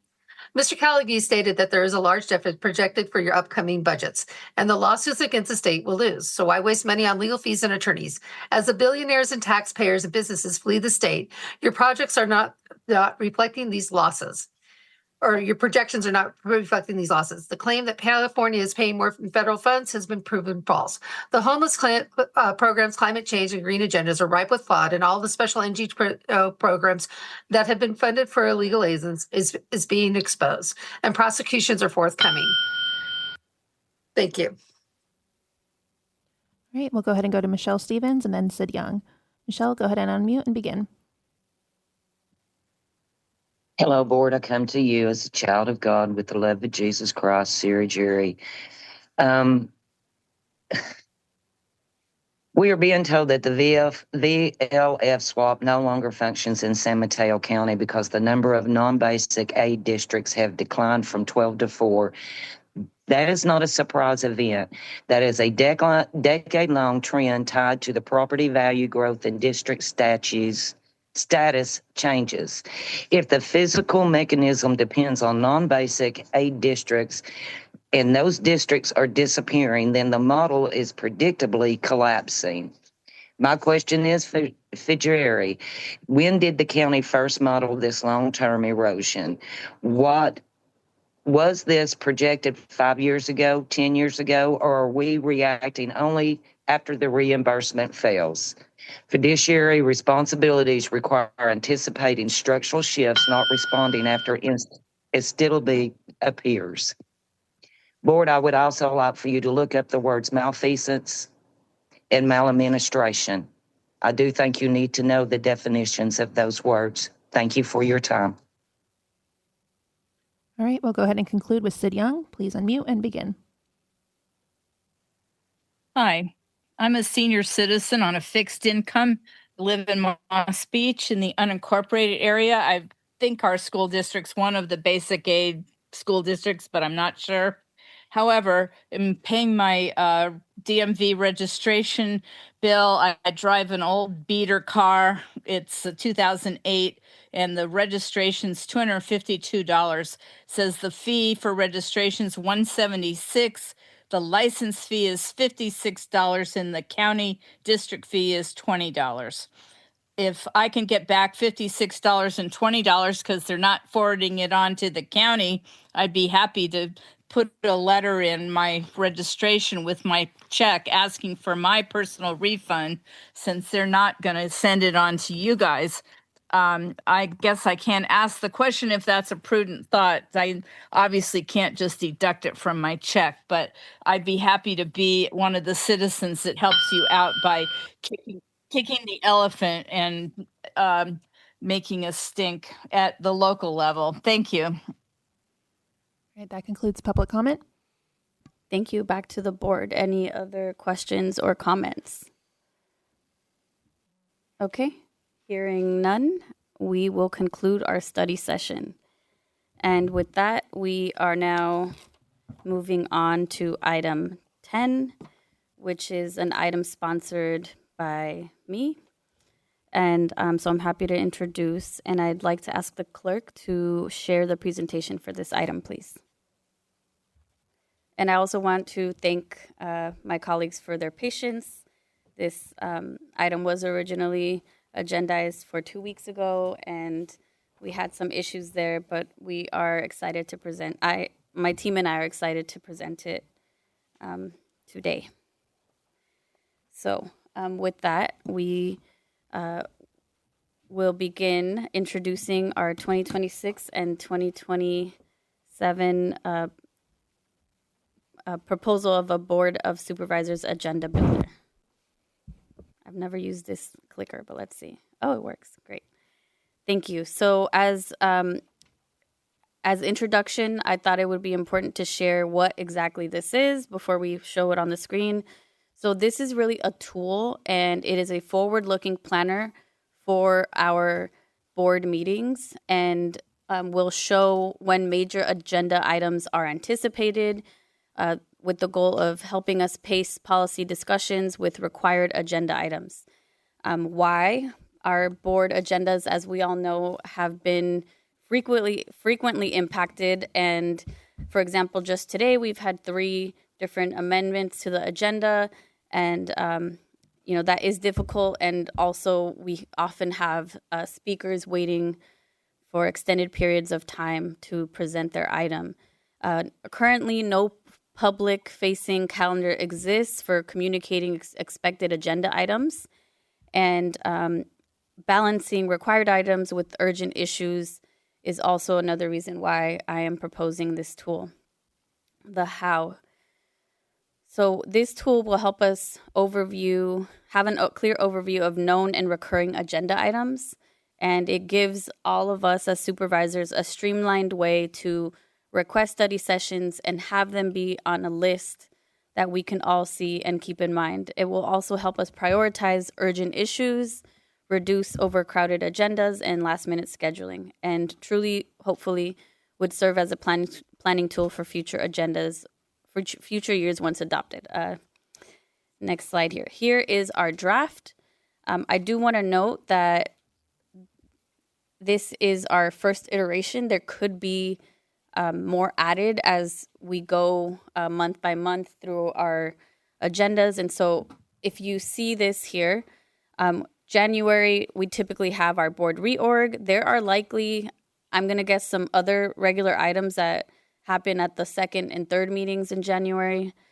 We have our legislative updates, our service awards, so we know when to expect them, our Measure K budget, when it should be approved, our budget hearings, our adopted budget hearings, and our charter review, for example. So I do expect that this would be filled out more by departments, but it gives us an idea. For example, we can see that, July, we don't have any regular items because we are we recess for the month of July. And we see that in October, for example, we likely will have a heavier meeting because of department performance presentations and legislative updates. So the goal is really to have our county staff fill this out a little bit more and have us be able to recognize when we will have heavier meetings and when we can have lighter meetings. And this is an additional sheet that lists out what study session items have been requested and when they were requested. This is filled out with approximate dates, and it really serves as a tool, again, a public-facing tool, so that we all can be mindful of, what commitments have been made to the community. We could, for example, look at this and say, do all of these still warrant being study session items? And then we could plan for when they would be so that everyone is on the same page, nothing falls through the cracks. And we also have a glossary. Again, because this is a public-facing and resident-facing tool, we do want folks to know what the terms are if they're not aware, if they have never seen an agenda builder. So with that, I will review the agenda builder process here, and I think there's different ways to do this piece here, but I think it'd be totally appropriate for a supervisor to request a study session in a board meeting and then follow up with an email to the CEO and board president with the information below. So subject, requesting district, presenters, length, and requested schedule date. I know Roberto created an intranet form that's also a potential tool that we could use if the board wishes. And this would then move to the president, to myself, and for this year, and our CEO to review and approve when to schedule. and would also be sent to our clerks so that we have a clear process and that we are informing the public. And then an email would be sent to this requesting supervisor with the date scheduled.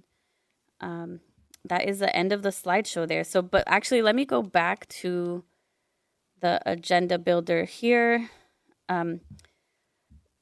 And I know, for example, Ag Waits does present to our board on a regular cadence every year, so they're not in there quite yet.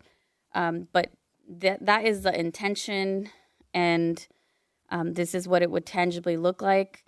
We have how many departments? 20? 30? 30? We have 30 departments around there somewhere, high 20s, maybe 30. So not every department would need a row here, but for items that do take a lot of time, we would want them to be listed here. Yeah. And with that, I'm happy to take any questions and discussion from my colleagues. Thank you. I have a couple questions, and it's more on, and it may not be applicable on agenda items. So, the board has had a past practice when it comes to agenda items that are put forth. I was the chair last year. From each individual member, what I typically did is I respected everyone. There wasn't any items that I refused to put on. I think what's being proposed to us is a calendar. It's not a filtering of, if a member wants to bring an item, they can still do that, correct?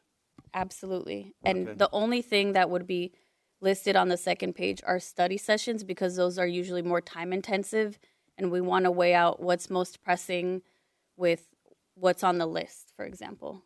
Yeah, But nothing would be denied. Okay, great. I'm fine with it. I'm fine with the study session as long as they're, and thank you, Madam Chair, for clarifying it. As long as, each member's item is honored or study session is honored, I'm supportive of it. Thank you. Any other questions or comments? Supervisor I Spear? think for starters, this should be an agenda builder for 2026, because that's what's represented here, not 2027. The next president may want to do something different. Secondly, let's go to the study session part.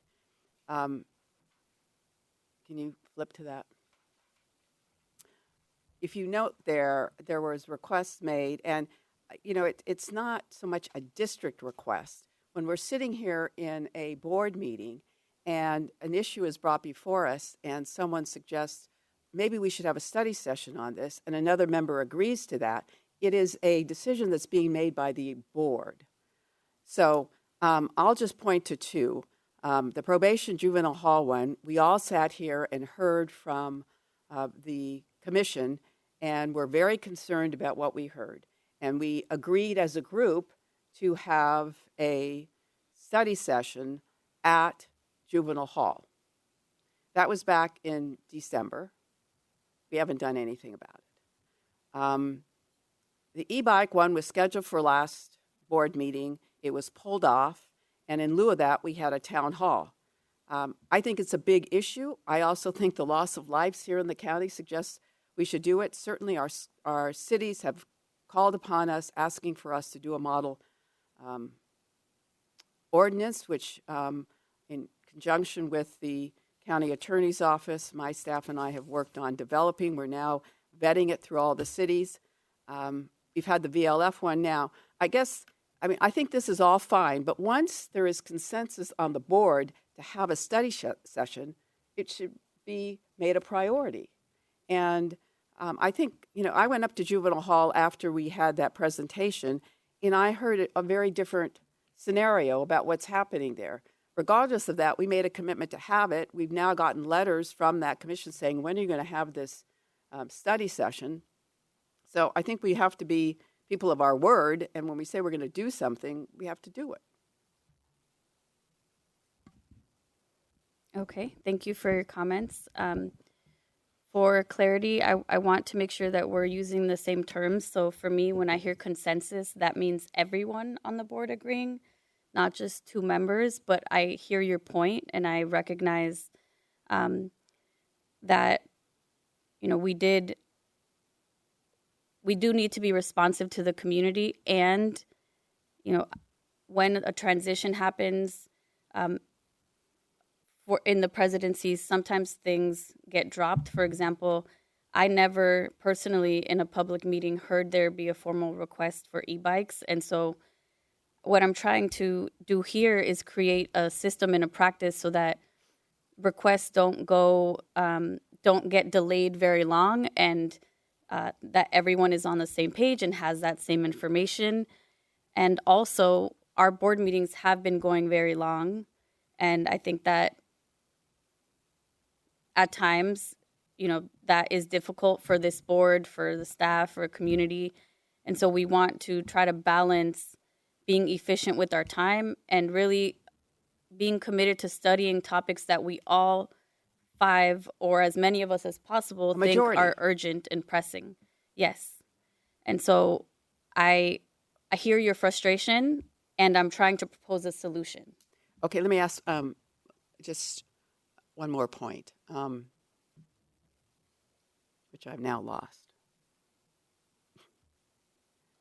So what I'm hearing is if we take up an issue and the majority directs staff to do e-bikes, for example, that's not an issue from the dais, because the bottom line is the majority of the board is weighed in, whether it's 3-2, 4-1, or 5-0. And that would allow us, I think what you're trying to do, Supervisor Corzo, and correct me if I'm wrong, is you're just trying to set up a schedule so that we can kind of sort of see what the year 2026 is. I don't think this has any effect in terms of us not getting study sessions or the president sort of hindering us. I think it's being used as a tool to inform the board. Is that accurate? Yes, to inform the board and the public. Okay. So I just remembered what I wanted to say. Forgive me for bringing it up, but as you know, I was on this Board of Supervisors for 6 years in the 1980s. We met every single week. We met every single week from 9 o'clock till 3 or 4 in the afternoon, and we always had study sessions in the afternoon. So to somehow suggest that, we have these long meetings, I would suggest that, maybe what we should start doing is meeting every week if we want shorter length meetings. But that's our job. And I think the expectation should be that we are here Tuesday, and we're here Tuesday all day. Supervisor Gaucher. My only request is on this item here. Is there a possible? Could we put another column here that says when it's been scheduled? Maybe that's a good thing to track as well. Yes, absolutely. Yeah, if I may, Madam Chair. I was looking at that and to think that we should have a date next to these items so that you can look at this at a glance and determine if, on something that's very important, a budget or whatever. I'm not sure how many people schedule their meetings or their time around budgets, but that you have those dates readily available for you. Agreed. And, this is not a perfect tool. I think it's a living document that we can iterate and improve on. And again, the ultimate goal being that we are being communicative and transparent with the community, that we all are on the same page, and that we all feel like we are being treated fairly and have a right to request study sessions and then know when they will be agendized, and that we do that thoughtfully. And, to your point, Supervisor Spear, I absolutely agree that our job as county supervisors and our responsibility is primarily to this county. I will speak for myself. I work really hard for this county. I know we all do. And I don't know what changed or when this board went from meeting weekly to meeting biweekly, but I do know biweekly is the standard across many, many local jurisdictions. And so I hear your intent, and I recognize that, and I think many of us are willing to do that, are willing to do what needs to be done to do our jobs. And we also have a lot of new committees and responsibilities that I am assuming maybe were different back in the 80s. And, that is something that we definitely could reflect on. But yeah, I think we all want to work more effectively together, and that's the intent here. So with that, this is on the agenda. And so if there's any more comments, I'm happy to hear them. If not, we can move on to public comment. We have no speaker cards in chambers, so we will go to Zoom for public comment on item number 10, which is the agenda builder. And I see Sabrina. Please unmute and begin.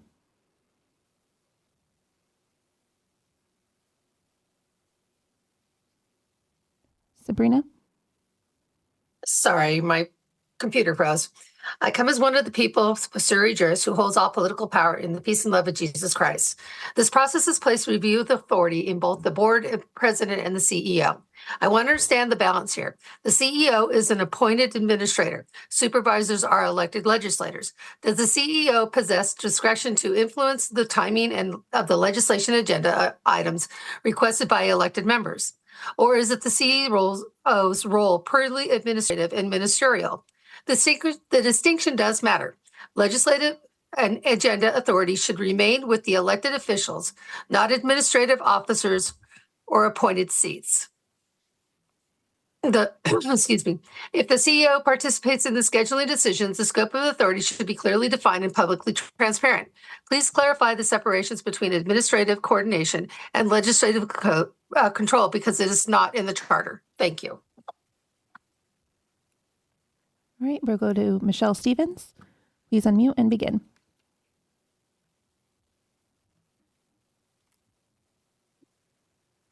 Chair, I come to you guys as a child of God in the love of Jesus Christ, Sir Jury.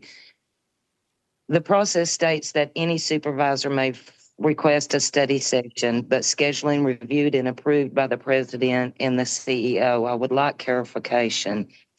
Does this structure allow the president and appointed administration officer to delay or decline the scheduling a supervisor's requested item? Because the agenda control is not neutral. The power to schedule is the power to prioritize, and prioritization shapes policy outcomes. If this is to be adopted, there should be clearly defined timelines and guardrails to prevent indefinite deferral. Each selected supervisor represents an equal district. The scheduling process should reflect that equality. Please clarify whether there are objective criteria and timelines governing approval decisions. Thank you for your time. All right, we'll go ahead and finish out with Bruce. Please unmute and begin. Hello, board. Thank you. I'm not asserting a charter violation. I am asking whether this process preserves equal legislative authority granted to each of you under the charter. If scheduling approval rests with the president and the CEO, what safeguards ensure that no elected member's request can be indefinitely delayed? Administrative coordination is appropriate. Legislative gatekeeping is not. Please clarify how this process aligns with the charter structure of equal representation and legislative authority. Thank you for your time. And that concludes public comment. Thank you. Supervisor Spear. Thank you, Madam President. We passed a code of conduct last year, and I'd like Mr. Niblin to opine on this.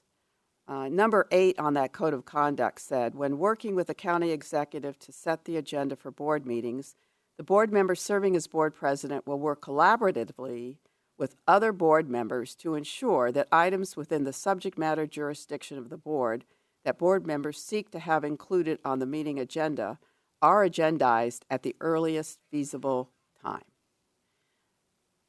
This language is different from the language in this memo, and actually what's different in the governance booklet. And that's actually the next item. This is no, I understand that, but the two speakers who just spoke, Michelle and Bruce, raised the same question. We are all equal amongst ourselves. The president and has the convening authority, runs the meetings, and should agendize things in a reasonable period of time. But the expectation is that it will be agendized in a timely fashion. So could you respond to that, John? Thank you. Yeah, I do agree that we would, in applying the kind of the board's, action here, if the agenda builder is adopted, we would be looking to kind of do these things in a holistic way. Specifically, again, if a study session, for example, is requested, I think that the expectation is that the president and this has been a longstanding practice of the board, is that the board president works with the county executive to agendize, to put together the agendas and to bring matters forward, in a reasonably expeditious way. So I think this would just be I think an application of that principle. I mean, I think that what I'm understanding is the primary point is that with respect to a study session, how quickly it can be brought may be driven by a number of factors, including the complexity of the item that might be the subject of the study session, the other items that are already listed on the agenda builder. But I don't think anything here is intended to take away from the concept that if a board member asks that something be agendized, that it would be agendized in the ordinary course as quickly as reasonably possible. And if there's an agreement that something should be scheduled for a study session, the board president would work with the county executive to bring it as quickly as reasonably possible, given the other board business that's already articulated on the agenda builder. So I don't see that one thing overriding the other. I do believe that the principle that's set forth in the Code of Conduct would continue to apply. Thank you. So, one of the things that I've thought about in bringing this to the board is, I look back to last year, and I'm not exactly sure how many study sessions we had, but it definitely wasn't every single month. Does that feel true? Correct? Right now, we are on pace for having a study session not only every single month, but based on, we could potentially have 2 every month if they keep coming in at this rate, which is fine. But I want to just share that there is no intention to not agendize. I'm just trying to pace out the topics in an appropriate way, and that's what this tool does. Supervisor Corzo, you are right. What the board has done in the past is we haven't done study sessions. What we've done is we've broken out and we've done subcommittees. And the subcommittees essentially would meet and they'd confer with the county executive. And then from there, what would then happen is that subcommittee would come back to the board on the item, would sponsor it, would make a recommendation. To me, the study sessions, there are a lot of study sessions. Now, I think, Supervisor Spear brought up a good point when we talk about the e-bikes. The e-bikes, to me, is a perfect example about how we should be doing business moving forward. You have an event, you have 2 supervisors, those 2 supervisors sponsor an item. Then what happens is everything's sort of baked. I guess you can use baked, but talked about, vetted through staff. Staff has issues, supervisors have issues. Then what we've done historically is then come back to the board and vote on the item. I will say my frustration, particularly this year, is the length of the meetings, the study sessions, part of the meeting. Either we don't get to it, we continue it to another meeting. I really think, and maybe not this time, but we really have to look at this subcommittee model that I was under, that we had used with Supervisor Slocum, Pine, Horsley, as an effective tool. And I think you could get to the same place. And so I'm not a big fan of these study sessions per se. I'm a big fan of empowering a subcommittee to really work extraordinarily hard with staff to come back to the board with a better product. An example of that, very simply, Measure K. That's a simple example, but a lot of the things that are determined through Measure K are done through the subcommittee in great detail and then brought to the board. So the study session, I think there's a better way. I think the subcommittee format has proven to work better for me as a board member. And those are my thoughts, Madam Chair. Thank you. I appreciate that. Supervisor Gaucher? I hear you. I appreciate that, but the study session works for me. What happens when you go into committee, those two committee members are speaking and the others are not involved. And so you're leaving people out of the conversation. Well, I do agree our meetings are long. Maybe when we do a study session, it's on a different date because we are running up against time on our meetings, trying to figure out where we can put them. In light of what's happening with the federal government, I think that's why we're seeing more and more study sessions because we have more to talk about and there's more coming at us.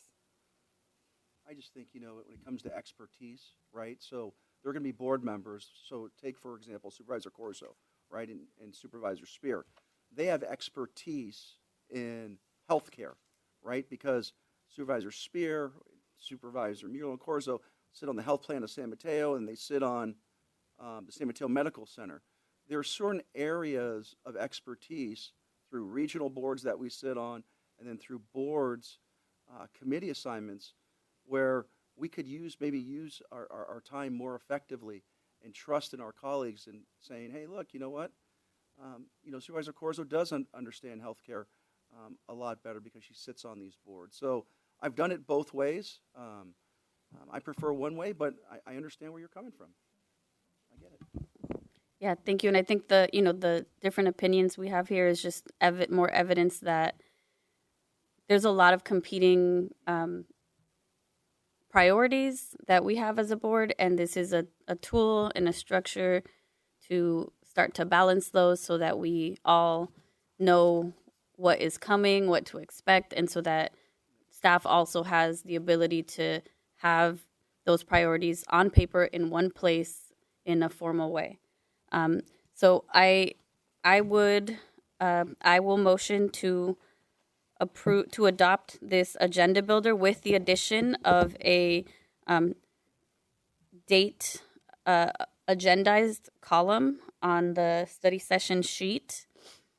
And I'll take a second. Second. Thank you, Supervisor Gaucher. Roll call. Supervisor Spear?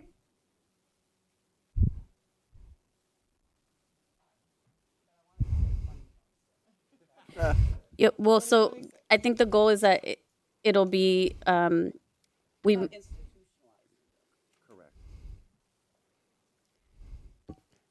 Am I understand the motion then, or the understanding would be that this is a direction to use for the calendar year 2026, the agenda builder and study session? Well, so the way that the reason it says 2026 through 2027 is because it's always a year forward facing. So this was meant to be, we're adopting it in February. It would be updated to be February 2026 to February 2027 so that we're always looking a year ahead. Let me ask you, does it make sense because next year there's going to be a change for the board presidency, right? Is this only for a year, or are you saying for it to continue thereafter? I think that the structure is needed long term. Happy to do it for this year, but I do think it would be a tool that will serve staff long term and Vice President Mueller when he becomes president. I'll be honest with you, I could support the year. I don't know if I could support the 2 years. I could support years moving onward. So when we reevaluate it when he's president,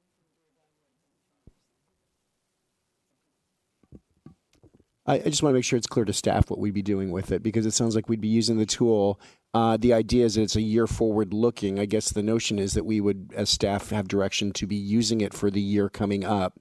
Now, I think that the notion would be that it would continue to be populated, but if the board decides in January of 2027 that they don't want to use the tool anymore, they can certainly give us that direction. But that still puts you in 2027. So that is right. We'd be populating it into 2027, recognizing we could stop using the tool altogether in 2027 if we got that direction. But the idea is that we would continue to use the tool as it is designed, which is to say that we would see things populated into 2027 as those things came out of conversations. Yes, so I'm proposing that this be adopted, and if the board at a future date wants to, unadopt it or end the practice of using it, that's a decision for the future. And it is difficult. Supervisor Mueller is not here to weigh in on this as the incoming president for 2027, but he had a family situation he had to tend to. So that's what my motion is, and yeah. Are you suggesting that this is going to be a permanent process, or is this a process for this year under your leadership? I'm proposing that it is adopted as a tool ongoing.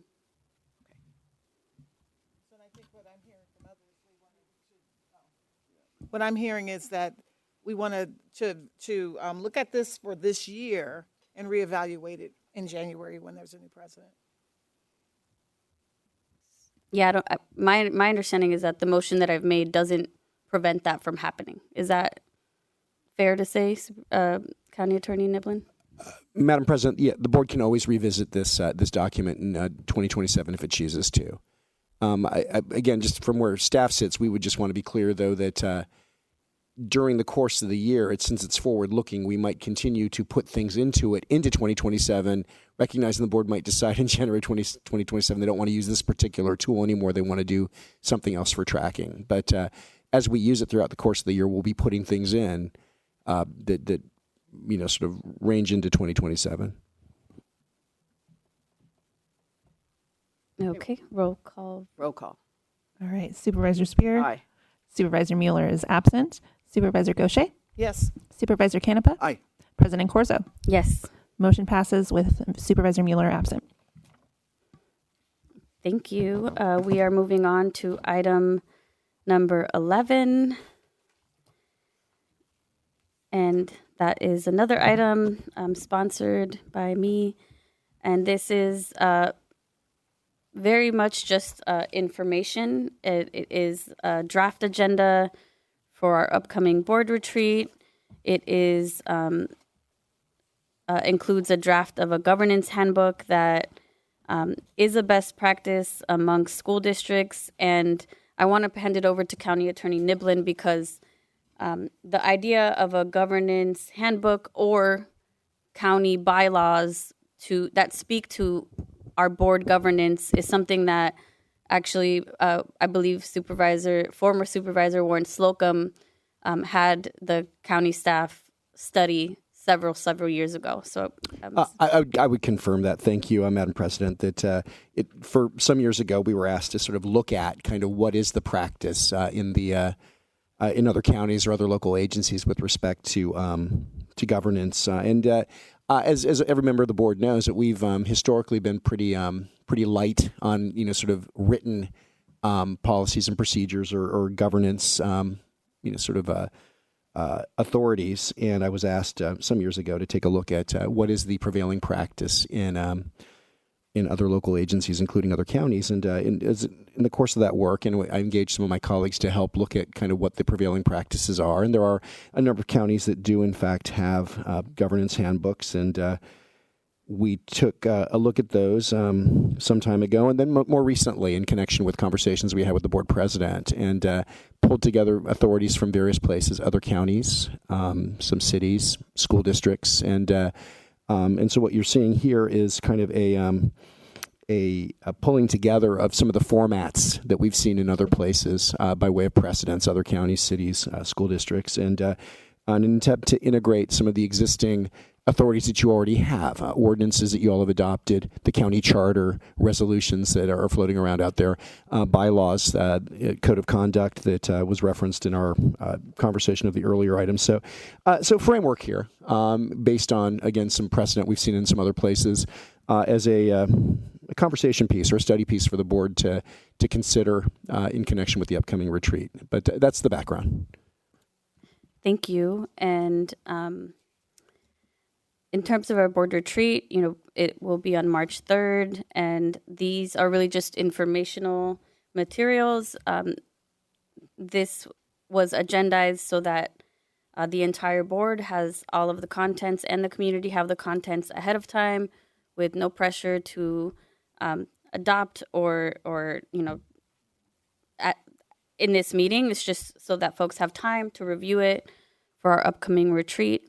And I also wanted to share that we do have a board retreat facilitator. Her name is Aisha Pamaku, and I believe she has already reached out to each of your chiefs to schedule a one-on-one, which is the practice that this board has taken in terms of preparing for our board retreats. And part of her work was including a user manual for us to discuss, our governance styles and to improve collaboration between us as a board. I'm also really excited to share that for the first time, we will have a graphic recorder at our board retreat that will capture our discussion visually. And I know County Executive Calgi is excited about that because we do think that a graphic recorder would also be very helpful in terms of discussing our VLF issues and really bringing that to a more tangible, easy to understand level. And so with that, I believe Aisha is on the call, and I'd like to introduce her and ask her to say a few words. Oh, also Aisha is one of our commissioners on the Commission on the Status of Women. Hi, everybody. Can you hear me okay? Yes. Fabulous. Thank you so much for that introduction. And it's really great to be able to chat with you all today. And I'm really honored to be able to facilitate the retreat. Just as a little bit about me, I'm born and raised in the Bay Area, and I'm raising my own family now in South San Francisco. As President Corzo mentioned, I am very proud and pleased to be a member of the Commission on the Status of Women, and loved seeing the community come together through that body. I'm a lawyer by training. I've spent my career helping community leaders come together to help shape policy and practice good governance. So I'm really looking forward to the retreat as a chance for you all to continue to get to know each other as incredible leaders and set priorities for the coming year. And really, a retreat is such an incredible opportunity for any group of people to be able to get outside their regular routine and do great work together and vision the future and enhance your collaboration. So again, I'm really honored to be part of this and very pleased to be introducing myself. Thank you, Aisha. With that, I will bring it back to the board for questions or comments. Through the chair, can we confirm the location? I see on this draft agenda, it says Curiosity, but I think on the actual meeting invite, it's the event center. Have we confirmed where it's located? Yes, it's at Curiosity. Okay. So we'll make sure that is updated in the meeting. Madam President, who is going to be the economist who's going to be speaking? I'm sorry, Robert, what's his name? Robert Eiler. And is he from Sonoma State? Could you tell us a little bit about him?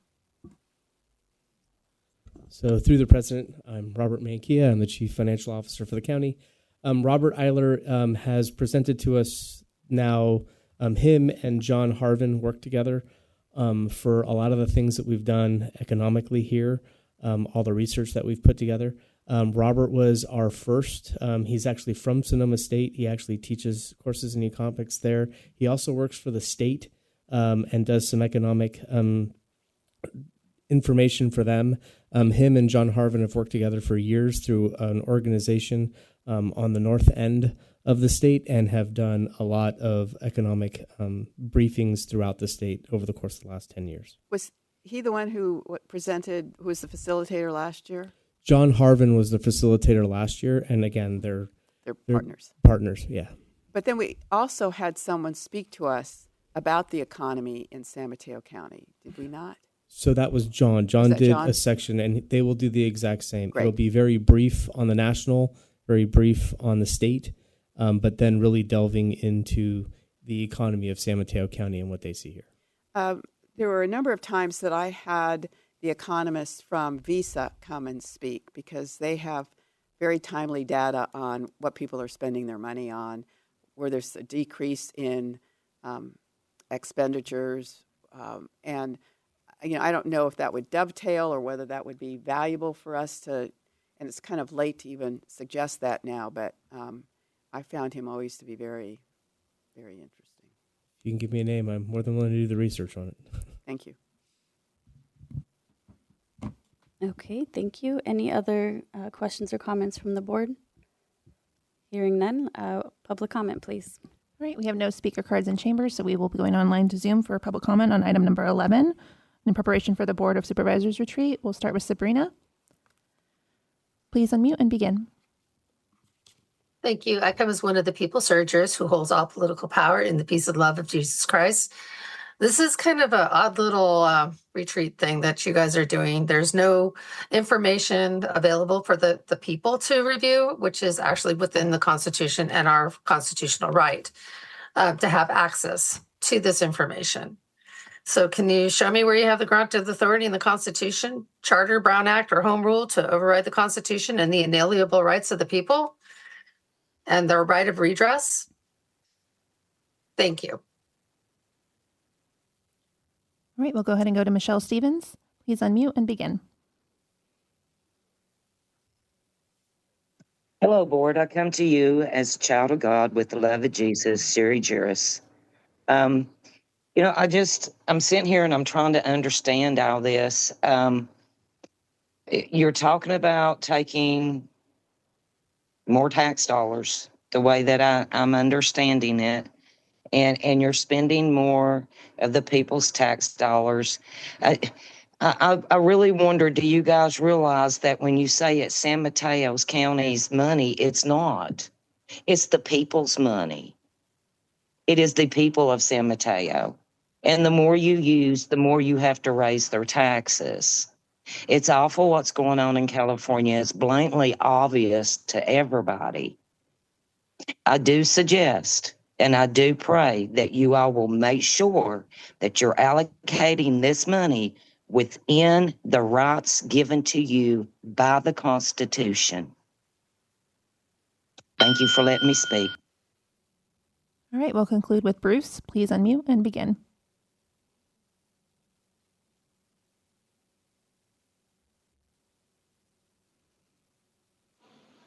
Okay.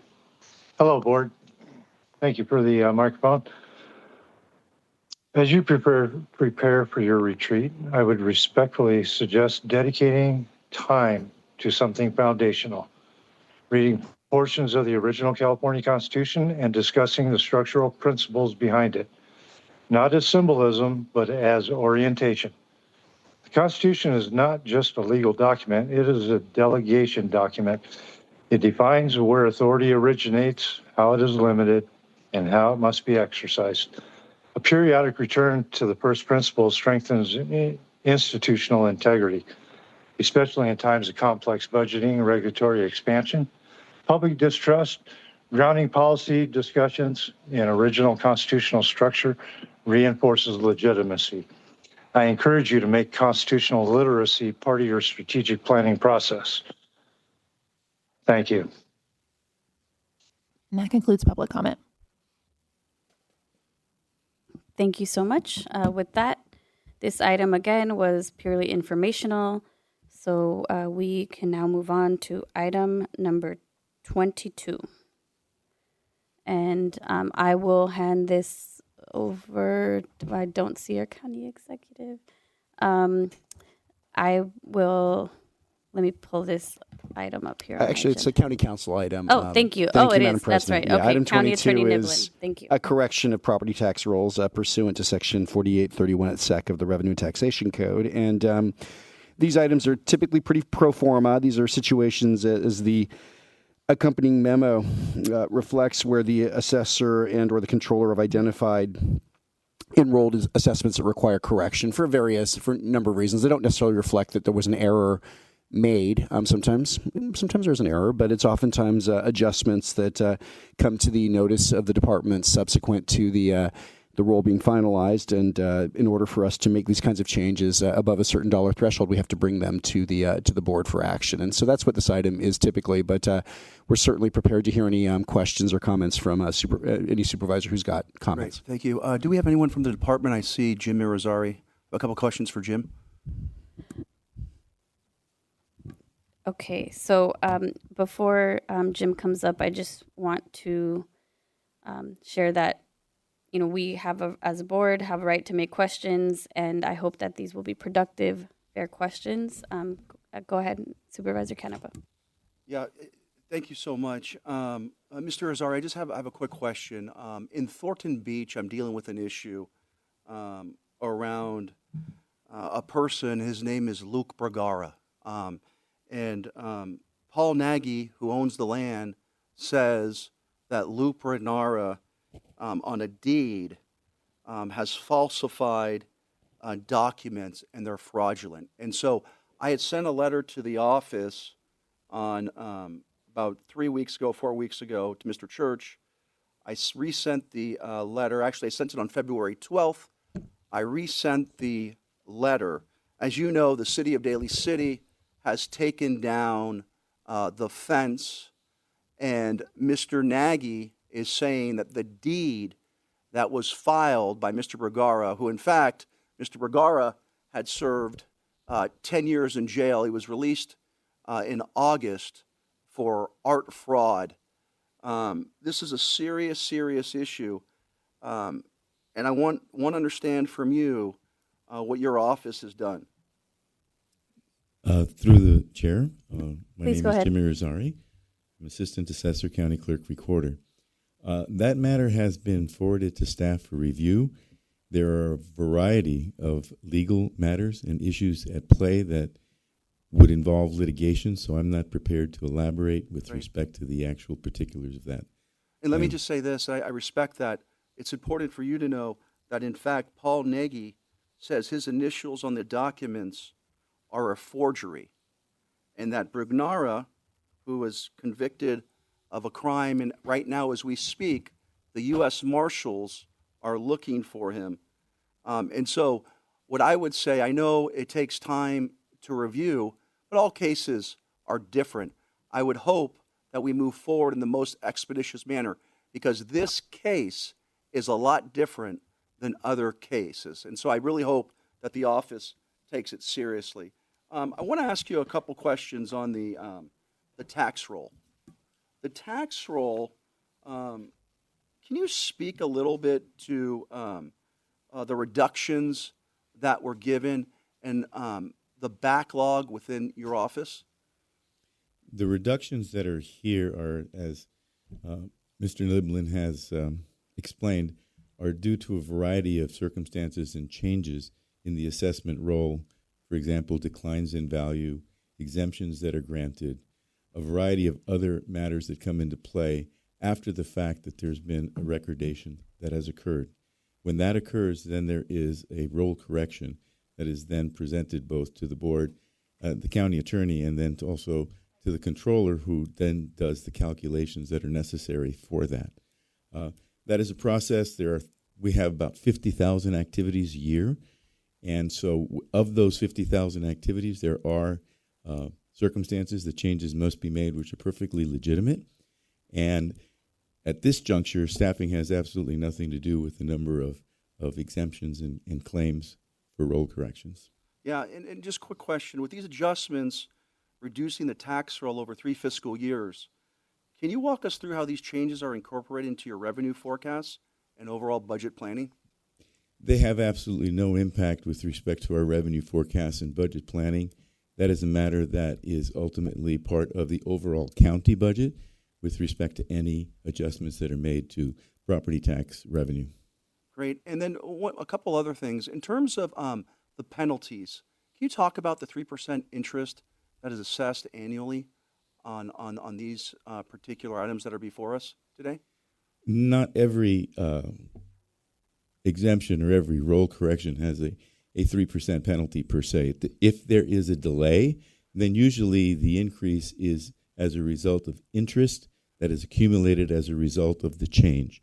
For example, we have a property in Daly City, the Dugan property up there, where the initial request was basically at a reduction to the existing value due to the fact that there was a easement that was recorded by the city of Daly City that literally impacted the use of that property and restricted it. That coming to light, which was provided to us later, was then looked at and we made an adjustment accordingly. At that point in time, there would be an adjustment, and any interest that would be paid would then have that assessment, that interest amount calculated. All right, and one last final question. In terms of the role, my understanding is the role is 2 years behind. Is that true or is that not true? Because what I'm hearing from others is that the role is behind. Can you speak to that? The role is not behind.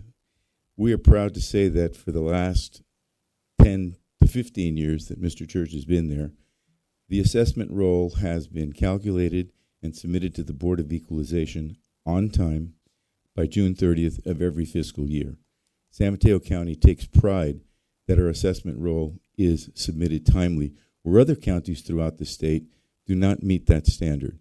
So our assessment role has not been delayed. So we had, and I'll conclude with this, we had SEIU come before us today in public comment and talk about the backlog being 10,000. I'm going to jump in here as the president. I respect your question. I just want to name that this does feel inappropriate. And we heard public comment from SEIU. I didn't hear any individual named. There were valid questions, but I want to make it clear that this is feeling very inappropriate right now. No, and I appreciate and that. so your questions, many of which are valid, have been answered. I'm not. If you have Madam Chair, I would just ask that when I was chair, I respect. I gave respect to my colleagues and deference. you are being given respect, you have asked questions. So if you could please wrap up. Yeah, thank you. Thank you very much, Madam Chair. The SEIU letter also concludes that there's a vacancy of 30%. Is that correct? I do not know the exact percentage. That could be in the ballpark. Right now, we are filling 10 positions, so it will dramatically lower that vacancy rate to basically the county average. Got it. So I'll take it. It's 20% or 30%? In that area, Okay, yes. thank you so much. Thank you, Madam Chair. Supervisor Spear. Thank you. First, to the issue that Supervisor Canepa raised, if in fact it's a fraudulent deed, then that should be dealt with through the courts. I don't believe that's a responsibility of the tax assessor to make that determination. So the question to him does not appear to be appropriate. Well, it's the recording of the deeds. Well, but the deed is recorded. Please let her ask her questions. And It is not as of yet. so if someone believes that deed was improperly recorded, then they go to court to have a finding made that deed was fraudulent. I don't think the assessor is in a position to determine that a deed is fraudulent. That's where we disagree. I look at it fundamentally different. I think, in particular, the office could look at this in light of the situation, and then based on that, make a judgment. I think that would be absolutely inappropriate. It would fly in the face of due process. It could put the county in a position of being sued. So, separately, let me just ask this of you, Mr. Rosari. The SEIU was here today. It appears that it was done for purposes that would reflect on the fact that both you and Mr. Canepa are running against each other for the top job in the tax assessor, elections, recorder. It goes on in terms of it's almost like the national security advisor. In any case, Could you tell us what your office, Mr. Church being the lead there, has been provided in terms of recognition for the work that you've done? It'd be my pleasure, Madam Supervisor. First of all, our department has received 26 national, local, and state awards, both for our technology and also for many of our elections programs and outreach programs. We're very proud to be a leader in the state of California in being the first county in the state to conduct an all-mail ballot election leading to the California Voters' Choice Act. We were also the first county in the state to move our assessment roll management system to the cloud, deploying that technology, which other counties now are following. Our GIS system, which we also revamped completely from the bottom up and is now the foundation also of the county ISD and the county GIS system with a whole new assessor's parcel layer. That won an international award for the county, given the great work that our employees have done in putting that together.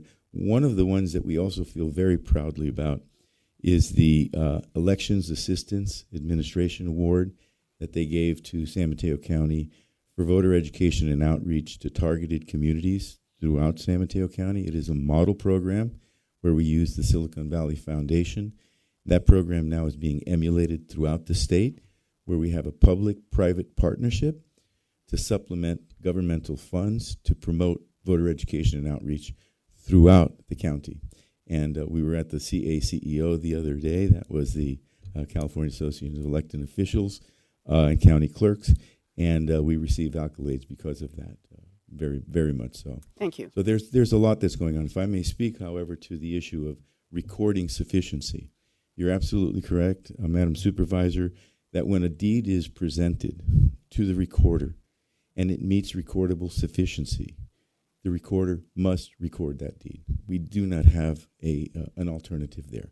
However, if we do suspect fraud, we work very closely with the district attorney's office, who also has a program that's to prevent that fraud that could be occurring, and they immediately get on that. And over the last year or so, we have had 15 convictions as a result of that because of the work and the cooperation that's occurred between the recorder's office and also the district attorney's office.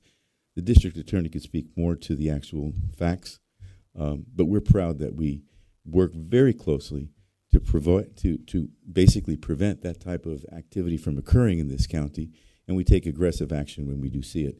But in terms of recording sufficiency, if a deed meets recording sufficiency, we must record it according to the law. So now that there's been some question raised as to the validity of that deed, you will do what?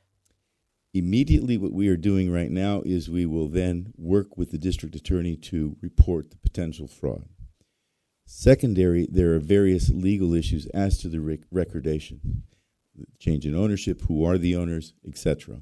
Our staff is looking at that. I met, interestingly enough, with staff today regarding that, and there are a plethora of legal matters that are in play that we must be careful on any position that we take.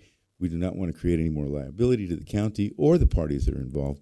So I have been advised to basically make no comment on those particular activities right now. Thank you. You're welcome. Thank you. Supervisor Gaucher, do you have any? Okay, I actually have some questions as well. I just want to, name why I jumped in a minute ago earlier. And I want to clarify for the public that typically when we have an item on the consent agenda, the department head or the elected official that is in charge of that department is not present at these meetings. And when this was pulled, I want to thank you for making sure that you were coming over here, making sure that you're here present to answer these questions. I'm really, I want to apologize as president of this board for this situation that you find yourself in, but I want to commend you for answering those questions very transparently, very clearly. I think it shows your expertise. But Supervisor Spear did name something, and thank you, Supervisor Spear, for doing that. There is there's an election that's coming up, and I just want to name that my discomfort is really about the power imbalance in this situation. You are not an elected official at the moment, Mr. Irizarry, and I don't think it's appropriate for our board to have a member questioning you in this way unexpectedly. This is not a town hall. This is not a candidate debate, and it should not. This is not the space for that. There is another space for that is off of county property, not during county time. And so I wanted to name what my discomfort was. And I want to thank you for being here. And unless there are other comments, I really think we need to just kind of end this here because we're in murky territory no, I don't here. think so I want the public to know a couple things. That President Corzo, with all due respect, I didn't ask any questions about Mr. Irizarry's election, but President Corzo has endorsed Mr. Irizarry, so you could sort of wonder how the conversation is being driven, as well as Supervisor Spear. And the reason I'm putting that on the record, I do feel as you are a president, you shutting me down, I think is totally unprofessional. I've never done that to you or in a Board of Supervisors meeting. I would just ask you, and I hope this retreat you're able to respect me, because I feel that you don't respect me and you're disrespectful. Thank you.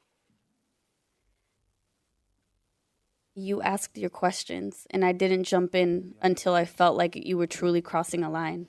And so we can have differing opinions there. I'm not going to debate with you. I have said what I said, and I stand by it. Supervisor Gaucher? No, I was just going to say the same. I mean, I respect my colleagues. This does feel uncomfortable since you're both running against each other at this point. And I think there are times, I think we talked at one point on this board that if we have questions about an item, we should go to you before we get into the meeting as well. So when we have some of these questions, let's try to redirect those and meet individually before we're on the dais to bring up things to get most of our questions answered ahead of time.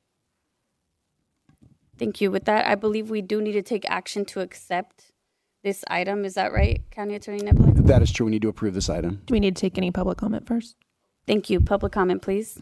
All right, we have no speaker cards in person, so we will be going to Zoom for item number 22 for public comment. Please raise your hand at this time. We'll begin with Sabrina. Please unmute and begin. Thank you. I come as one of the people, Surrey jurors, who holds all political power and come into the peace and love of Jesus Christ. I did not catch the speaker's title. I'd appreciate if you would let me know what his job position is. I have to say this has been the most transparent discussion that I have actually seen you guys do at a board meeting. This is what our forefathers used to do. That's actually study history, but I have the impression that most of you don't. There is a conflict of interest when you guys are arguing. The law does not care about your feelings. The law is the law, and you must follow the constitutions. Now, you may not like what somebody says, but it's protected by free speech, just like the people's right of free speech.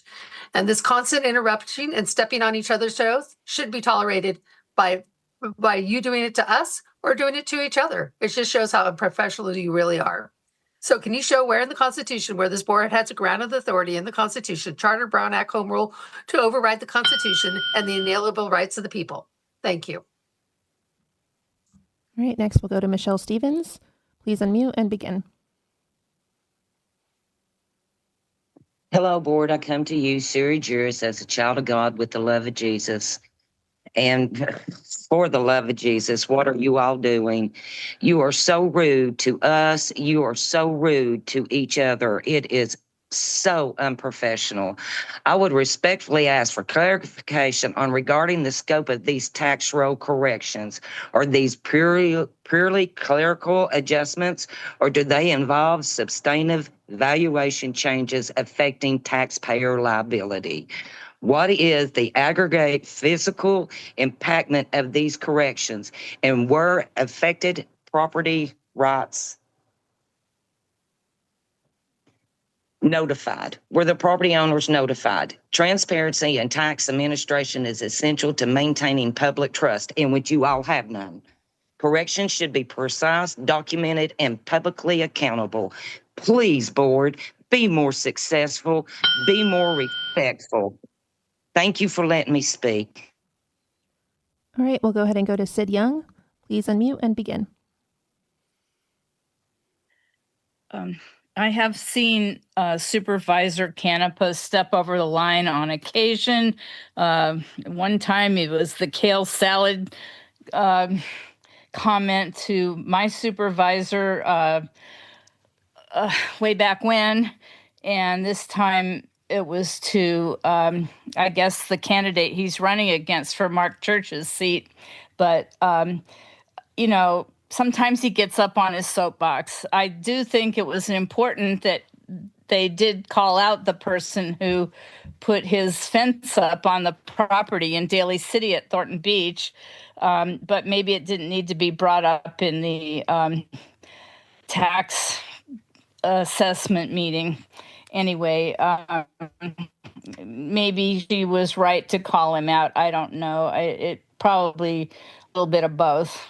So sorry about that. I'm just weighing in, but try to keep it palatable. Thank you. All right, and our final comment will be from Bruce. Please unmute and begin. Thank you, Board. I come as one of the people, sui juris, and I'd like to briefly address item 22 regarding corrections to identified tax rolls. Tax rolls are not minor administrative documents. They form the legal basis for property taxation and public revenue collection. My question is, what controls are in place to ensure these corrections are strictly clerical and not discretionary re-evaluations? If any correction alters assessed value or tax liability, were affected property owners formally notified and provided due process? Additionally, what is the total fiscal impact of these corrections on county revenue? Accuracy in taxation is foundational to public trust. Corrections must be narrow, transparent, and fully documented. Thank you for your time. And that concludes public comment. Okay, thank you. Bringing it back to the board. I believe we do need a motion on this item, so I'm happy to take a motion now. So moved. For second. That was a tie. There we go. Second. Okay, Supervisor Spear and Supervisor Gaucher with the second. Roll call vote, please. Supervisor Spear? Aye. Supervisor Mueller is absent. Supervisor Gaucher? Yes. Supervisor Canepa? Aye. President Corzo? Yes. Motion passes with Supervisor Mueller absent. Thank you. We are now on our final item, item number 9. And I will have Director Ann Stillman come back to the podium to bring us back to this item. Thank you.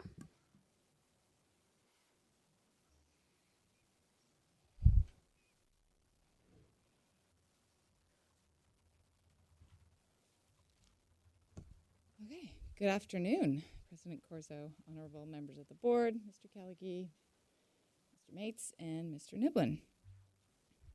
I am back to present to you after this morning's presentation and work to respond to the questions. So I have had a few hours to gather information to respond to your questions. And certainly while we have learned a lot, there may be more details that I may not have answers to. We have worked with SBay Construction Incorporated on many projects over the years, both job order contract work and competitively bid work. And our experience has been that change orders have been relatively low comparatively, and our general impression of this contractor has been very positive. We have confirmed that our project will be performed almost exclusively by union labor. As an example, all carpentry scope, including framing, acoustic ceiling, and casework, are all being performed by union labor, which means that the workers are union represented and will receive all the same benefits as union workers. This is at the subcontractor level, and what it means is there are many union workers lined up for a year-long project.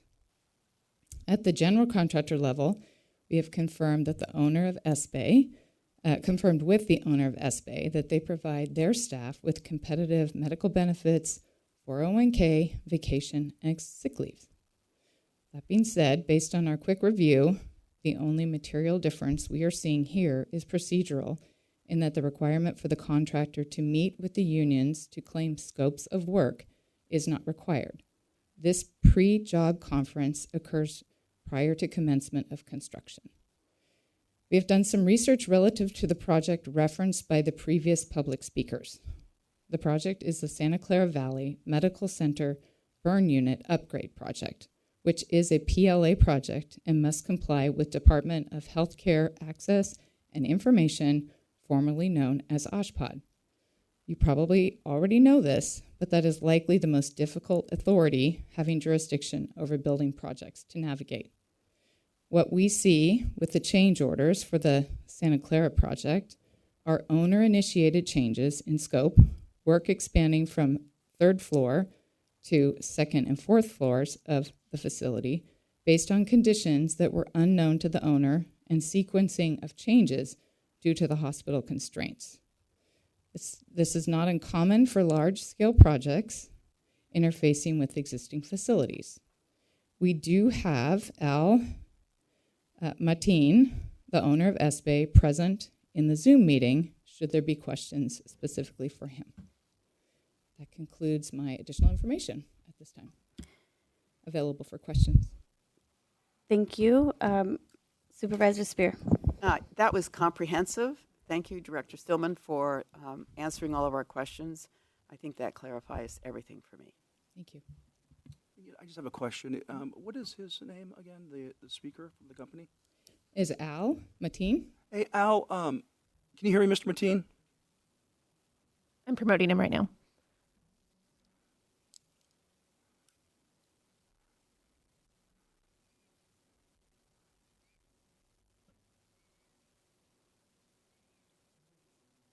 Can we unmute him? Al? Hello. Hi, Mr. Hello. Mateen. How are you?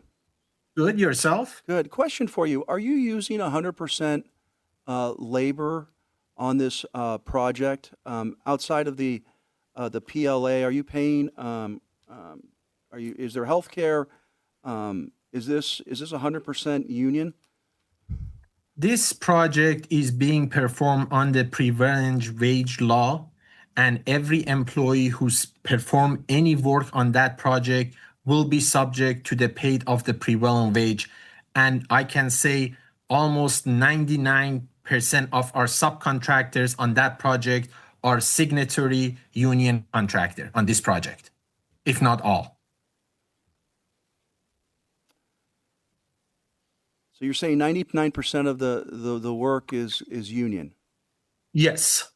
I'm not saying the percentage of the work. Most we have 1, 2, 3, 4, 5, 6, 7, 8, 9, 10, 11, 12, 13 subcontractor that are performing this work. We have confirmed 12 of them are signatory contractor. We are yet to confirm one additional one. But all the scope of work for the, basically as the director mentioned, for carpentry work are signatory to the carpenter union. What trade is not signatory? I'm not sure at this time. I'm waiting to confirm one more trade to see if they are union or non-union. For now, we have confirmed most of the carpentry work, labor work, mechanical sheet metal work, plumbing work, glazing work. All those are union. I'm waiting to confirm the electrical scope of work. Okay. Madam President, I'm prepared to move the item. Thank you. Is there a second? Second. Okay, Supervisor Gaucher with the second. Roll call vote, please. Supervisor Spear? Aye. Supervisor Mueller is absent. Supervisor Gaucher? Yes. Supervisor Canepa? Yes. President Corzo? Yes. Motion passes with Supervisor Mueller absent. Okay, and with that, we are adjourned at 2:51 p.m. Thank you, everyone. Thank you.